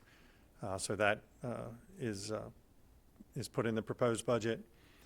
And then we'll get to a little more detail, but the three items of facility maintenance, the technology replacement and refresh, and the initial estimate of charter school funding puts our total increase at $29.4 million in the budget proposed. So that number exceeds our revenue projection by $10.4 million. As we were developing the budget, that's where we found ourselves. So again, to look at solutions to balance the budget, as the superintendent mentioned, two of the reductions that were proposed in our discussion at the work session are included in the proposed budget. The only thing I'd say, we've had a little more refinement of the costs and the impacts of those as we were able to dive a little deeper on the specific programs that we were looking at. So some of these numbers in FTE or dollars might be a slight difference from what we presented in the prior work session, but these are better estimates for the reductions that are mentioned. So that's the outdoor school and the teacher enrollment decline in line with, and we're going to go into each of these in a little more detail. I think Mr. O'Neill mentioned in the blueprint presentation that there's a program phasing out in state law. The TSI phases out a blueprint, and so for us that's about $700,000 that will see a reduction in the proposed budget. And I mentioned the three items that make up the one-time funding request, and we'll go into a little more detail on the facility maintenance, the technology refresh, and the charter school. So these are the actions to bring us back into balance from the projected deficit. Sure. That's a good question, Mr. First of all, thank you very much. I'm noticing the first two lines there, 9 FTEs is 1.4, but 15 is only 1.3. Can you explain for me the disparity there? Not all of we're mentioning the FTE as an impact. Not all of the costs to outdoor school are staff. So you're talking about the other costs to operate the program. Okay. So that's kind of the Okay. delta. Right, and you're looking at different levels of staff. So the outdoor school has a principal position at a different cost. So Gotcha. Not quite apples to apples there on the staffing and also on the operating costs. I appreciate the explanation. Thank you. So that's sort of the big picture of how we get there. I want to walk through some of the background. This is some of the information that we shared through the process, through the work session back in December, and discussions that were had. Just some reminders. So here's a little more detail of each of those options. So the outdoors, again, I don't think I need to go through these in a lot of detail. I'll leave that to the board's discretion if you need me to. This is ongoing savings, so we're comparing our ongoing costs with our ongoing revenues to bring this into balance.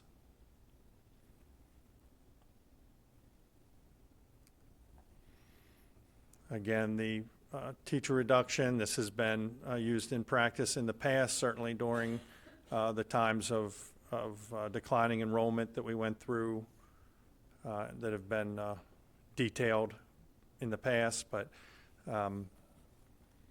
we will work with Mr. Shockney and school directors to determine, how this will play out across the whole system, just as we look every year at staffing and needs by school.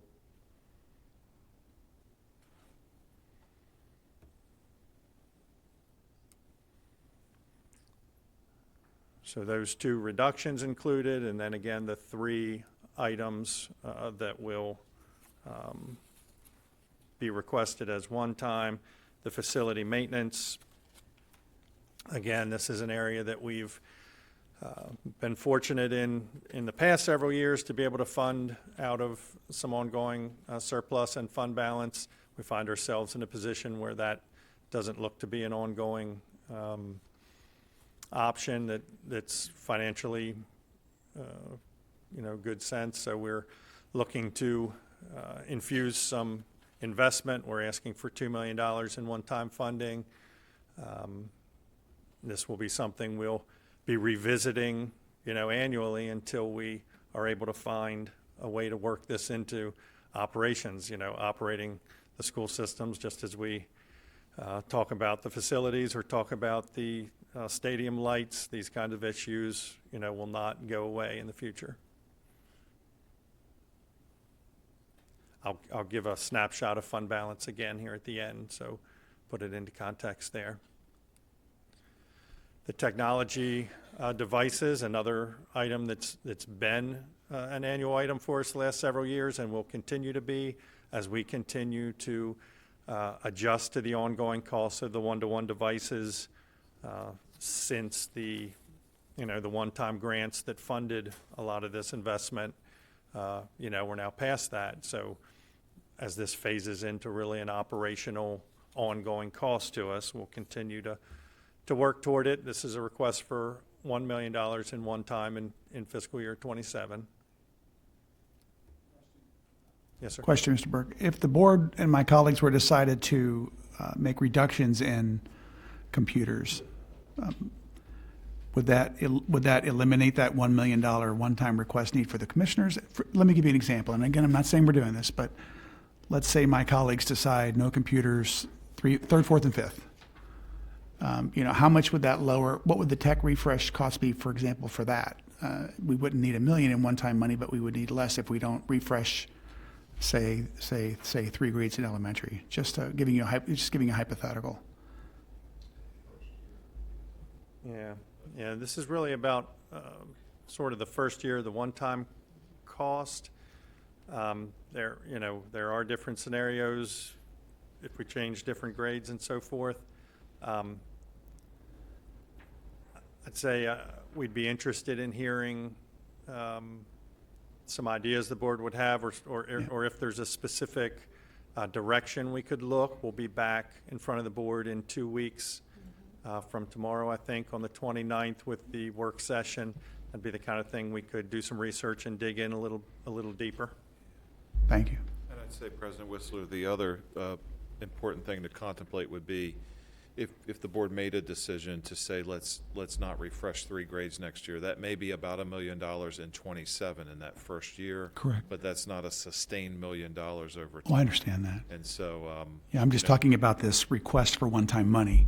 How much of that $1 million would be for example, grades 3 through 5, grades 6 through 8, grades 9 through high school? Again, if you can provide it, that would be ideal, just to give my colleagues and I an idea. we'll loop back with Mr. Davis and others. My memory is that in the initial year of not replacing it would be about $1 million, but then it would be significantly less over time. We'll bring that back to the next meeting, or we'll get that to you in advance of the Yeah, but I'm just talking about this one time to refresh, yeah. But I appreciate that. Anybody else have any questions? I'm not trying to hog it. Thank you.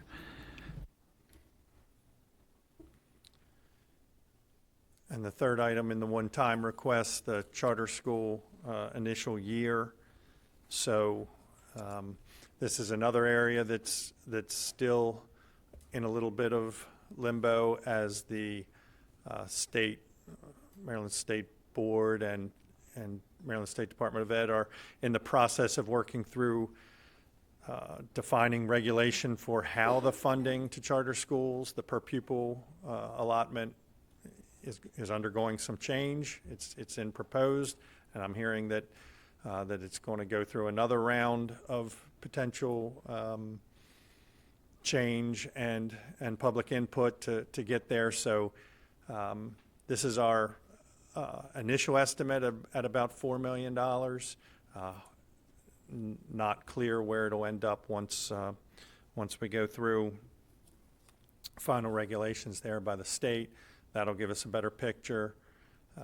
This one-time ask, certainly in year one, when the enrollment, the pupils that will attend this school aren't currently in our count potentially, as our September 30th count has already happened. So looking at a way to fund the initial year and then, understand better in year two what the impact will be when we understand the enrollment factors.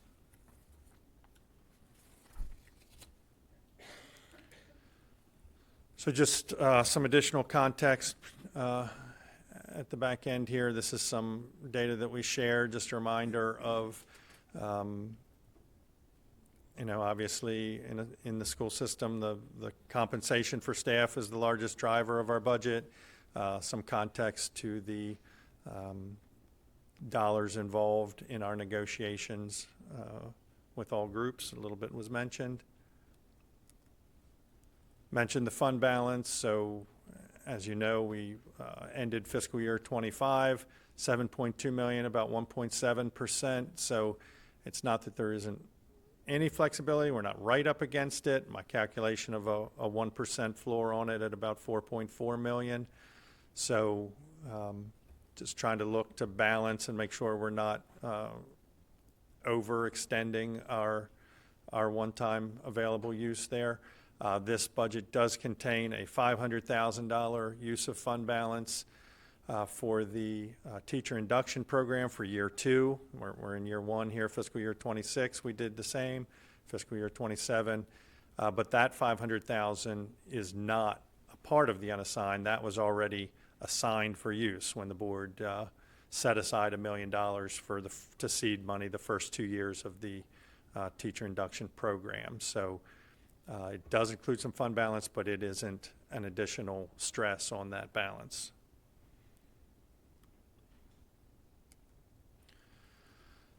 So with that, as we look forward, we'll get more information next week as the governor releases the budget, and then several days after that when we get some analysis and some feedback on what that means for us. Hopefully we'll have some of that information available for the operating budget work session that's scheduled for the 29th. We'll need to plan and schedule a public hearing around that as well, with our goal to come back to the February board meeting, with some direction and some decisions final to be able to adopt the budget at your board meeting. As you know, it's due to the county by March 1, as they, so that they have it in hand as they launch into their budget process for several months following ours in March, April, May, public hearing, and so forth. And then, once we have a better picture of where we are, where they are, we'll have a clearer picture at the end, ultimately usually to come back at that May meeting with our adoption so that the county can adopt at their final budget within the week or two after us. So that's the path we're on, and some of the challenges we're seeing. So certainly interested in the board's specific questions or direction of anything that we could research or gather additional information to share with you at the work session in 2 weeks, or any other feedback or issues that we need to discuss tonight. Thank you. Doctor, any questions? I see Ms. Battaglia, please. Is there a way, because we know social media can be so wonderful with alerting the public on certain things.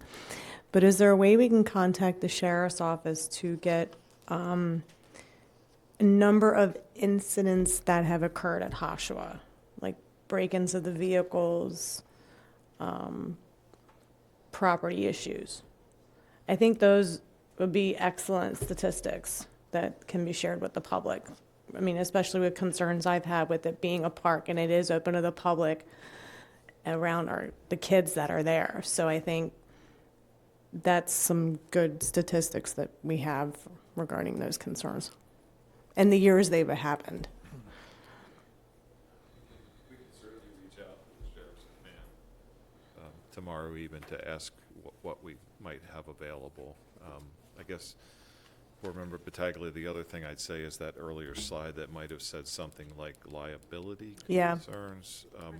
I would. Yep. Where is it? There. I would say risk management concerns. I would say from our perspective, that's sort of broader than just police calls. That's, sort of. Oh, yeah. That's a very different environment than any other school where you worry more there about things like without the worst possible scenarios, injuries, tree limbs, right, all sorts of various things. Yeah, absolutely. No, I agree. It is risk, but I think it's also good to show the minor areas of risk that have occurred out there. Certainly. And then, yeah. For all of the folks who come in and offer comment about how unique that program is, all of that's true, and that's why it's valued. For guys like me who do the kinds of things I do here, I worry about things like risk management, security. That it's a park. It's very hard to secure a park the same way you would a typical school. So that's what we were getting at with some of those. But we will reach out to Sheriff DeWeese to see what records are available. Well, I think some of that things can go hand in hand. I mean, if you're having a break-in of a vehicle that's a trail down from a cabin, I mean, that's concerning. There's a crime being committed near a child. So I think those type of things can be shown to the public as like, hey, this is a problem, and there is nothing we can do about that. And I think that's part of the good reason, like not good reasons, but one of the reasons why we need to really consider.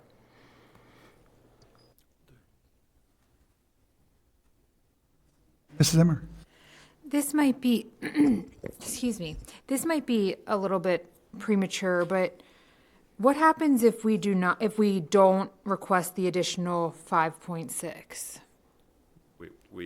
You would need to identify another $5.6 million in reductions.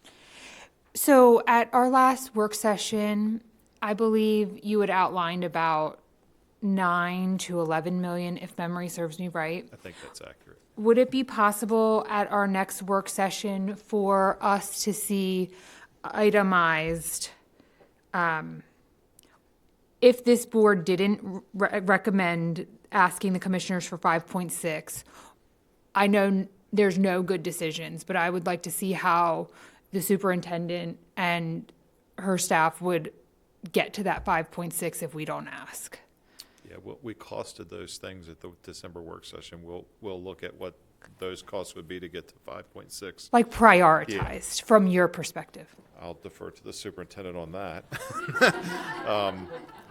Do you understand? We're putting you on the spot. Yeah, there, and right. But I agree with you. I would like the community to see the actual outcome of not asking the commissioners for the money. And the long and short of, and I think this is abundantly clear at this point, it's going to come down to staff. Like, even when we say we're eliminating a program, it's not, we do have concerns. Like, I admittedly, in my job, I have concerns about risk management, security, and other things. I walk around with concerns like that. That's part of the job.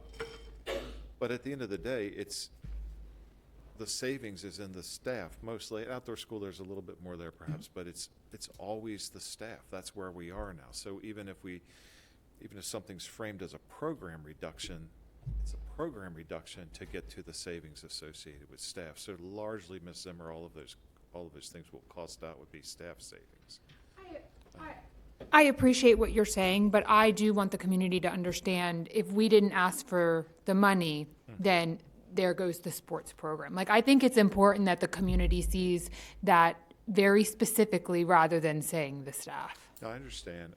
I guess, and we will, and I understand we'll do that.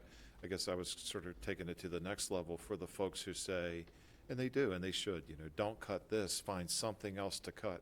Something else is going to be some other staff. And what we could, even though this is sort of anti-blueprint, which is very much about the actual costs, we can still give you sort of what budget estimates would be. Because if it's not those things to get to 5.6, it's some other things which are going to be staff at the end of that chain. That's what it's going to come down to.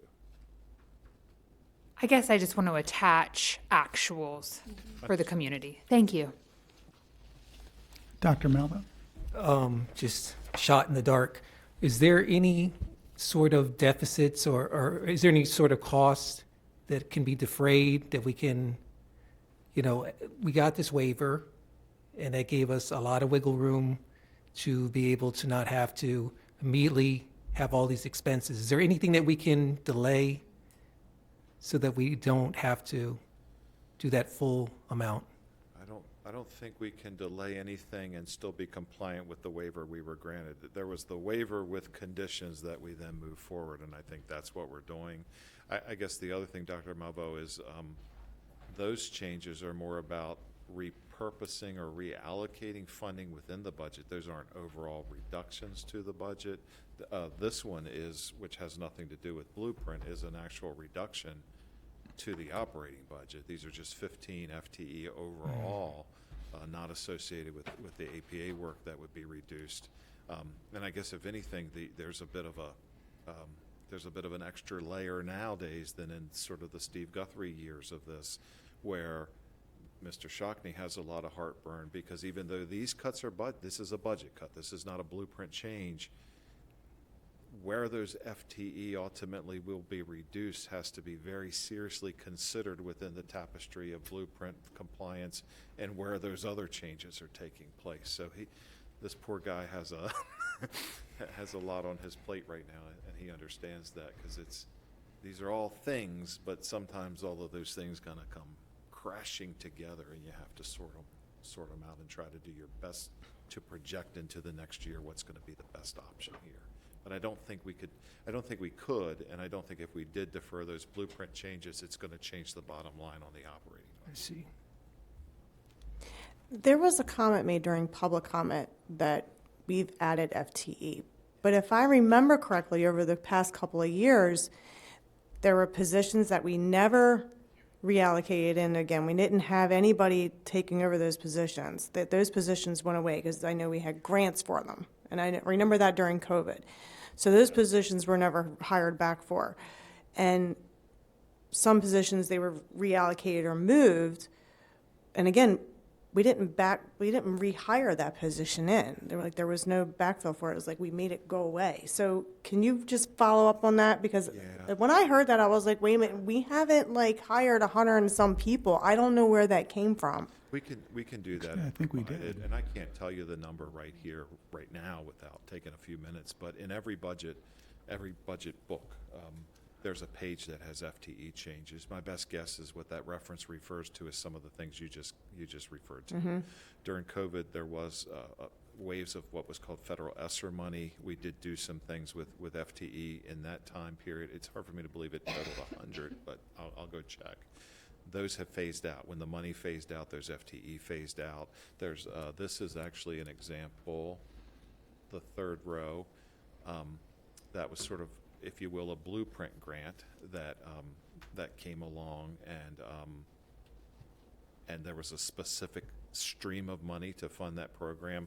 When that phases out in 27, we informed those employees this morning that job phases out. They don't phase out, but that job phases out. And again, it's easy to get. It's a single page in every budget, and I can compile them for you. Off the top of my head, the sort of permanent ongoing positions that I can recall, and there's maybe a few more. We added the square footage at Career and Tech. I think we added 2 custodial FTE as a result of that square footage change. Some years ago, a prior board set some system priorities they felt that there were some areas of very, very specific need, and we added a couple of positions with fund balance as seed money. And they ultimately did become incorporated into the operating budget. They were funded, I think, for 3 years with fund balance, and then became part of the budget. You got others? The real one's comp ed, I think, comp ed funded. Comp ed, and that might get to the total. The influx of state aid in comp ed in '23, I think, where they changed the what do they call it? The identification, the certification process for which students qualify for farms or compensatory ed. We had $11 million of new state aid that had to be spent in that program, and that gets back to Rob's comment earlier where we had the blueprint programs. It's not so simple anymore to add up the math and say the total is X, so that money's free to talk about for all these things. That was money that needed to be spent very specifically in a certain way. We spent it very specifically in a certain way, and that's why we had some schools somewhere down the road towards compliance even at the time of waiver last year. I mean, so there's a blueprint kind of tie-in trade-off, but there's not a lot of flexibility with those kinds of things. Pre-K is another example. As the funding increases, we have to spend in pre-K, so we've grown classes in some existing school space, so there would have been some additions. I'll have to go back and do my best to tell you which additions were one-time sort of things that came and went with a grant program or a funding stream, and which things are recurring in your operating budget since then. Yeah, I recall when we had that, when the state changed how they computed comp ed. Remember, you used to have to apply, and then they said if you're on public assistance, you automatically qualify. We got a huge jump, and I think we hired about 100 positions with that money. We put them in what we used to call those, tier schools that needed it, right? So those high need schools. But you piggyback what Ms. Zimmer said, there's a lot of what ifs. Right now, I think the AIB is recommending hold harmless with regards to lower funding if we have lower students. Let's hope that they keep that recommendation and they don't lower our funding there. What if the commissioners don't give us that $7 million one-time money? Going back to Ms. Zimmer's comments, we really need to have an itemized list of, what ifs we can fall on.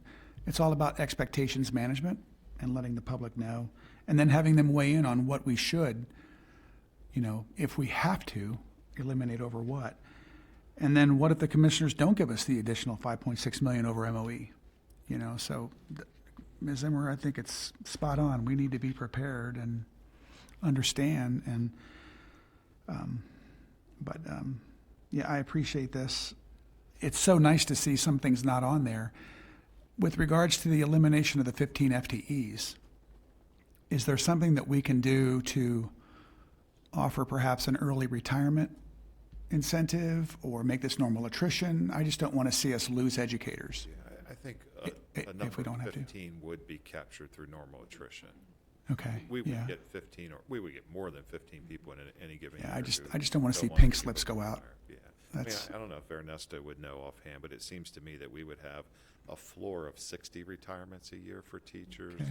Another, dozens of folks who go out on leave for various reasons, medical, maternity, etc. it's just very painful to see us losing educators. Yeah. It's the backbone of our system. I don't think that this would not lead to a layoff or anything like that. Attrition would handle it. The challenges here, and we shared this at the December, one of the challenges here is it just builds a steeper slope to blueprint compliance. If we have to get to certain time elements in the future, we already knew roughly what that was going to be from our current base. This lowers our current base, so it's a reduction now that may have to be an addition later when it's time to meet that compliance under blueprint. Right. None of these things are good, and I think we all know that. Yeah. But the key takeaway is we're requesting $5.6 million over MOE. We are requesting, if we throw the lights in there, we're requesting about $8 million one-time money. That $8 million wouldn't add to their MOE, thank goodness. But again, I appreciate you laying it all out. We have a lot to digest. None of this is pretty. We are where we are. And I appreciate everyone taking the time to present it. We have a lot of tough discussions ahead. Any more comments before we move on? All right, well, under unfinished business, we will meet again at 1 p.m. on Thursday, January 29th, to discuss the FY27 operating budget work session in the boardroom right here. And then after a brief recess, we will have public comment for the budget. So again, really encourage folks to stay engaged. So again, I imagine that public comment session on comment on the superintendent's budget will occur, I imagine, around 3 p.m. May I have a motion to adjourn? So moved by Ms. Battaglia, seconded by Ms. Zimmer. All those in favor say aye. Any opposed? Motion carries. Thank you very much, everybody, for listening. Have a wonderful day.